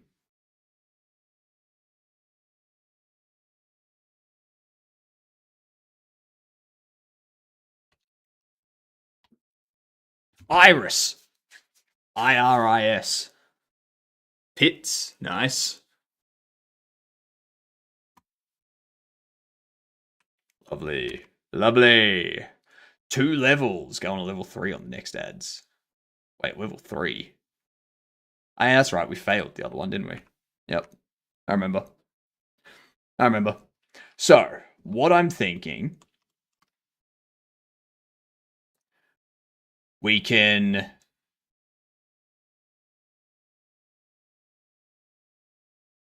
add a collision shape here, which would be like prism col 1. And what that would do is it would have our box shape. It would be 45 degrees. It would be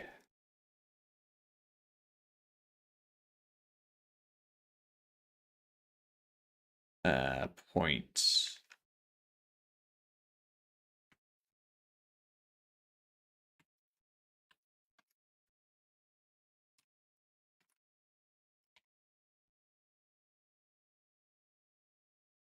Something like that.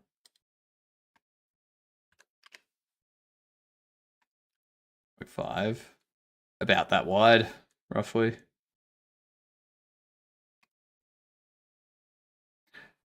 Um,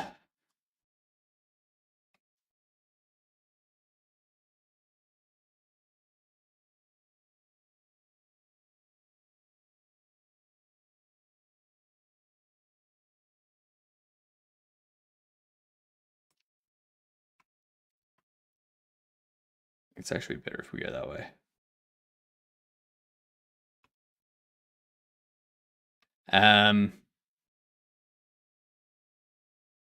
Probably just have it be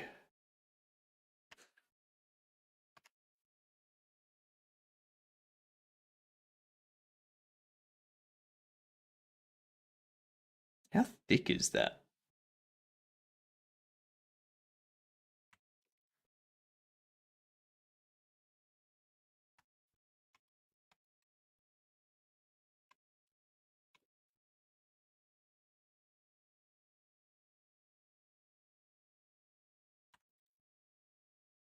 As that's the other thing I can do.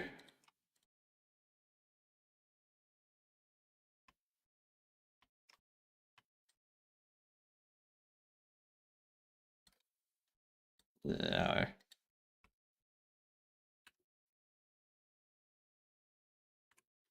Merge those last.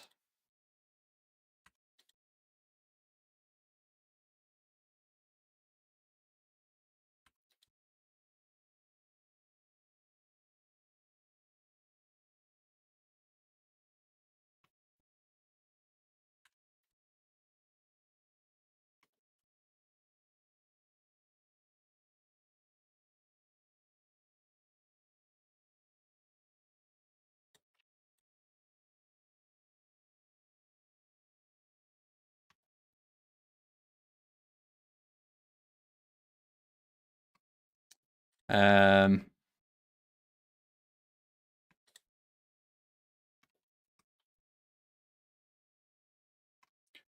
do need to do that.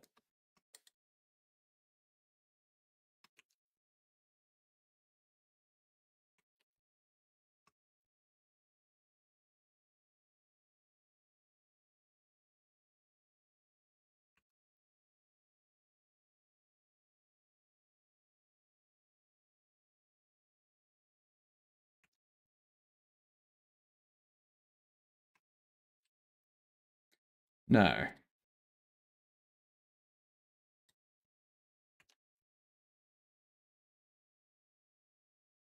rid of those first.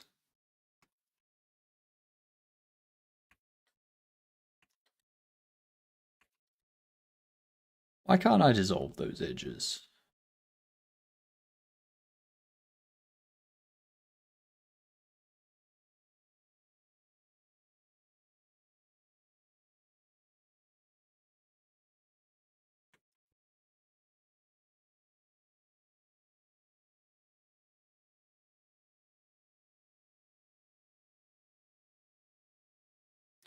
Why can I not do it? Like, dissolve those?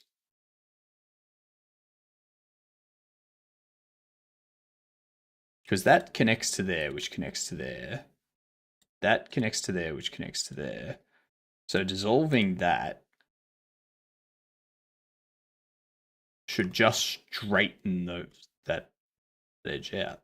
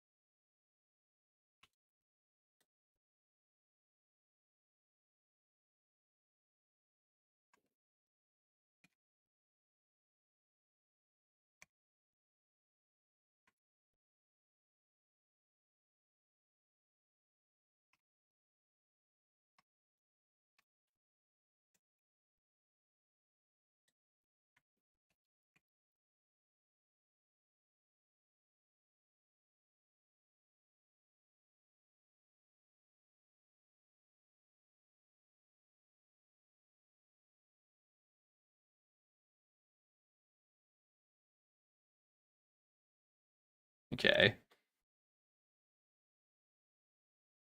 So I think we need more of these to be connected up.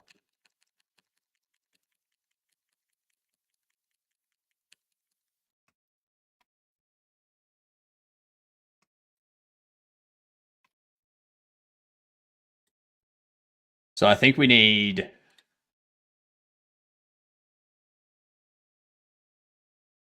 this.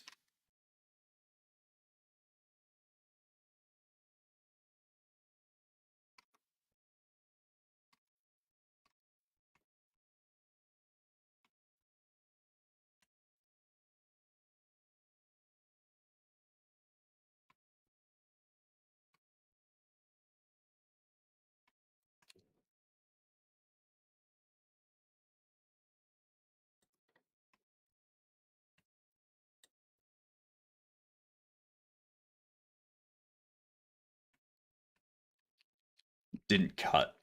Whoops. I pressed F, not J.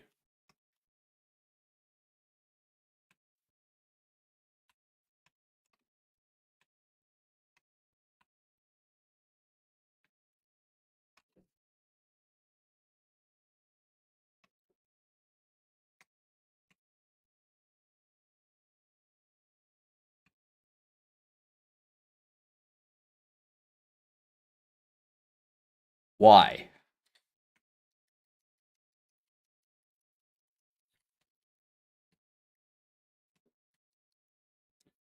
Know what I'm going to do?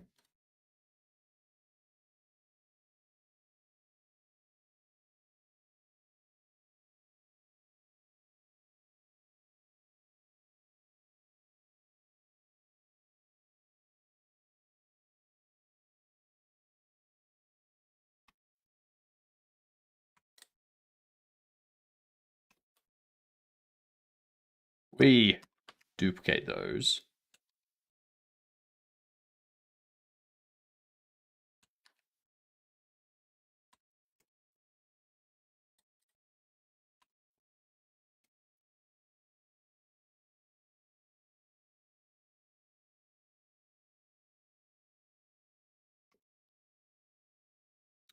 How do I get their normal to...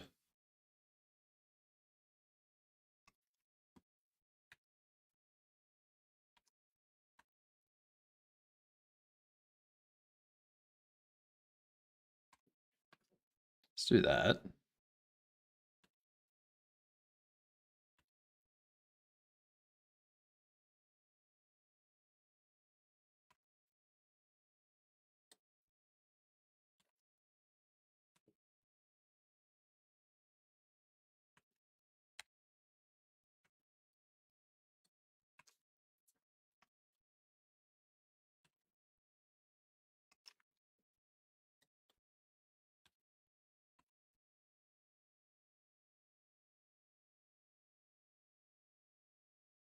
And then we can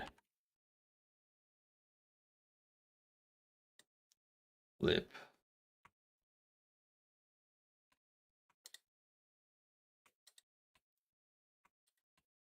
Just going to reapply the Boolean.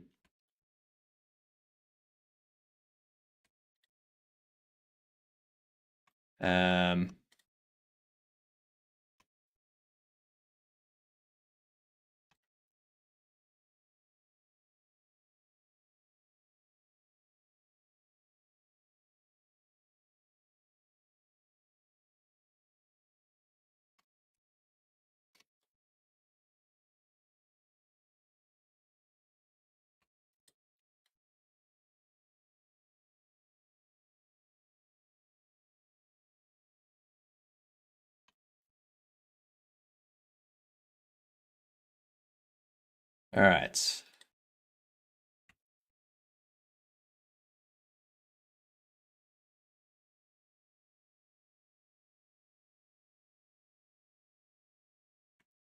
Actually,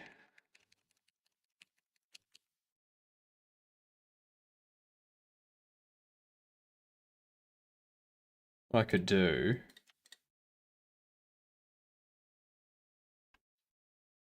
select these.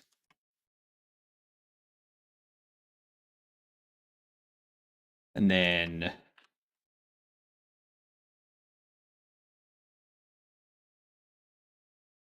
merge all of those at center.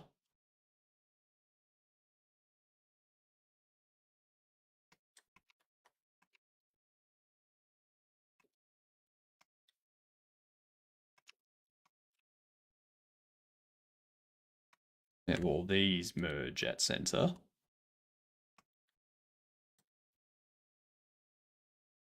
You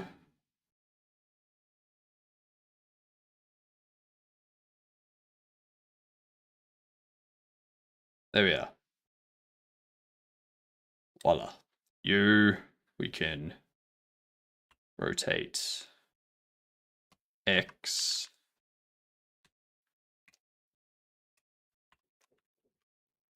Like so.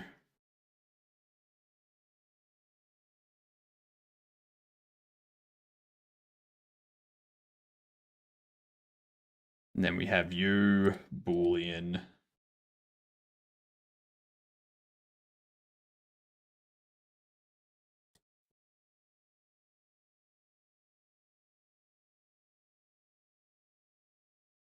Like so.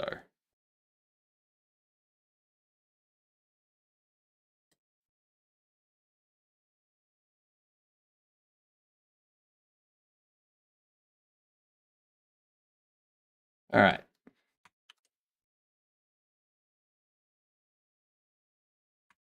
Nope.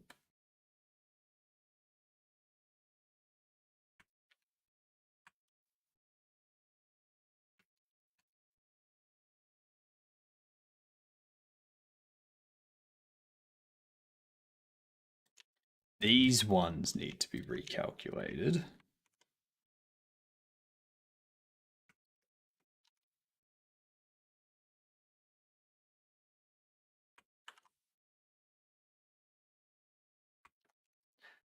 Damn it.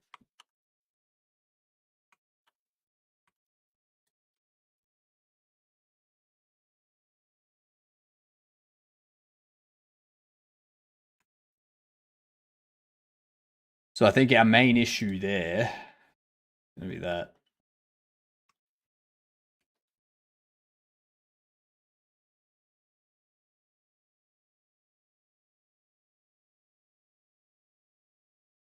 See, I've got those there. Alright,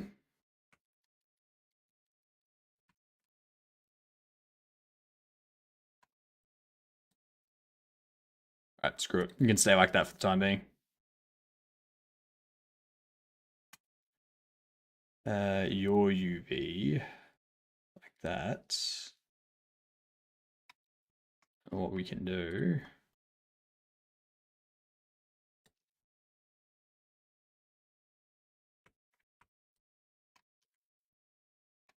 take all those.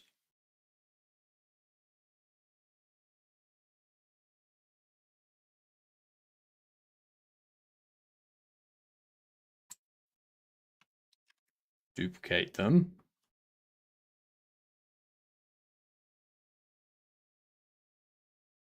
Separate them out.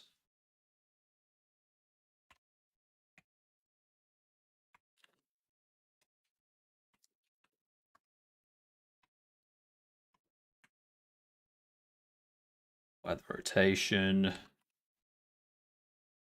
Scale on Y.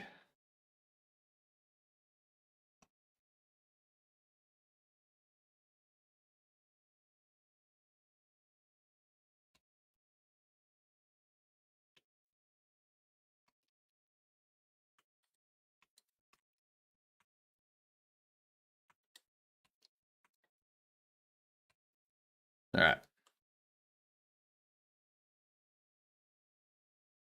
Being a 2D game or 3D game, want to have the character visuals separated into different components. They would have a node 2D based and a child node of animated sprite in its class for the visual node.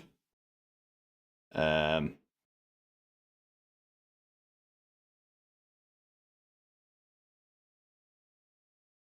would have a node 2D base and a child node of animated sprite in this case. 2D game or 3D game. Want to have a character visual separated into different components. The visuals node. What do you think is a good name for it? I'm trying to decide on what the component would be called. I'm trying to understand the component so that I can help say if it's a good name. So 2D or 3D game, have the character visuals separate into different components. Thinking you would have a node 2D base. The component would trigger the animations and visual effects. So you've got the parent component, which is the character, and then underneath that you have the parent node or something that's the character, and then inside that you would have the animated sprite or whatever, and that would control animations and visuals and stuff.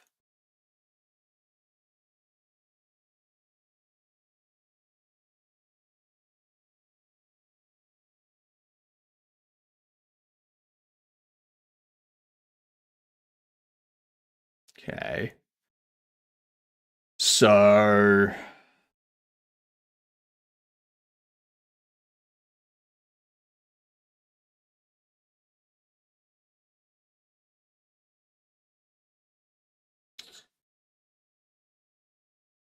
all this thing would be doing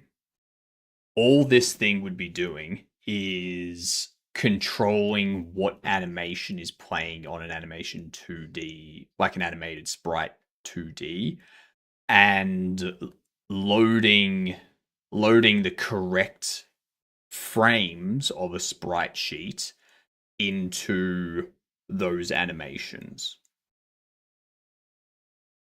Is that right? Give the character a resource would be the type of character it is. Then it started with set up all the sprites in the visual component.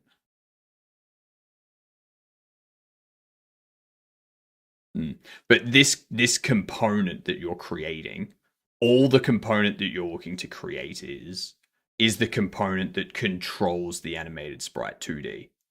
and loads the sprite sheets and constructs the frames and such. That's all it is that you're looking to, like, that's the thing you're creating.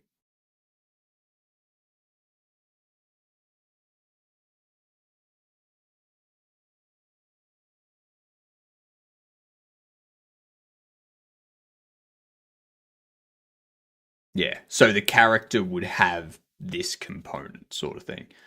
Um,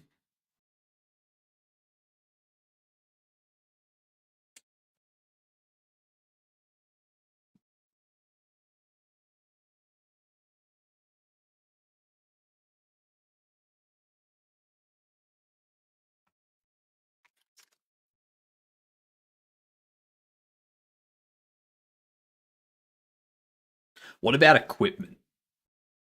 So if the player is able to equip things, it would just tell this thing what's equipped.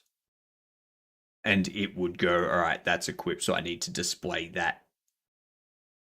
I need to update the animation or the sprite sheet to be the sprite sheet that has that equipped.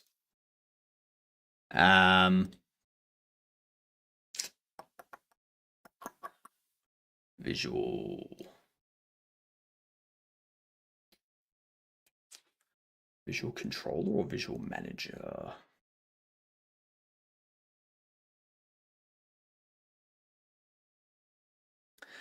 Neither of them are, like, neither of those really work with a, like, that sounds like something that would be inside a rendering component.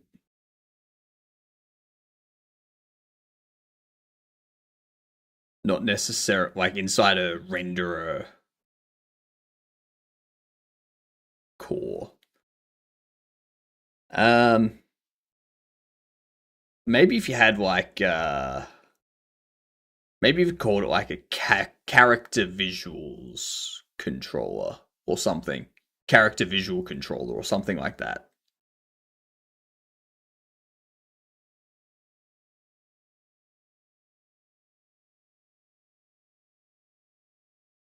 Something that makes it, you know, this is for controlling the visuals of a character.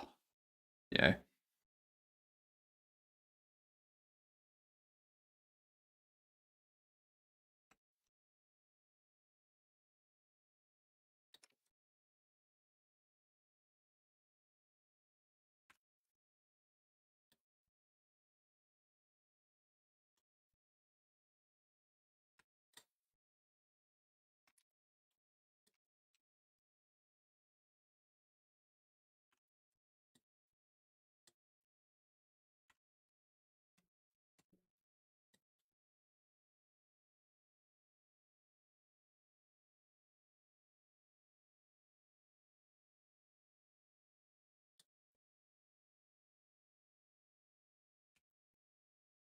Mm.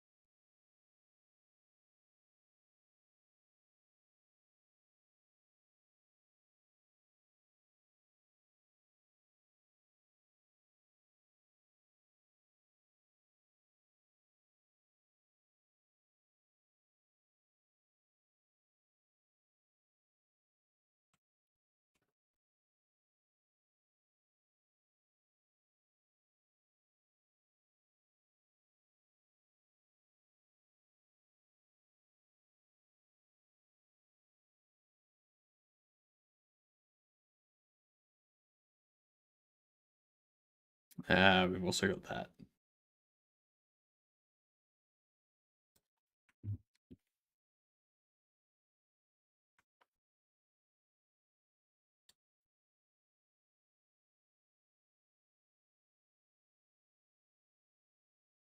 That's good enough for the time being. Now if I take this and I rotate it on the X, -45, And then we go, you Boolean that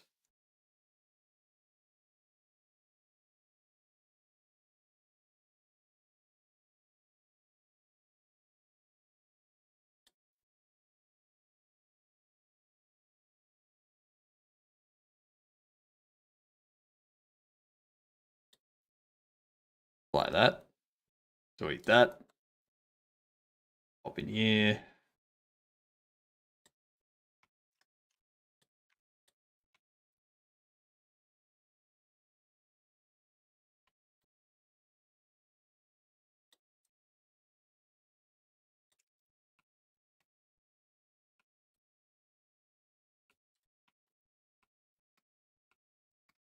Do that. Flip them.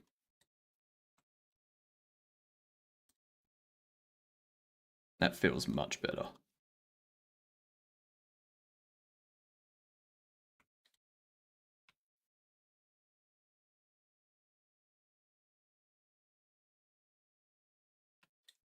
I need to redo this one because its normal map's not good.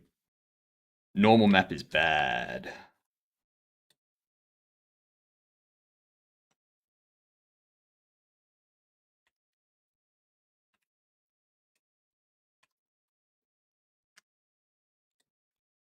Ads.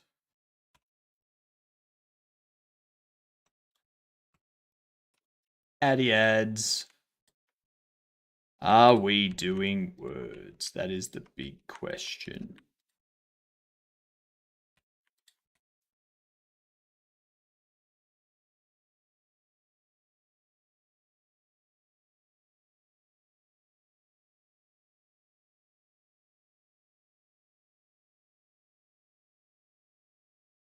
We need to go.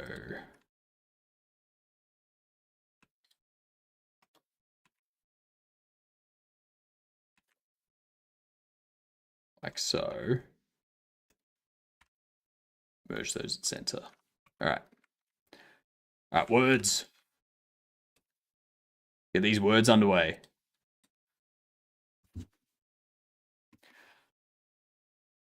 Oh, ow. Don't punch your desk, it hurts. That's what I've just learned.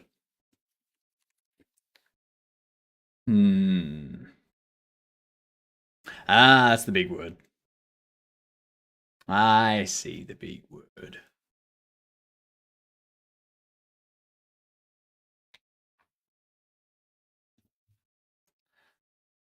Let's see.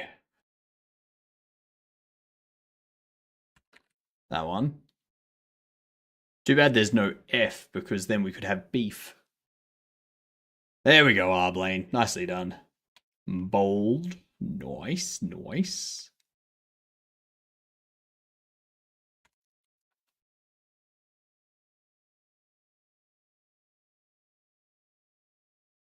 I don't think this is a word. It might be. Yeah, it's not bold.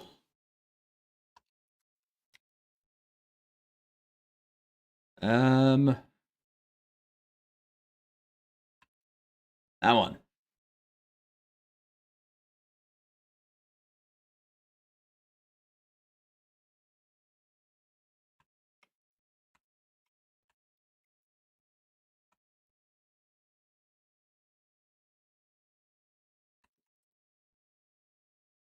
Sure. That works.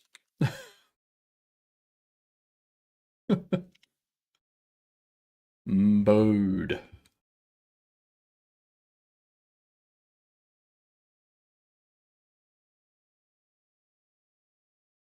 That works as a word.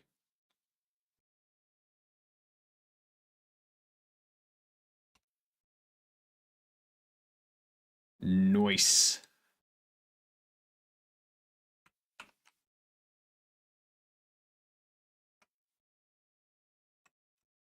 That one.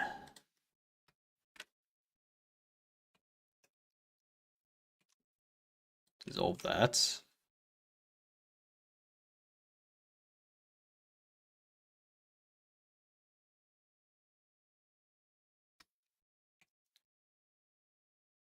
Dissolve those. Lovely.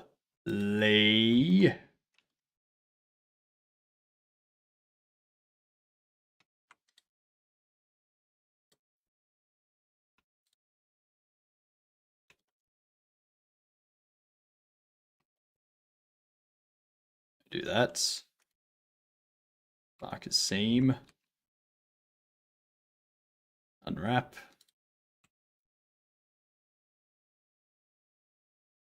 And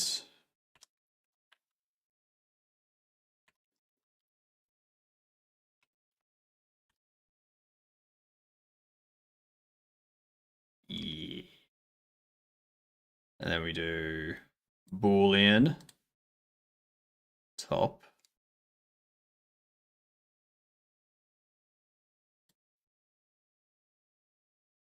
Yes. Right.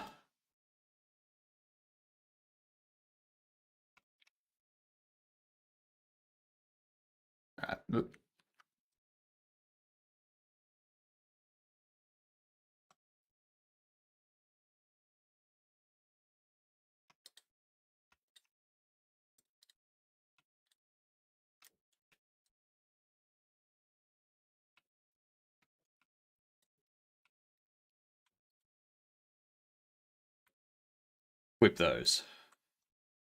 Damn it. Why are they doing that?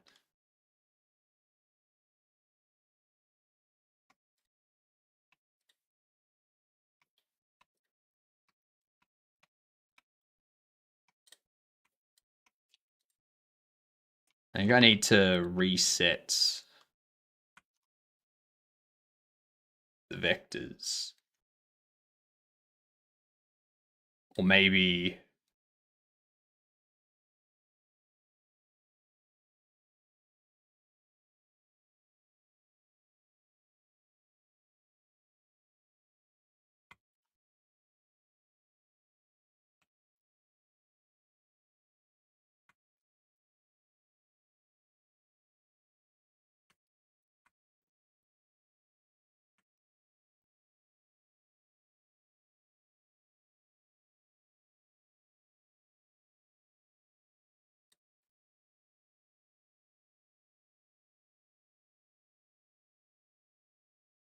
I tried to shave that one smooth.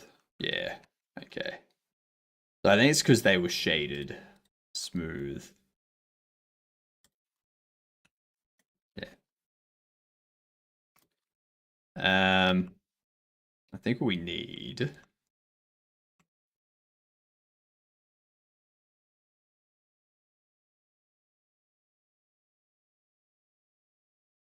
where's your hinges?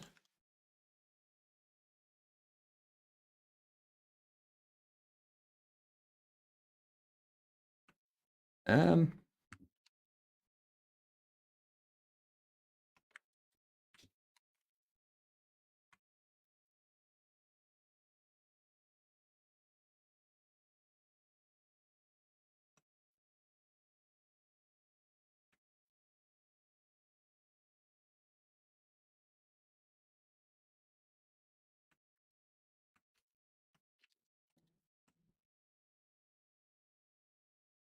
yeah, we can worry about smoothing that stuff later. Worry about it later. It's too much to deal with at the moment. Okay.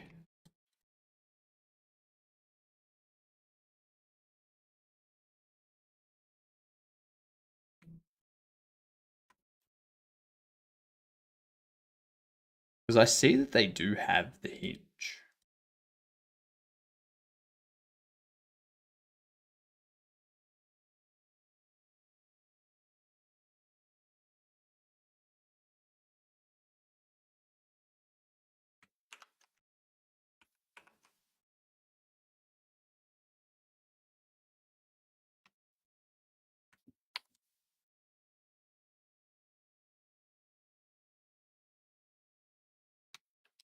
Duplicate that. Split them.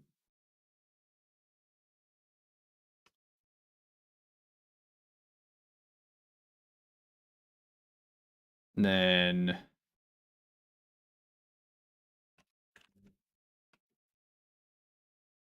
Rotate them 180.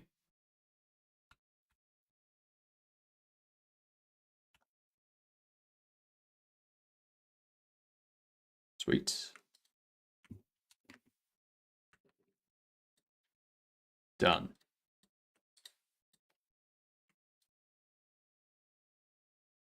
Export.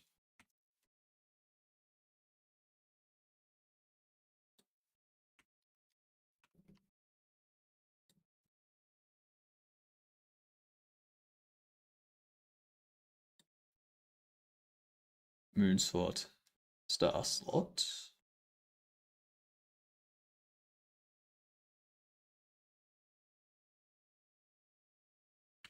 You mean those two?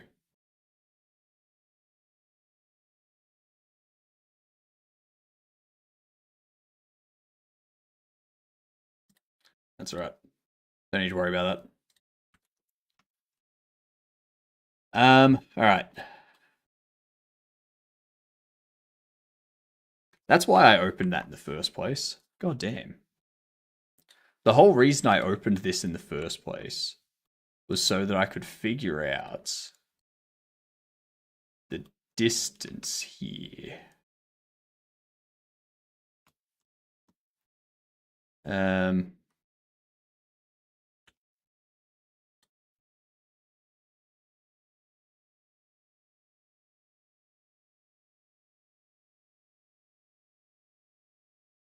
It's about 0.16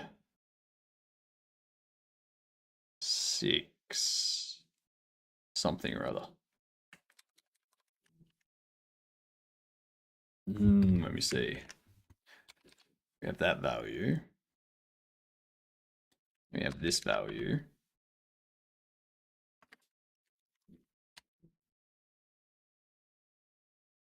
So that plus that is not going to be correct. It has to be that.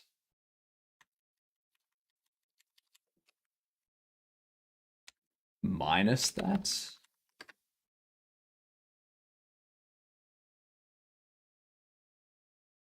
No.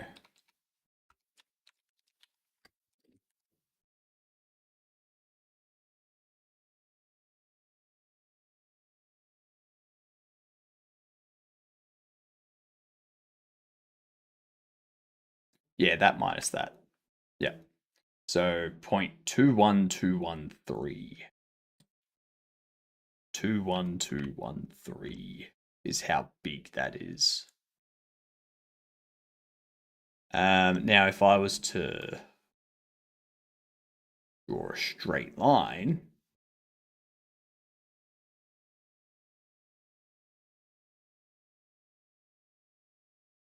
so that's 21213.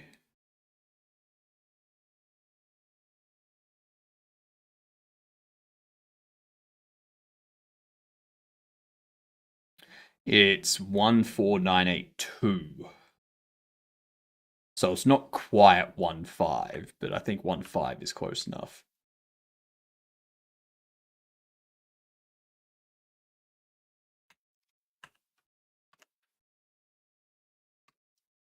One five is close enough.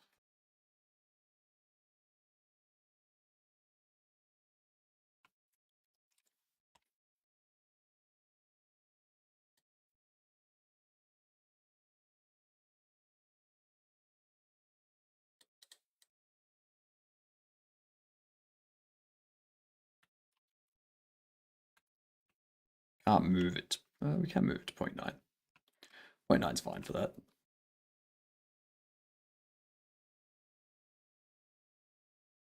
Oh, notice its rotation is off.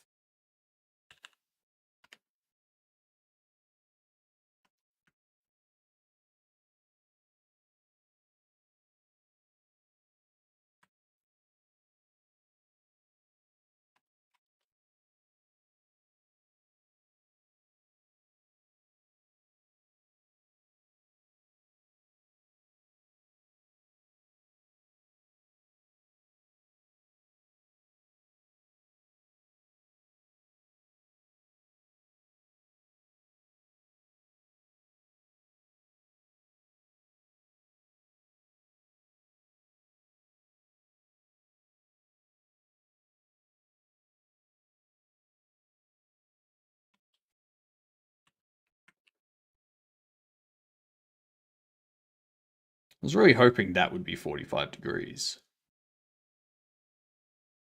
That looks like it should be. Because that's 90 degrees and they connect there, so that should be a 45-degree slope.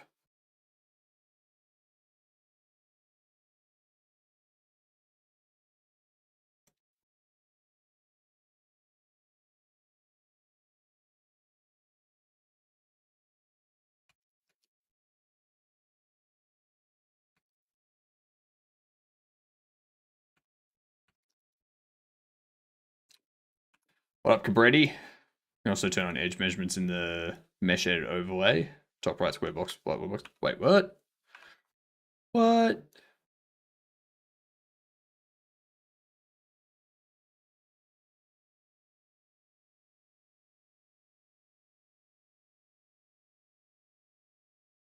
Oh my god!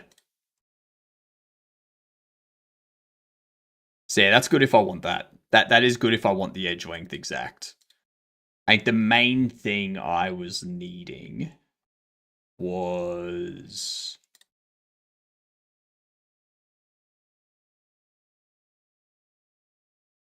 that. Which that's better. I think that one's going across. Whoa. Yeah, that one's going way across. Get rid of that. That was the main thing I was needing. Was the width of that. Like from there to there. It's about 1.4. Roughly. Actually, that's getting smaller as it goes up.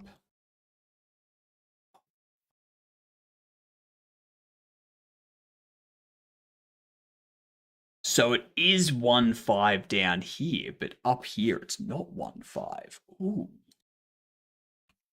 Ooh.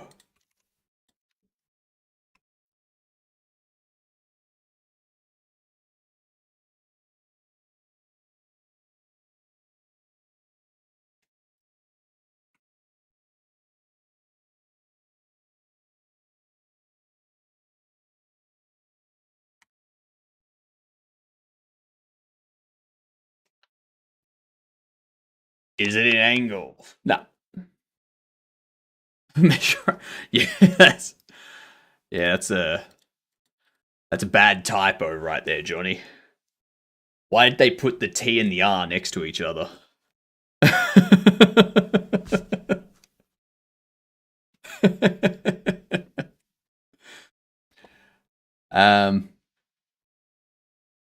But what we need is this Z up here needs to be that plus 0.12123. No. Plus 2.1.213.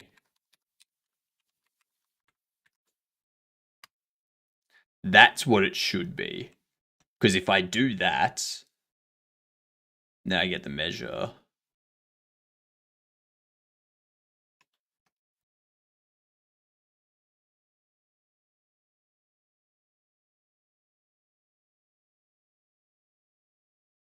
Oh, that says 0.025 now.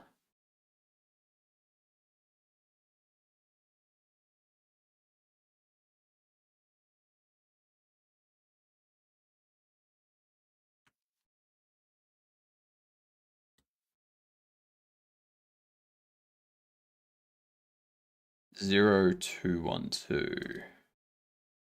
0.2.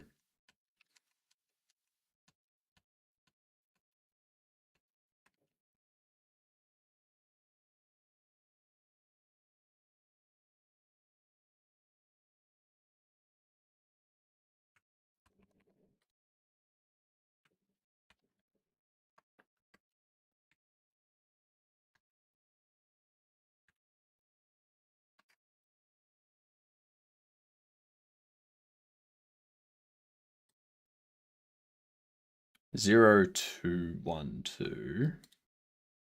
0.212.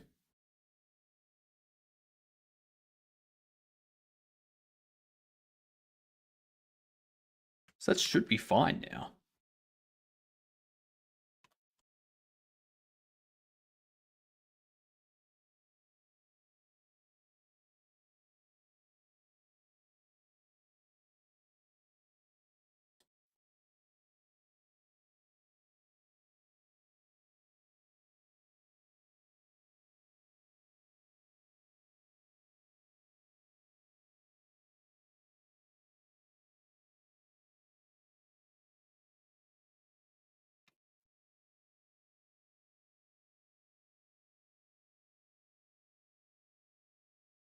I don't like it. I don't like it. 5K? All right. Let me get 5K for you, David.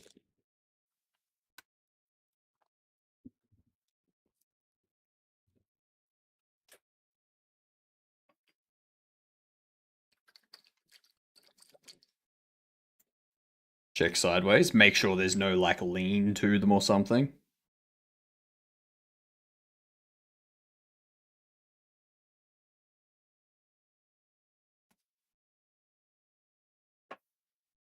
All right. Thank you, David.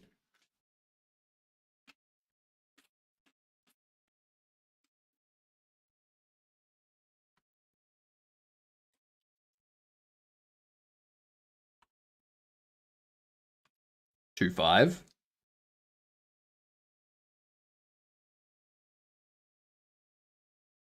2 5. 2 5. 2 5. The X's are fine. Um,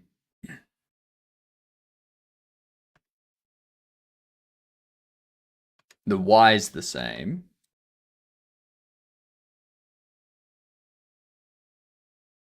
197. 197. So those are the same. Those are on the same Z. Those are on the same Y. They're all on the same X. Very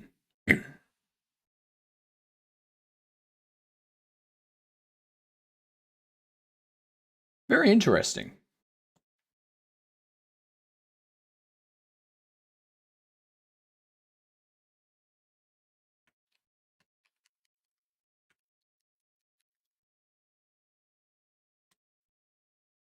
Anyway.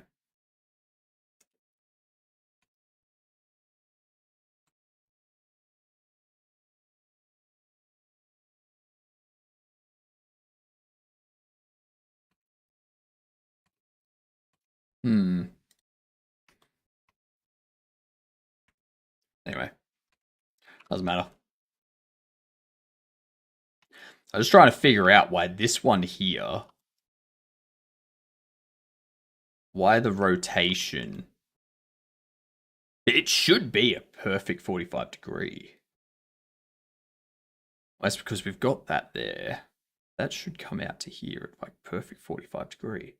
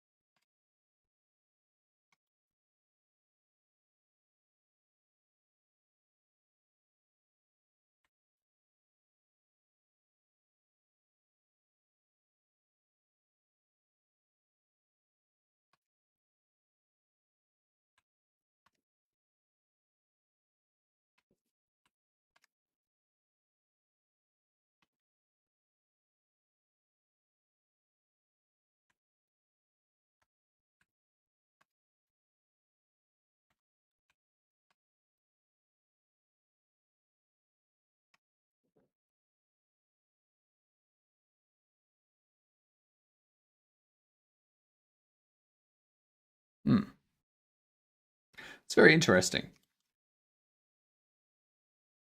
Very interesting there's no perfect 45 degree.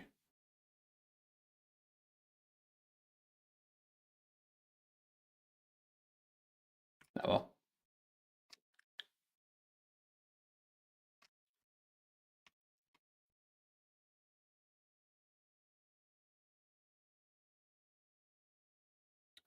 So on You.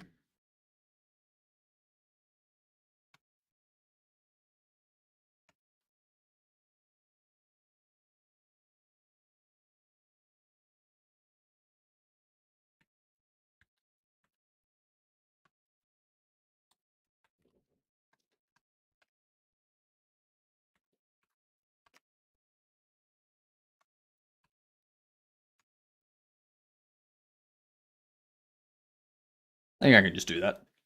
G'day, Cam. How you doing? What if Godot's using different coordinates? Nah. It wouldn't be that.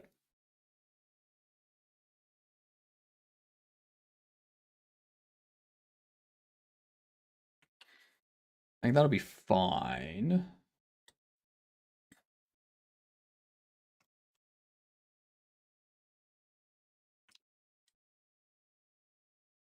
I mean, I can't even have this as a box shape, actually. It would have to be another convex.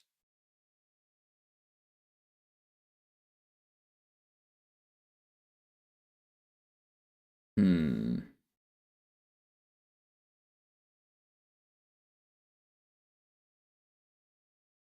I don't like this solution because it's too... There's too much that has to be tweaked. Heading to the camp tomorrow, so tired. The camp? A big get together of people, 3 or 6 of them kept mentioning my just a friend. Of course. Of course they kept asking about that.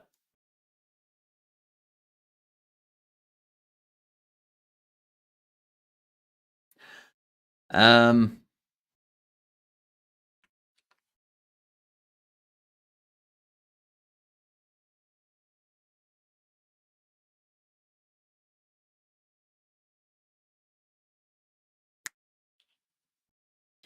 my brain just did something. My brain just did something. Um,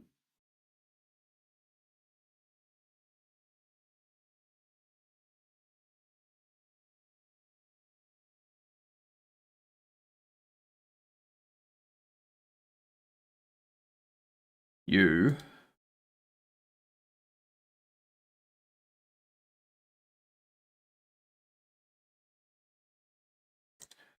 We're gonna have you as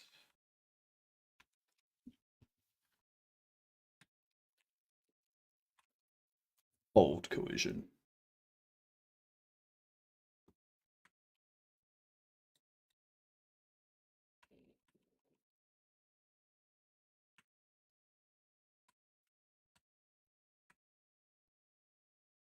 Sitting there trying to eat my burger.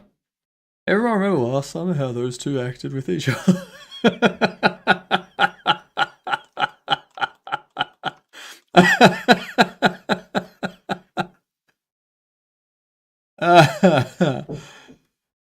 Cam getting called out. That's funny. That's very, very funny.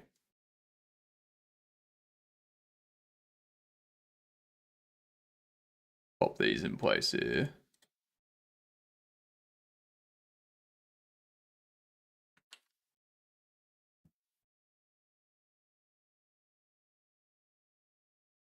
Alright, that looks alright. Now I need to do something with the back here as well. It's the same.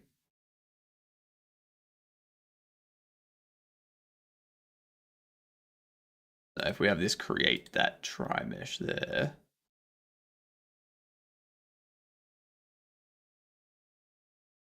Has a non-alcoholic whiskey. Ah, that's right, because in America you're underage. You can't drink in America. Let's see. I can't imagine being like 19 or 20, going to America, and being like, what do you mean I can't get a beer?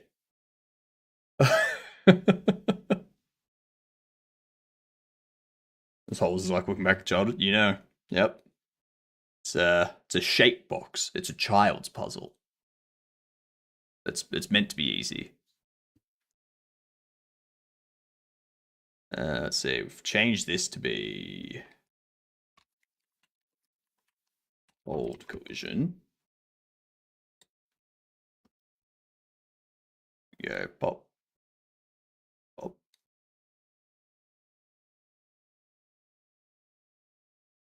So I know I said that this isn't going to work properly on a rigid body, but I have an idea.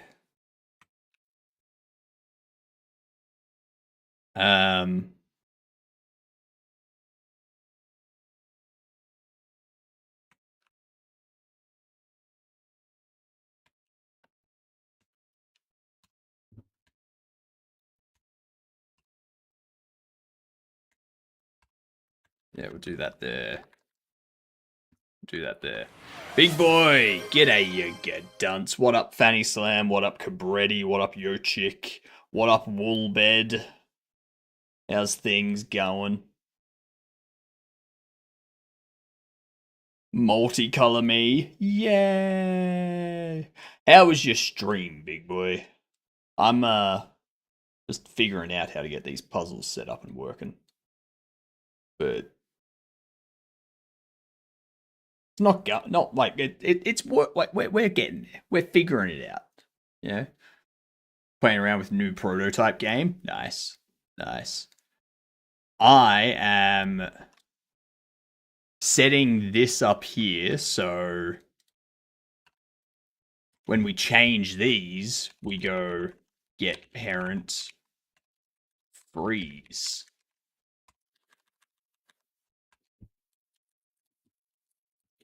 Bam. Because this here, these two collisions here are going to be disabled. They're going to be disabled. But when the player has a shape in this area here, it's going to disable this one, enable this one, and tell this that it is static, that it's frozen.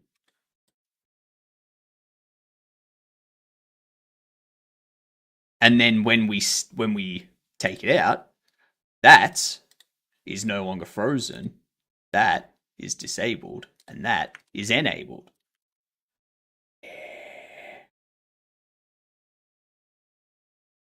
Yeah. That should work. Obviously, our hand, like our hold.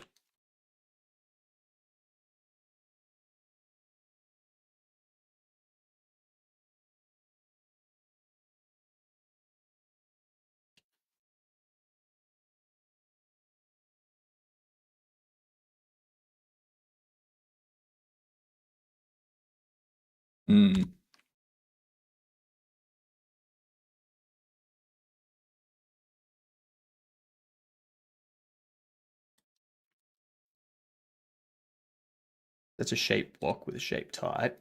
Ooh, do I not have the...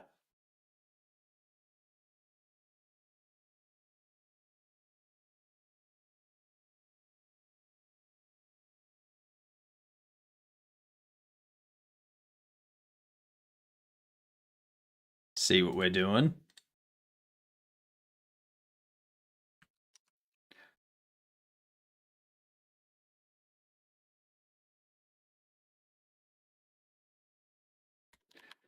So if it's not...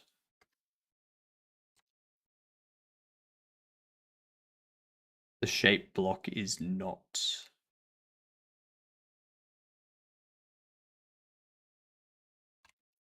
Or...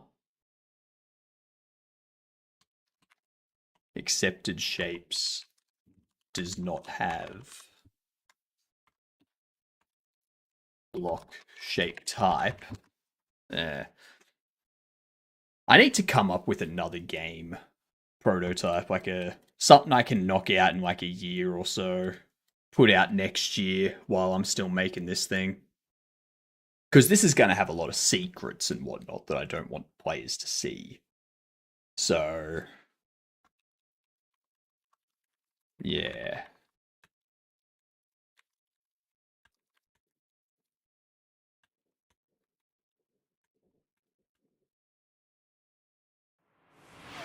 Comb the beard. I'll comb your beard.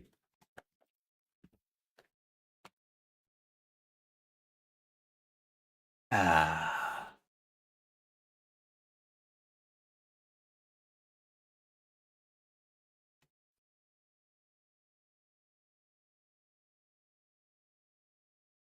Was getting a bit unruly. I need to like trim the edges this week. I also need to cut my hair. My hair is getting all over the place.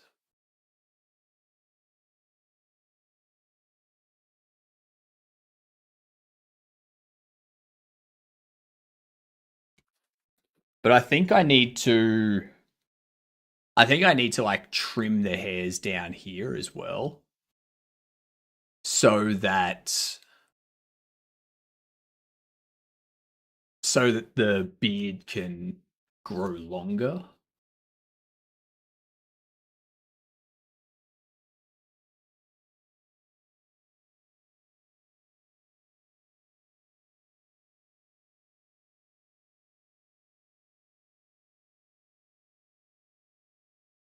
Okay.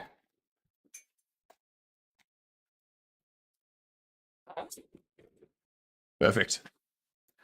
Love it. Love it. Good night, Wool. Scared of the aura of the room if you and Jitspo met. I'm pretty sure that would create another Big Bang and a whole new universe would be created.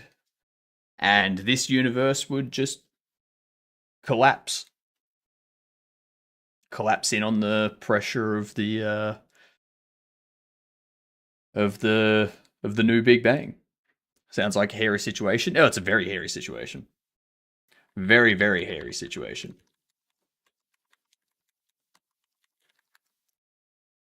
Yeah.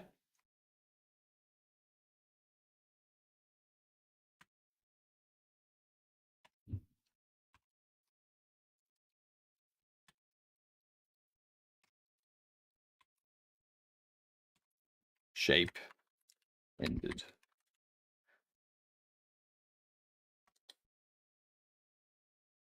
How many times have we collapsed? Many. Who knows? I think the count is up to 41.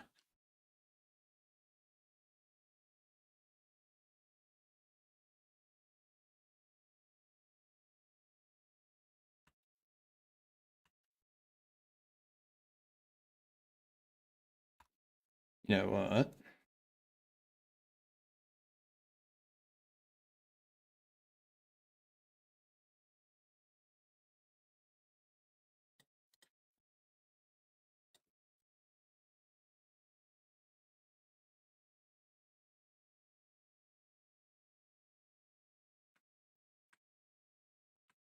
Almost 42.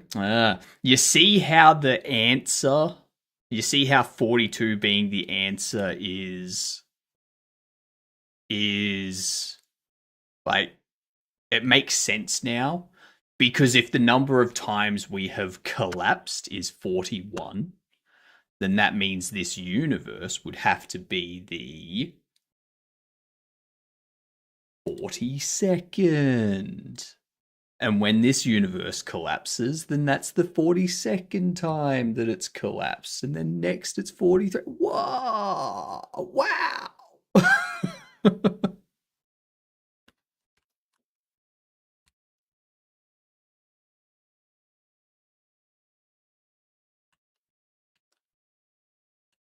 Hell yeah. Did you see that? Never seen the movie? Missing out.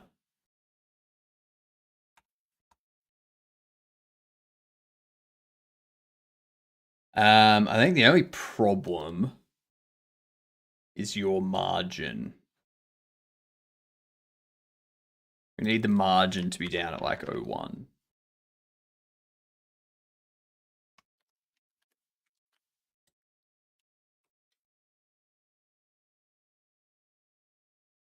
Maybe we need to ask it from Giant AI. Maybe. If the answer to the universe, to life, to everything is 42, what would the question be?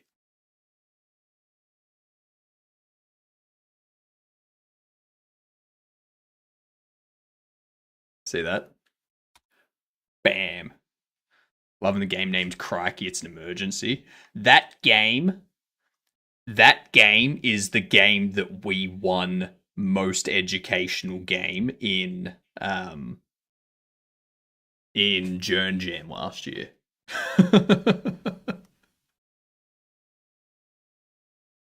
Yeah.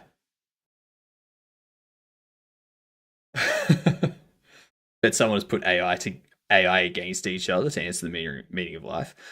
No, there's no money to be made in that, David.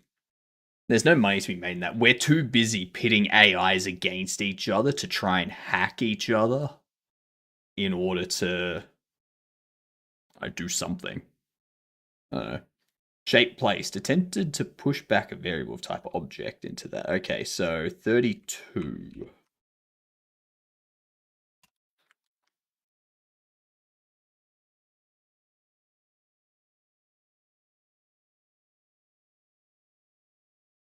Ah, yes.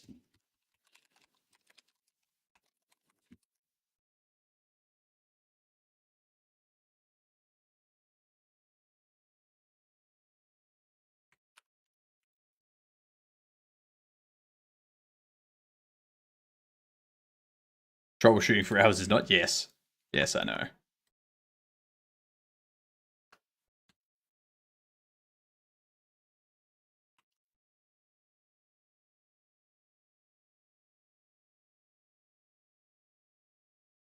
Nice.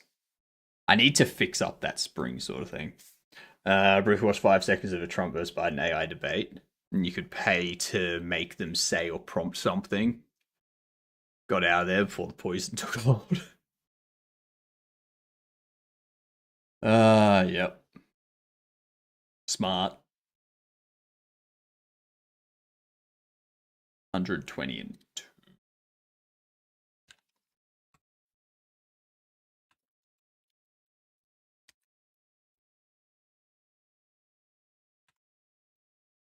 But yeah, I do think that I need to use Jolt's internal spring physics. And that's going to be what we do after we build out some more stuff for the game.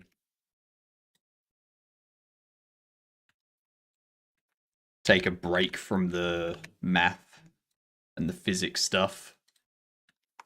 We have something that's we have something that's working for most things that we will implement. Let's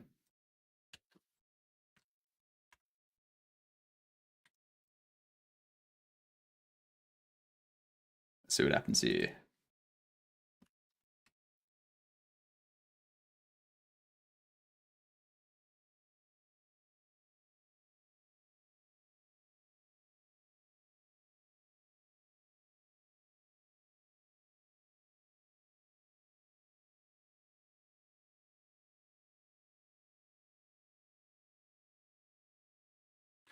I need to implement the crouch too.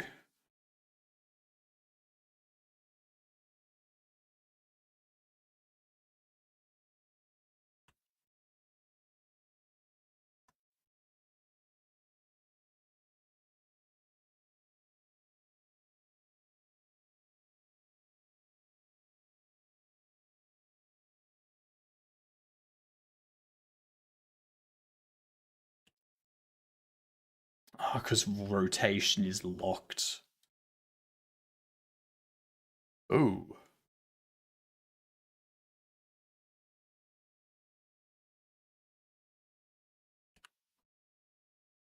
Because rotation's locked. Can't do anything. Yeah, okay.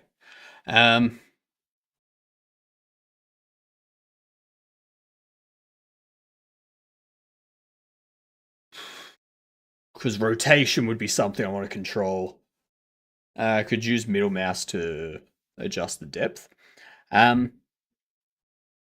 So the way that I'm going to have it is you click, you like have to hold down the left click in order to pick something up. And I don't know how scrolling the mouse would feel with um with the right finger. I don't know how many people do that. Me, I usually go left finger. So I'm thinking about changing it. So right click, you right, like while you're holding right click, you're holding onto the object. And when you let go of right click, it drops it. And then you can use the left to scroll the depth and change the depth as well. And then you can also do things like, hold control while you're holding control with an object in your hand. As you scroll the mouse, it like rotates it on, like the Y axis, and Alt will have it rotate on the X axis, and like Shift, like Control Alt or Control Shift or something will rotate it on the Z axis, sort of thing. So then you can kind of control its rotation while you're holding it. That's what I want to do. Um,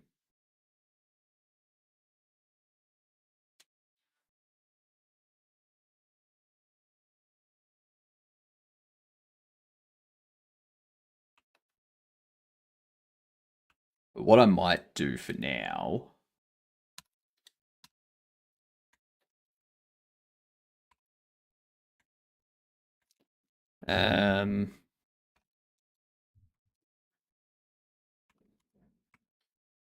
Gonna do that for now.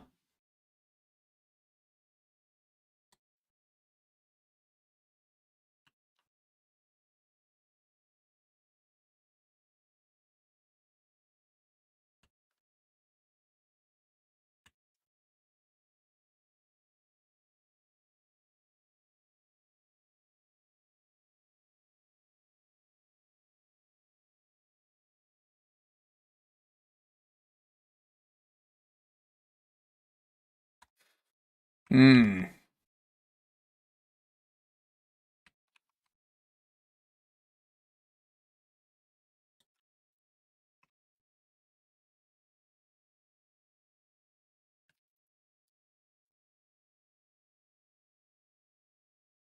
No, that.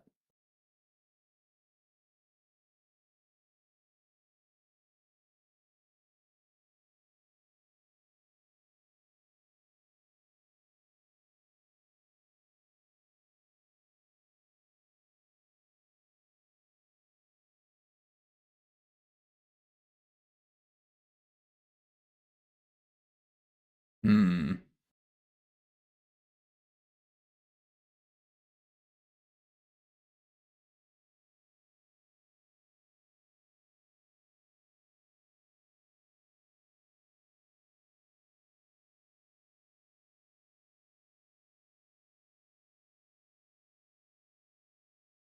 Why does the rotation do that? I guess the rotation must be adding to linear velocity, even though it's angular velocity.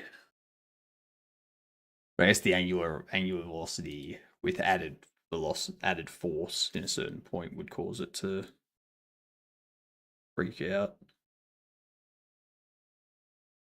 I don't know. I do know though that if I set this to like 1,000,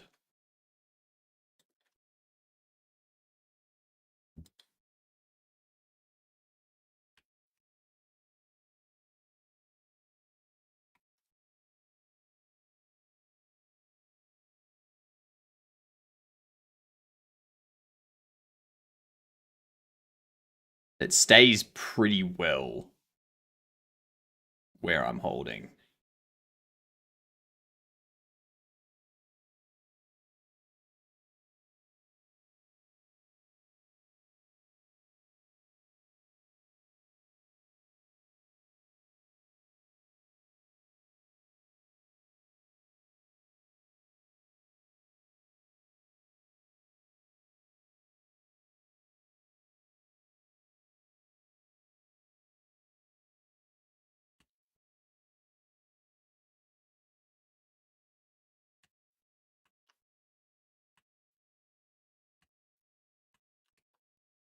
There we go.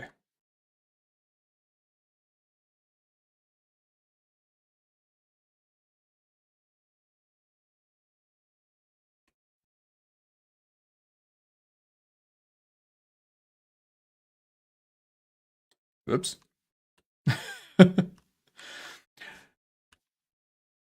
This type of stuff is the fun stuff that you get to deal with when it comes to implementing a physics game.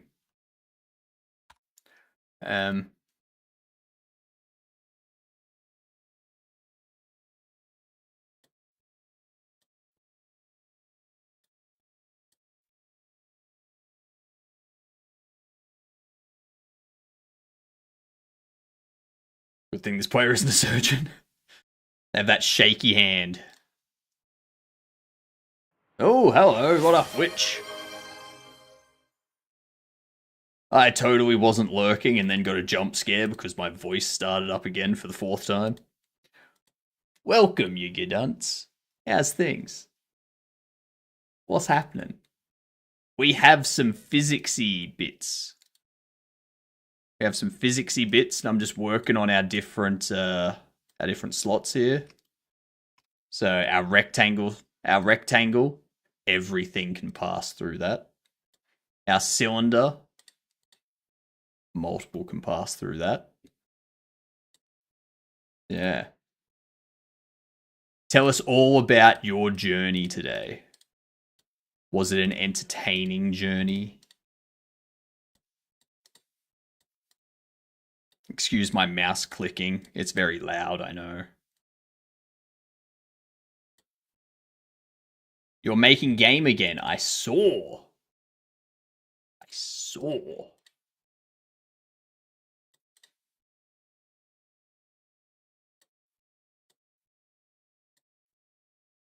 Are you enjoying the process?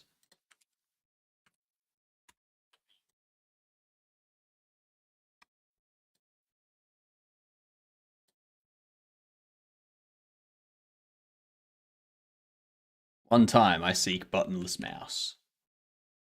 Buttonless mouse? That would make it easy to get its shirt off.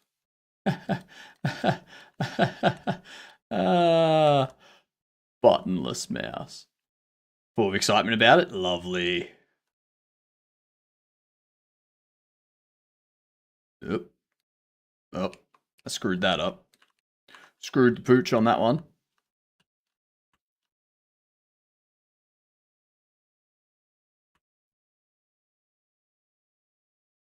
Oops.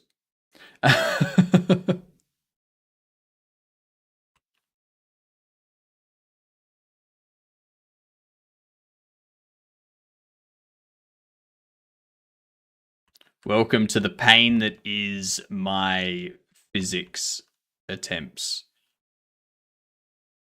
There we go.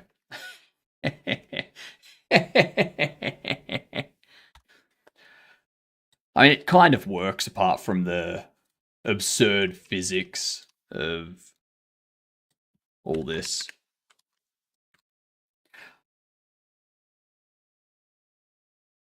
One thing I can do.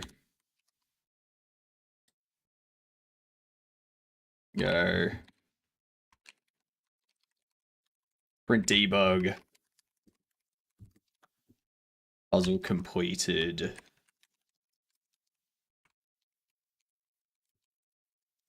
Get method.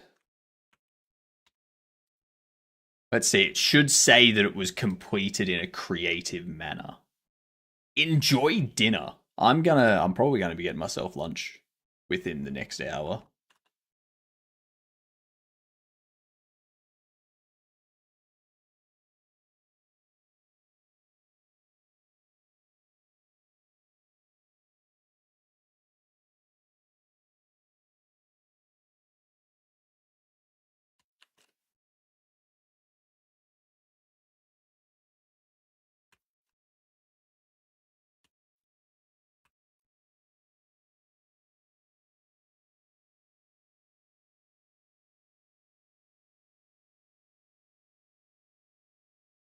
Bam! Puzzle completed glitch, hey?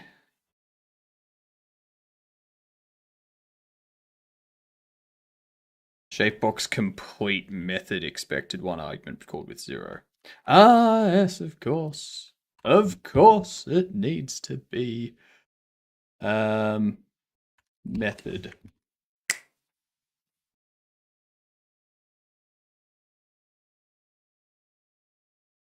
Yes. And now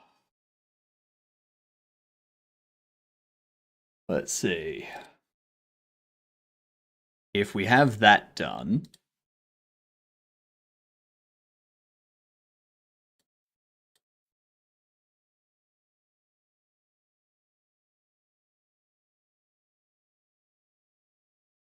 it said that it completed glitched.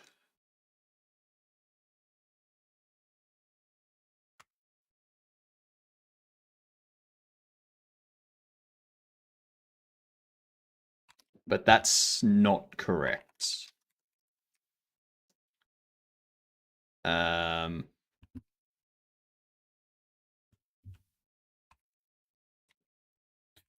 know exactly why. I know why it happened.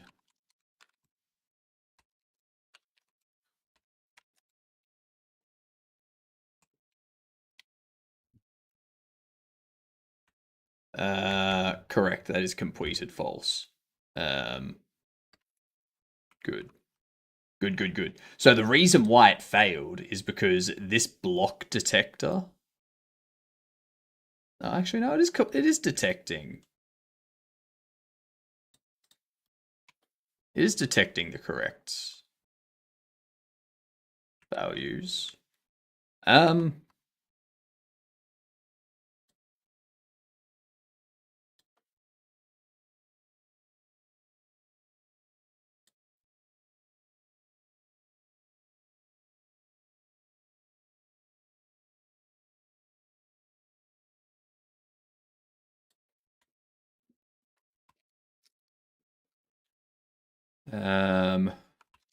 Lock in. Actually, we'll do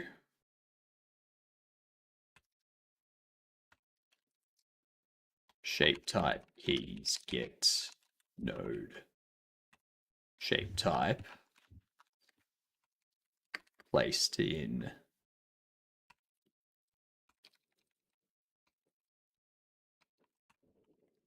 inner box.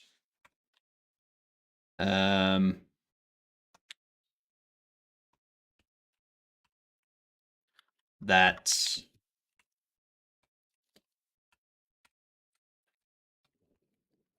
removed from inner box.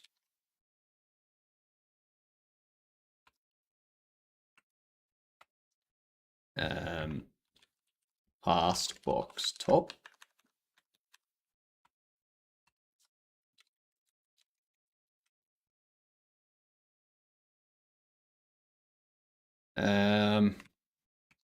Removed via box top.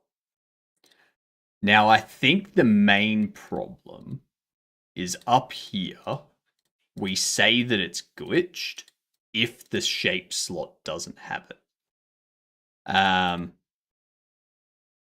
But what I want to do is go if method is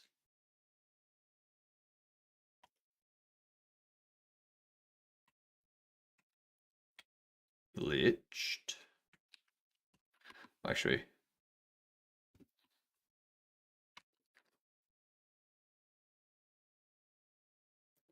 and block's placed size is less than shape size.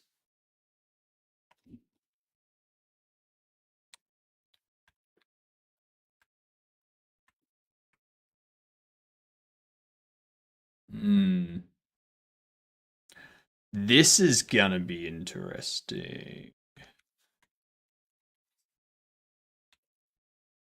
So we need to do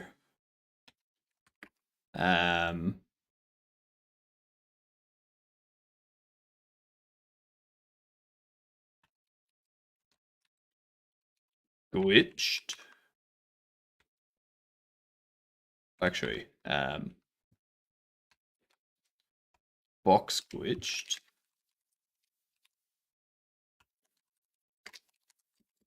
Shape glitched. This will be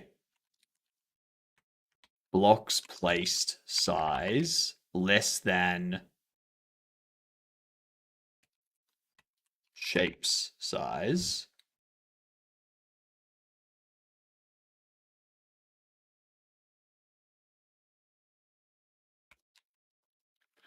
This will be shape glitched.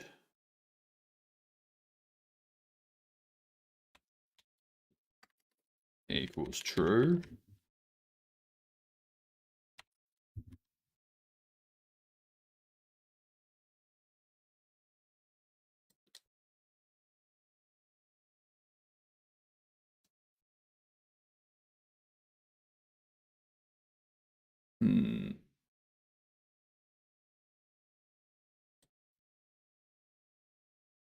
Down here,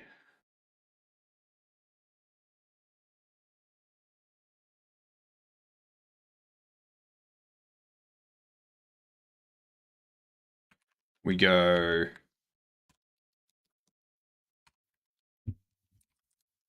if box glitched or shape glitched.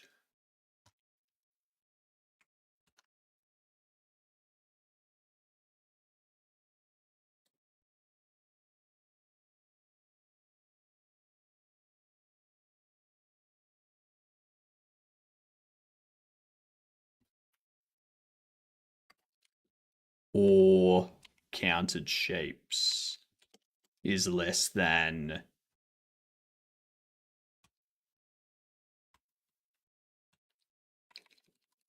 slot size.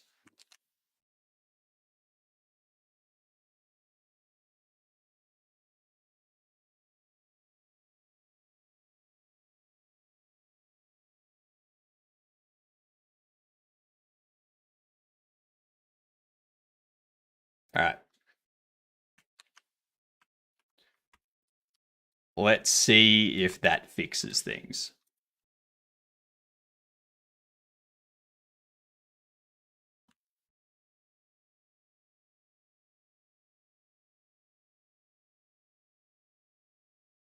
Diamond past box, diamond in inner box.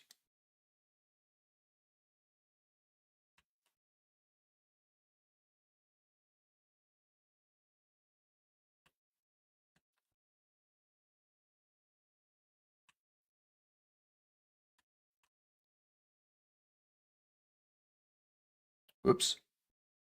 Damn it. I haven't implemented crouch yet, so I can't pick things up off the ground. I may need to fix that.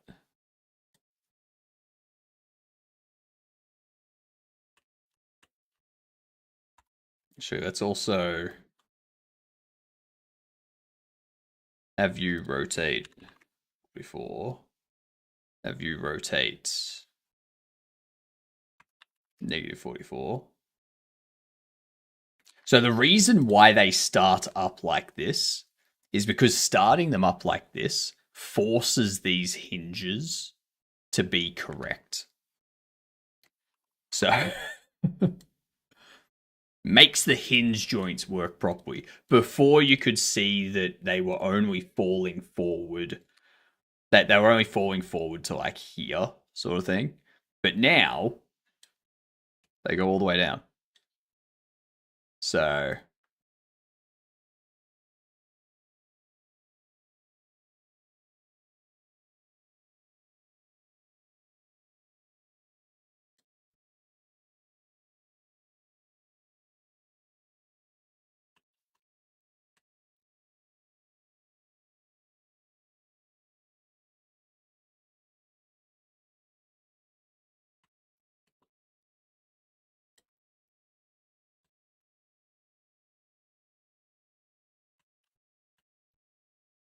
I'm trying to make it so that the speed of which it gets in the box is so much that it glitches through the top. I don't think I can do that at this point, though. I think I need to wait until I've finished implementing my old logic and stuff. But for now, it should just say, yep, you've completed it in a creative way.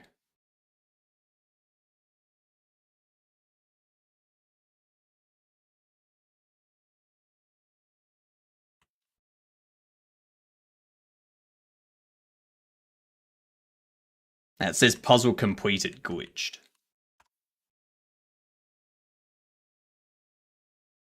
One, two, three, 4,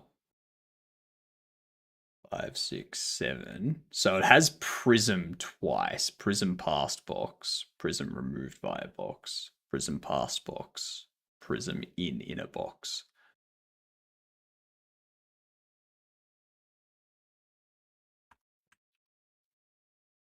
Hmm.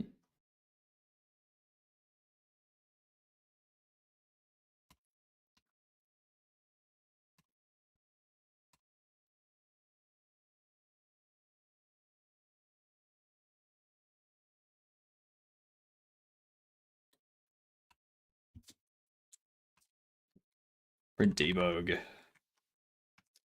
Shape glitched. Box glitched. Counted shapes less than counted shapes. Slots size.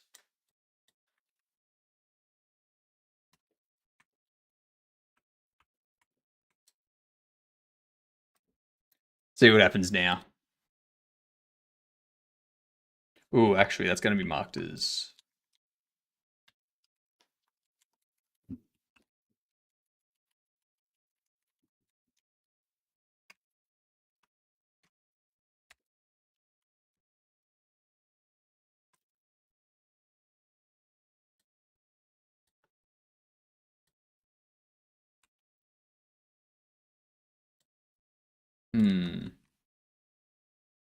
Open these up here. Oops, shit. I gotta stop doing that. They found a coin with bite marks all over it. I guess it was a Bitcoin.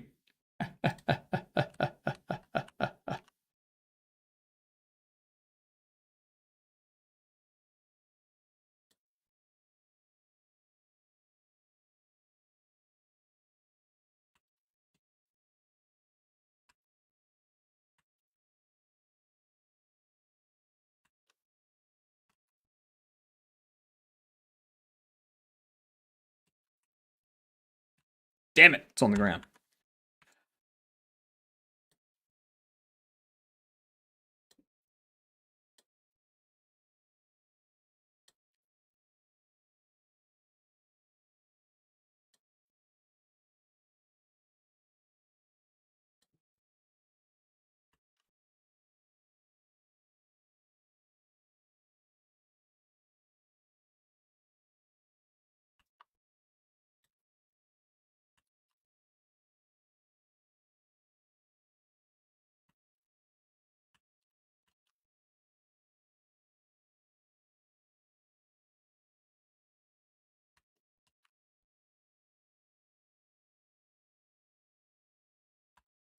False 07. So it's counted shapes.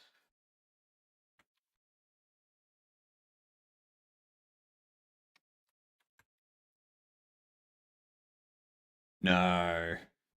It's not counted shapes we want here. It's blocks placed.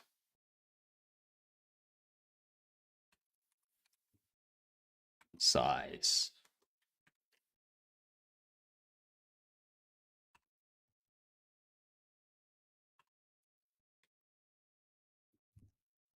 So I can get rid of counted shapes now, I think.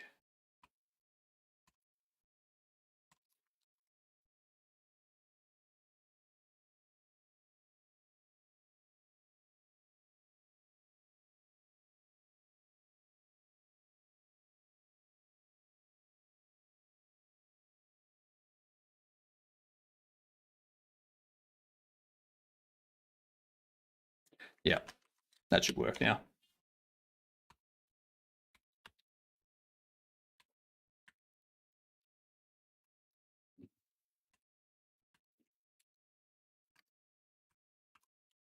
All right. Now it should say that the puzzle was completed creatively.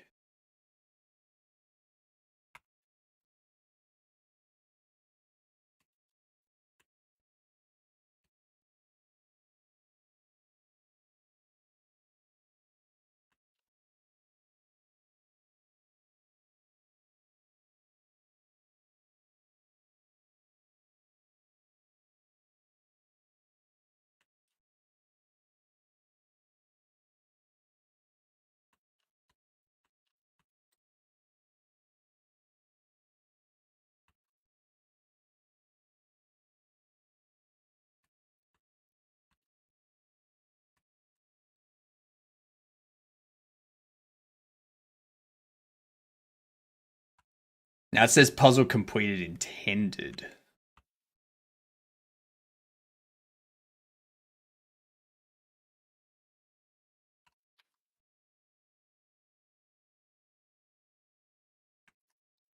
Ah, I think I see. I think I know. Um,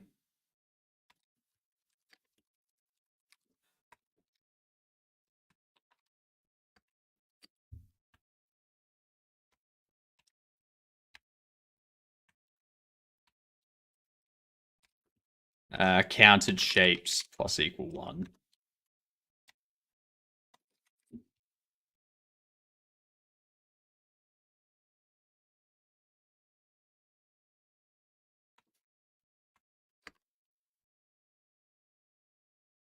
No, that's box glitched. Um,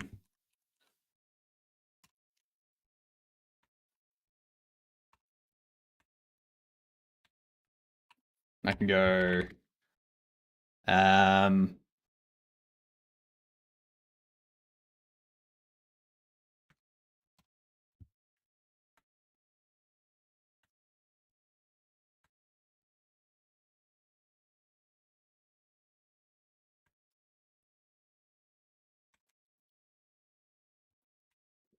elif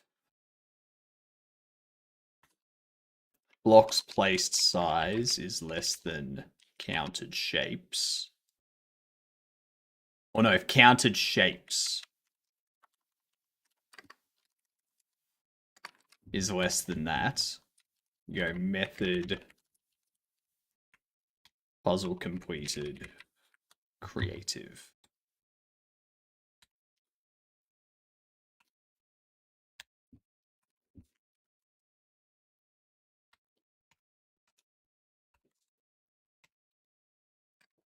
Oop.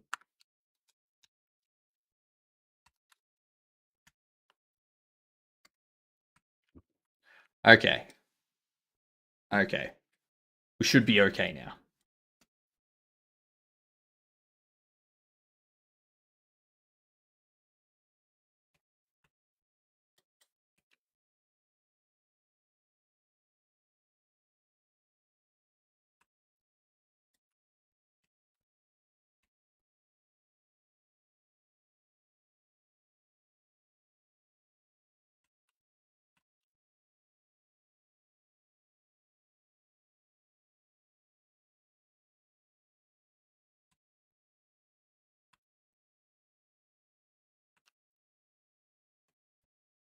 It says intended still.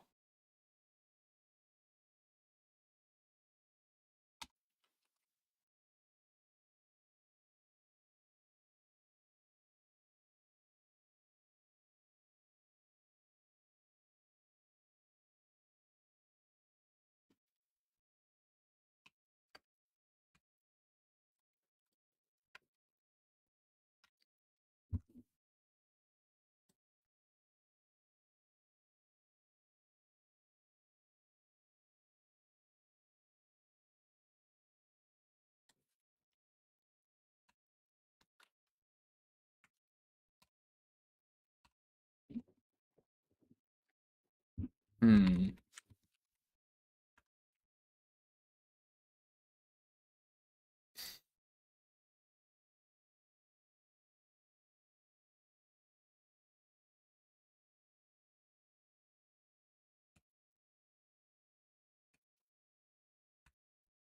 Grab this.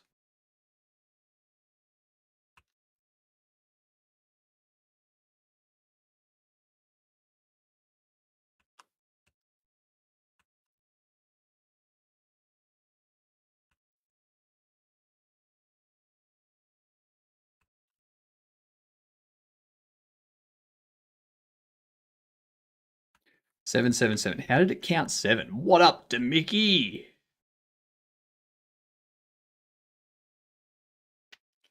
Whatever you do, people, don't take Demicky away from us. Take Demicky. What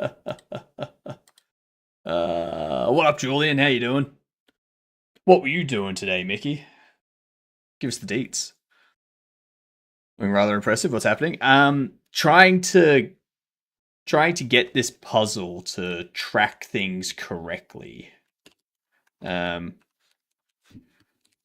Basically, this is the start of our puzzle game.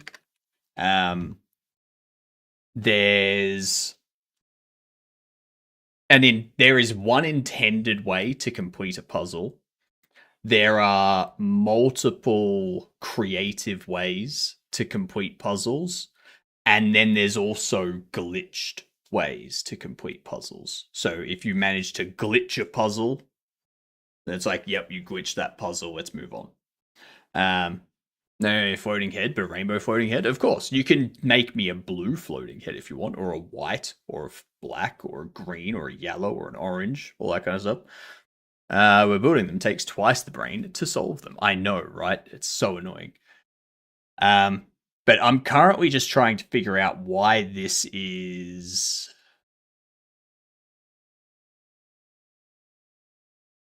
Ah, that's why. Right there.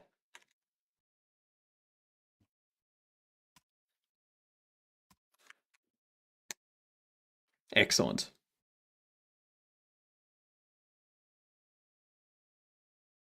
That'll do it.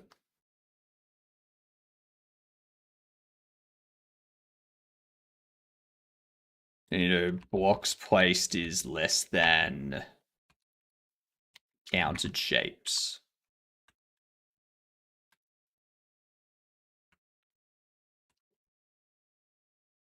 Yeah. Perfect. Love when a bug gets found. So I'm setting it up so that if, for instance, for this puzzle here, if someone was able to glitch this block through the wall in some way, like if they found a way to like glitch the blocks through the wall by like doing some weird physicsness like this or something, then I would just go, yep, you completed the puzzle, but you didn't complete it in an intended way or a creative way. You completed it by glitching it. You found a bug that allowed you to complete the puzzle. I'm going to have those marked as, yes, you completed this correctly. Like, you have completed this puzzle. We can now move on to the next puzzle. And I'm going to have multiple narrative routes and replayability. So you get different endings and you unlock secrets by doing things in a certain way that allows the next playthrough or allows something else in the area to unlock and whatnot. Do you know of any games that acknowledge glitches as a way to play the game? Not off the top of my head. I'm sure there are. I know that there's games that do things in regards to cheating. But I don't know of anything for glitches.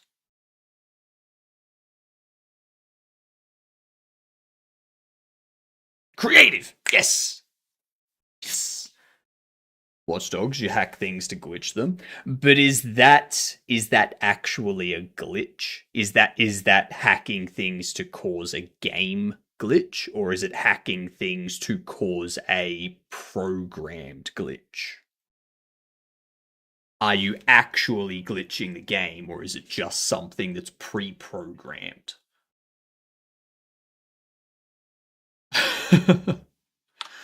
But that's what I wanted to see. I wanted to see it print out creative there.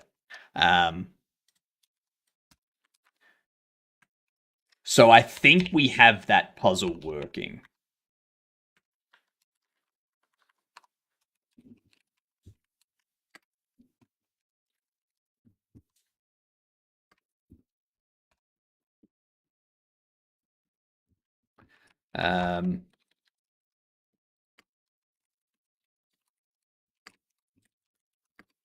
Need better springs for holding before we can properly test. And completed interaction or completed controller.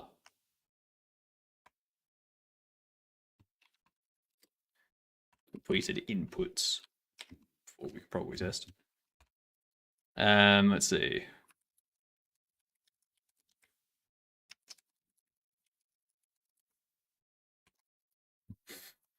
Are the collisions on Godot too glitchy? No. No. I did also just have an idea of how we can. I had an idea of how I can change this shape box to make it a bit easier so that we don't have to rotate things. I can instead just make it like a lid that's on top.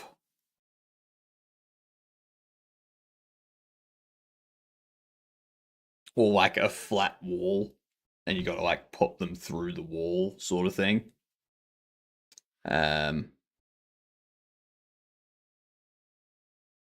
Yeah. So you're kind of forcing a glitch? No.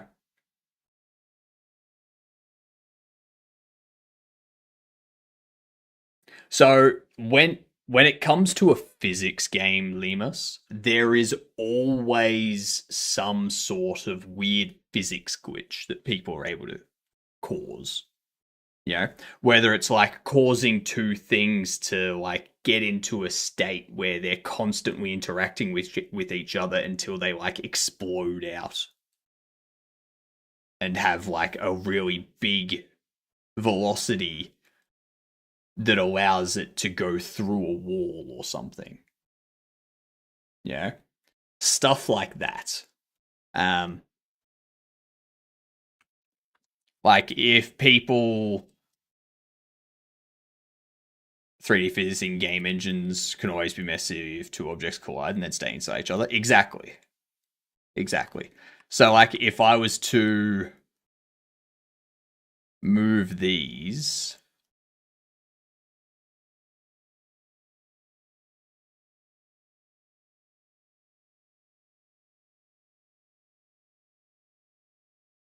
and like stack them up on top of each other sort of thing.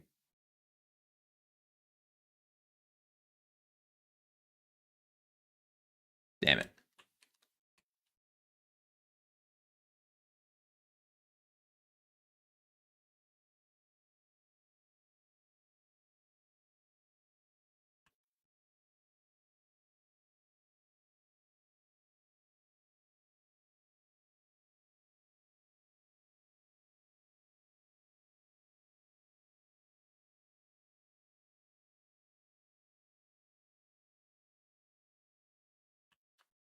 Damn it.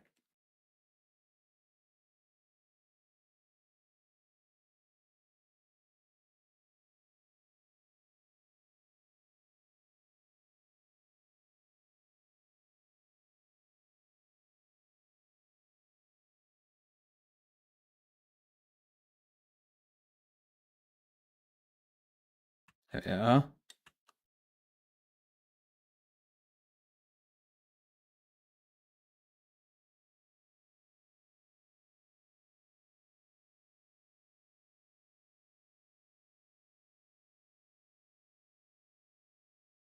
So we did that, and then we went like that.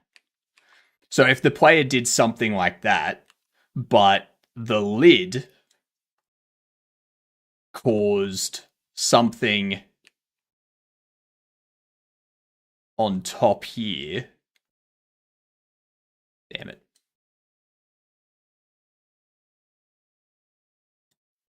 No, no, no. Don't you dare fall. No, fuck, that was falling. All right. Damn it.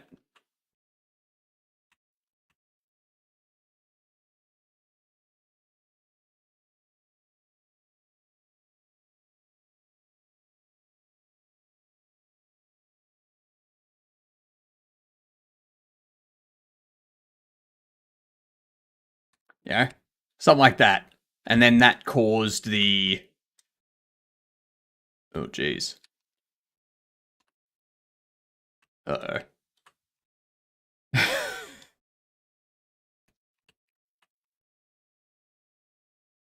I almost broke the lid there.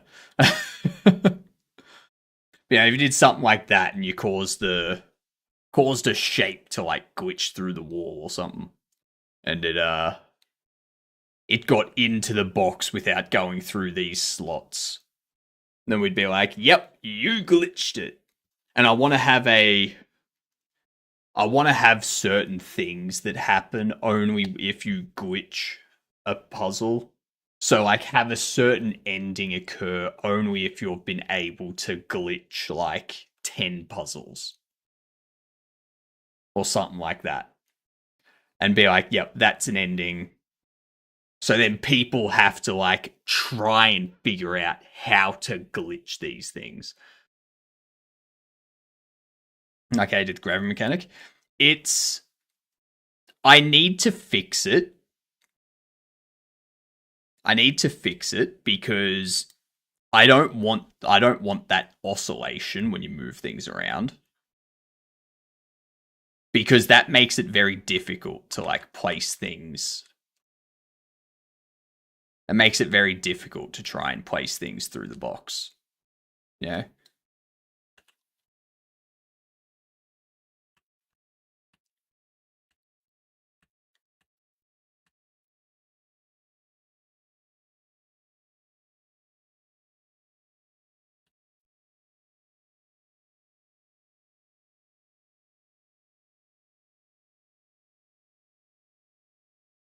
Come on. There we are. Now,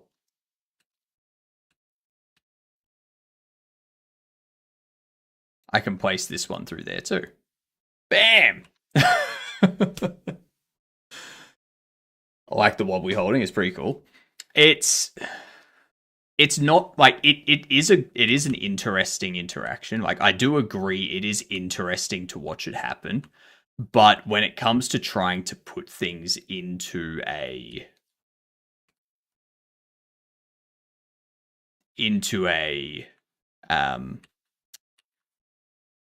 slot, it makes it more difficult. It makes it more difficult than it should be. And that's not the intention of the game. The intention of the game is for the interactions to feel somewhat realistic. Yeah, which is why I'm okay with this having a little bit to it, because it still feels kind of realistic when you like move it around and stuff. But that stuff there is going to be fixed when we implement oscillation. Yeah. The main thing we want to do, like where we want to get it to, is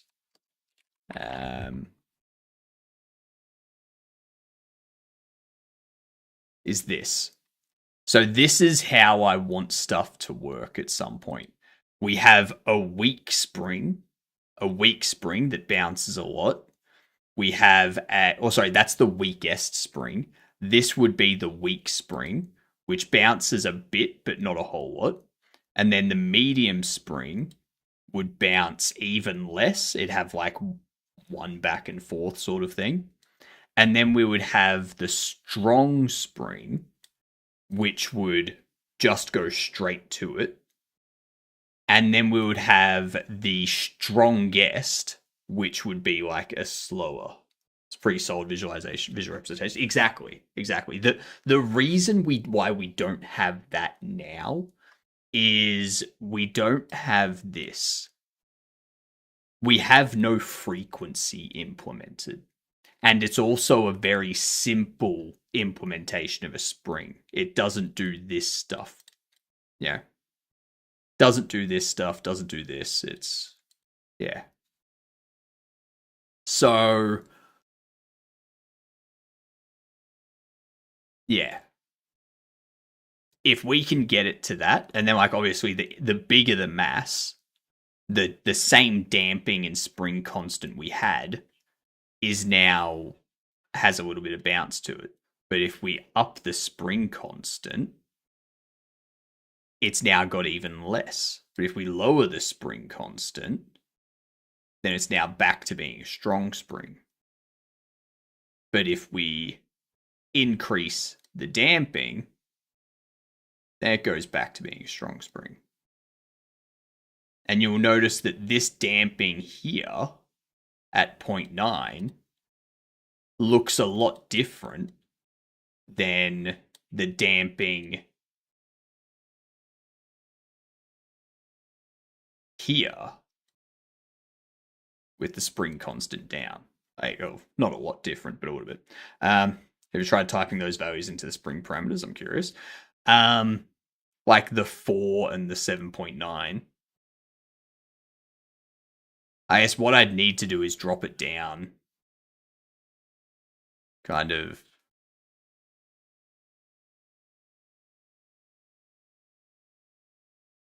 Pop it like this. So if I put them at a mass of 5, have a spring constant of 20, and a damping of 5.6. So spring constant of, what was it? 20. And damping of 5.6. And put you at a mass of 0.5. Half kilo. Alright, so we would expect that to work like that. Yeah, pretty quick. Well, up div.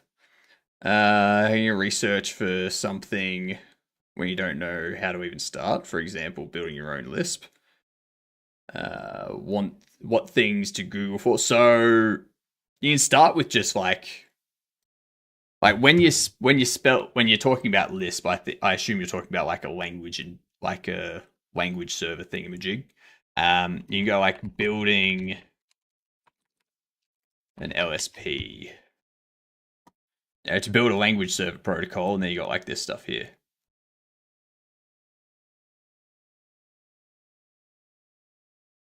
Now, so you can start from here, and then you can dive into the like individual parts that this covers. Like if you want to get more, like here's one about how they work. Now it goes through the theory about an LSP, things like that. So you just start with like how to build X. And then you can find tutorials from there, and then you can go into more detailed bits and pieces after.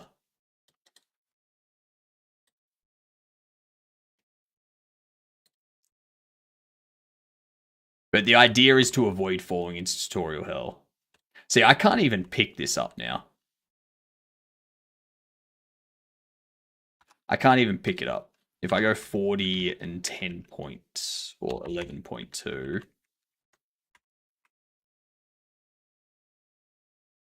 I think that's because we don't have any kind of mass factored into our stuff.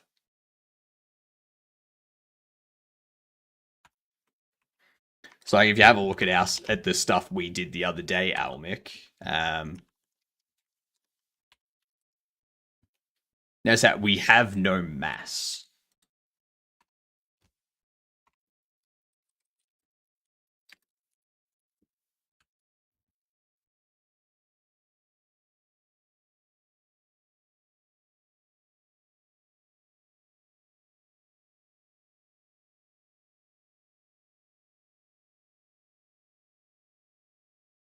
So if we put in the same values,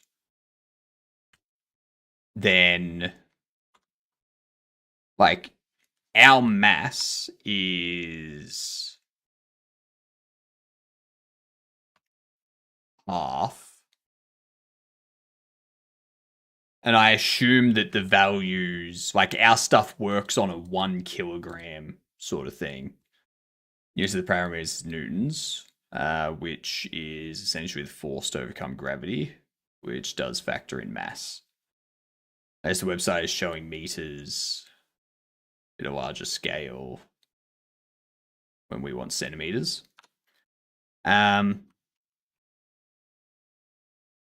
So that's a Newton meter. That's a Newton second per meter.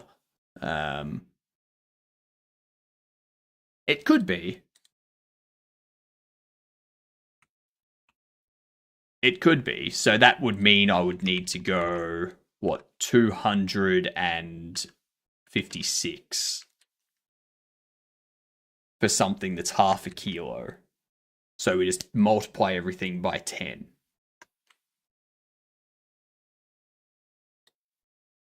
Right?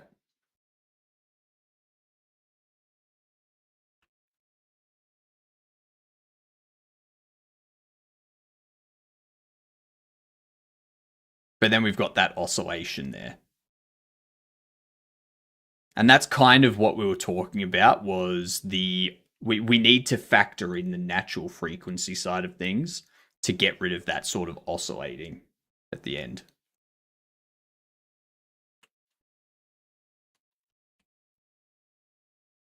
Yeah, the orbit thing.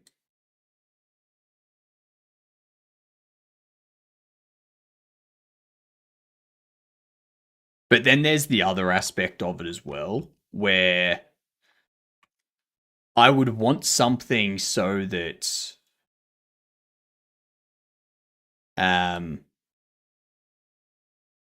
it bounces, and once it reaches equilibrium, I would want certain things, like the thing that we're holding. I would want that to be, say we drop the spring constant down, drop you down.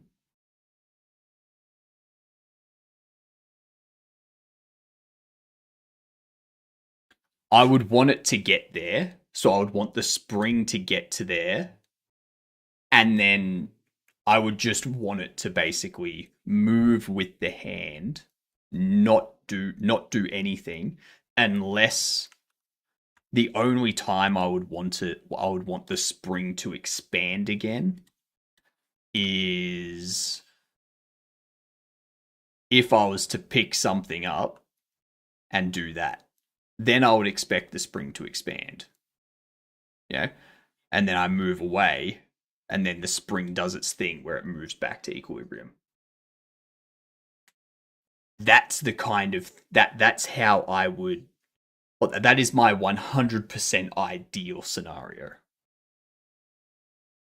Alternatively,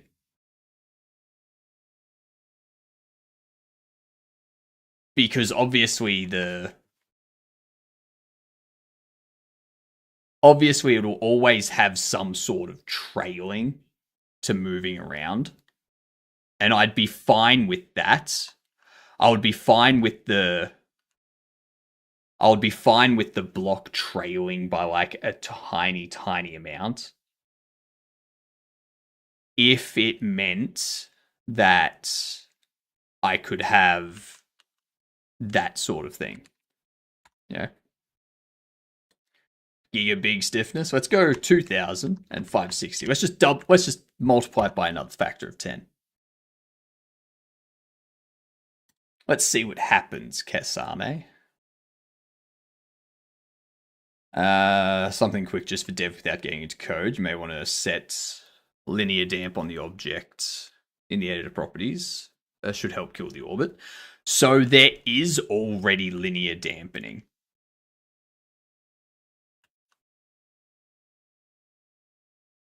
That's what happens when we bump it up further. Every rigid body has linear dampening applied to it by default. Now, I can increase this, but by default, it combines whatever I set here with the value in here, the default linear damp. Yeah. Bring back the stiffness only. No, that's going to cause even worse. That's going to make it even worse. Trust me. I've already tried this, Kasame. I have already tried this. There. It just gets thrown at the player now. Like we could go like 500, 400, and then 112.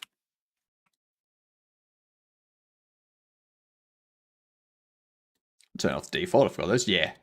Yeah, I've always got the default on. See that? So what's happening now? What's happening now is the damping.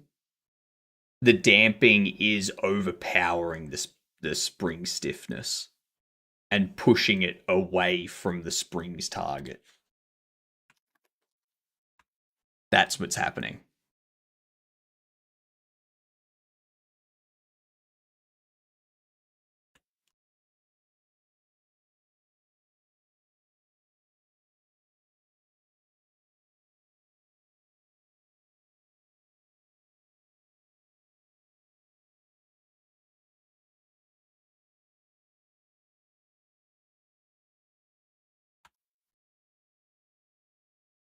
Theoretically, it's a perfect combination that works. Not at the moment. Not at the moment, because we don't have any frequency taken into account. So this here, this is what we don't have added in yet. So the natural frequency determines oscillation without rate without damping. With damping, the damped frequency is always lower. The quality factor measures how many oscillations occur before amplitude drops significantly. High Q means sharp resonance peaks. So we don't have any of that stuff. The objects are subject to gravity, yes. The objects are subject to gravity at this point in time. They're just rigid bodies. Like, we don't do anything with the rigid body itself. We just attach it to a spring, and we have the force calculated by the spring applied to the rigid body. Now I've suggested to turn off gravity when you grab the object.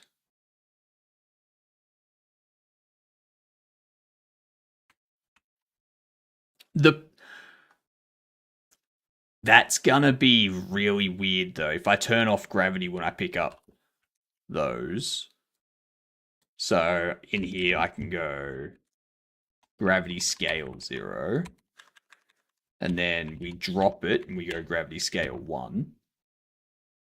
And with this, I'll drop it back down to like 20 and 5.6 for the rectangle. Have you tried to increase massively the gravity effect? It would require me to change the spring stuff. So see how now we just have an orbit.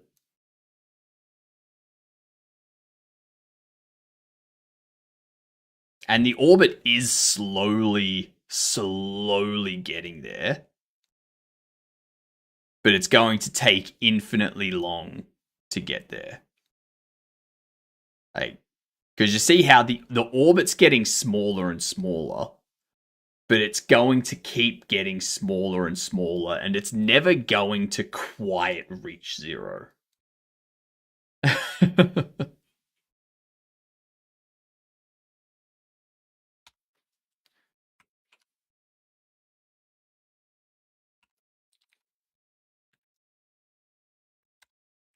Point 2 gravity. Let's give it a try. I wonder if part of the problem is the 3D aspect of the calculations. Possibly.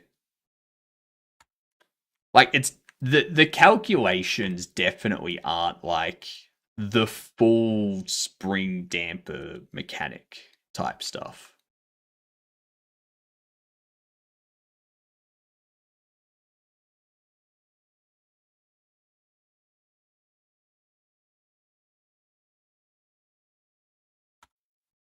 I go in here and I go like,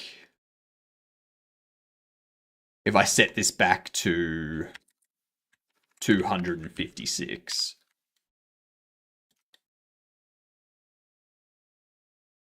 it just have horizontal orbit, basically.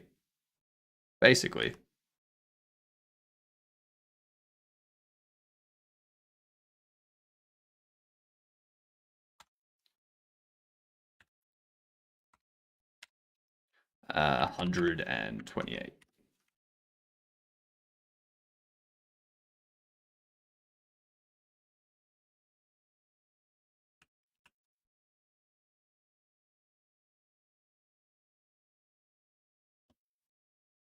Yeah. So this is one thing I'm going to do down the track. It's been brought to my attention that Godot has, like Jolt Physics has spring damper and frequent, like spring stiffness damper and frequency damper logic in it. And if we have a look,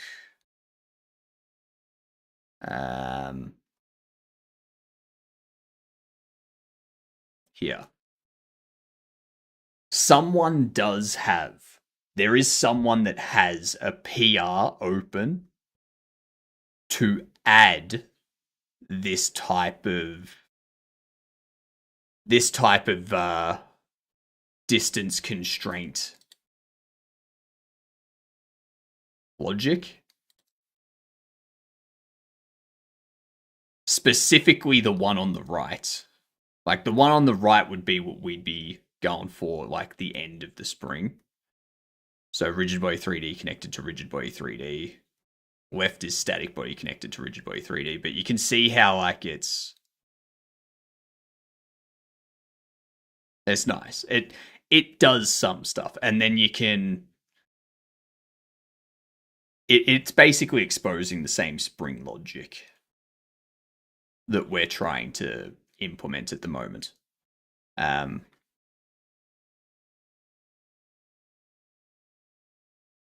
Like frequency and damping and stuff like that.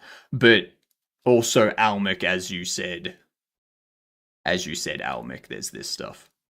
Because, yeah, that's you. So if we get that stuff done, like if that stuff can get merged in and whatnot, and we can just use that and have that function, like do all the picking up and grabbing stuff that we want, awesome. But yeah.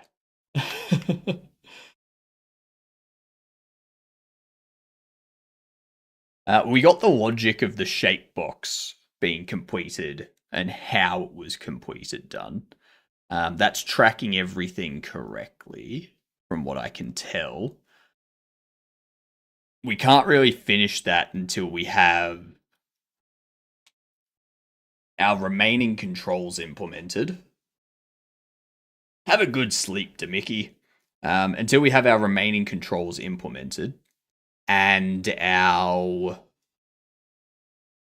what do you call it? The spring stuff kind of tweaked. We can't really test everything like getting the shapes through the correct holes and stuff like that, because we can't pick up the shape and then rotate the thing we're holding on the different axis to get it in the correct position to put it through.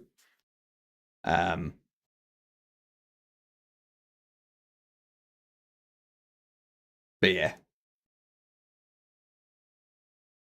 we'll have to wait until we have that stuff implemented and tweaked first. But I can't really do that until I have the grabbing logic figured out.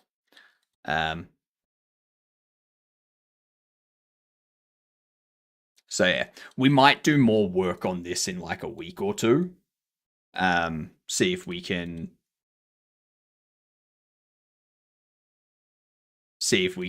get something using Jolt Spring. Yeah. Maybe we can figure out how to do that in a week or two. But for now, I think what I'm going to do next, now that we've got that stuff kind of working, like grabbing this and opening it and stuff, I think what'll be a good idea is implementing an NPC and starting to build our dialogue manager, and figuring out how we're going to track what dialogue they're currently up to, and how we're going to handle the player responding to things. Yeah. Maybe I'll show up and hand you a class script. Hey, go for it. Go for it, Almic. I mean, if there's an artist, like if there's like a 3D modeler or like tech, like if there's someone in chat that's like loves 3D modeling, animating, stuff like that, and you want to do that stuff for our NPCs in this game, and Almic, if you want to do like the physics programming and interaction programming and stuff, I would happily team up with people to make this game and split the game with those people, like 55% me, because I'm coming up with the entire storyline, narrative, dialogue, all that stuff, as well as a bunch of the coding and artwork and stuff, and 25% to the others. Yeah. Should put an art wish list in the Stoat server.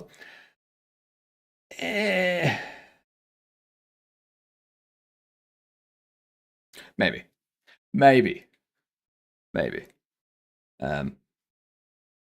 However, one thing I would probably do is if I was going to do that, if I was going to do something like that with team up with people and split the percentages and such, to make sure people stay and they don't like do a couple of things and then leave and be like, I'm still getting my 25% right. I'd be like, you have to stay until the project is completed. If you leave before that, then we still have permission to use the stuff you've made, but you will get like a certain amount that like you would get a certain percentage until you're paid a certain amount, and then it's like, yep, done.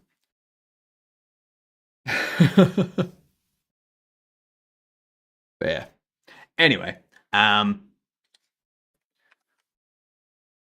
we need to figure out how the dialogue stuff is going to work. That's what we need to figure out. It's not castle. No.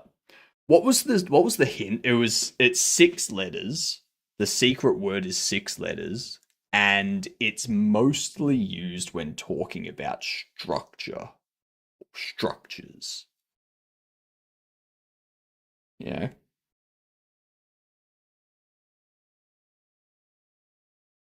But yeah. I think what I'm going to do is I'm going to I think I'm going to call it here for today because I need to go do some stuff before things close at 5 p.m., which means I need to have a shower and then get into town and stuff. And it's already 2 p.m. Tomorrow, what I'm planning tomorrow is like a long stream. A long stream tomorrow. Like a good start at 7 a.m. and then go to like 7 p.m. or like 10 p.m. or midnight or something. I don't know. We just keep going. We just keep going until we have like an understanding of what we want to do for like the dialogue structure and stuff like that. And I'll probably build the dialogue manager in C++ as well. Because why not? Why not, right? We can. So may as well. But yes. Yes, that is my plan for tomorrow. A nice long stream. I like it when we have things that are nice and long. In terms of streams, I mean.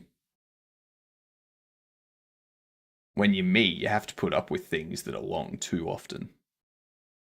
Sus. You're sus.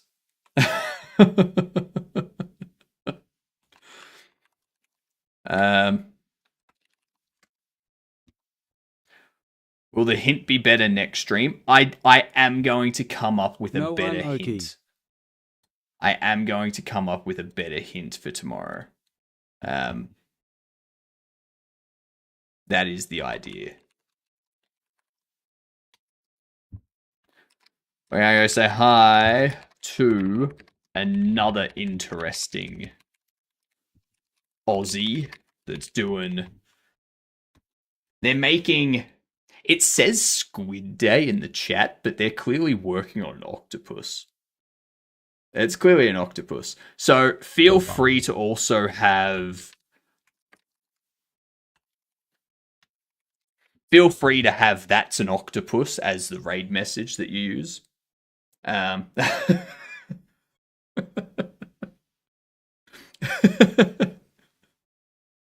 It's clearly not a squid. Clearly not a squid. All right. I will see you all tomorrow for like a 12+ hour stream so that we can get a bunch of this dialogue stuff planned out and whatnot.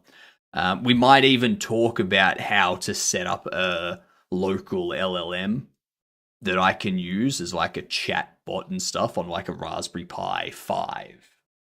Because I do want to get one of those, but they're like $500. A Raspberry Pi 5B with 16 gig of RAM is $500. All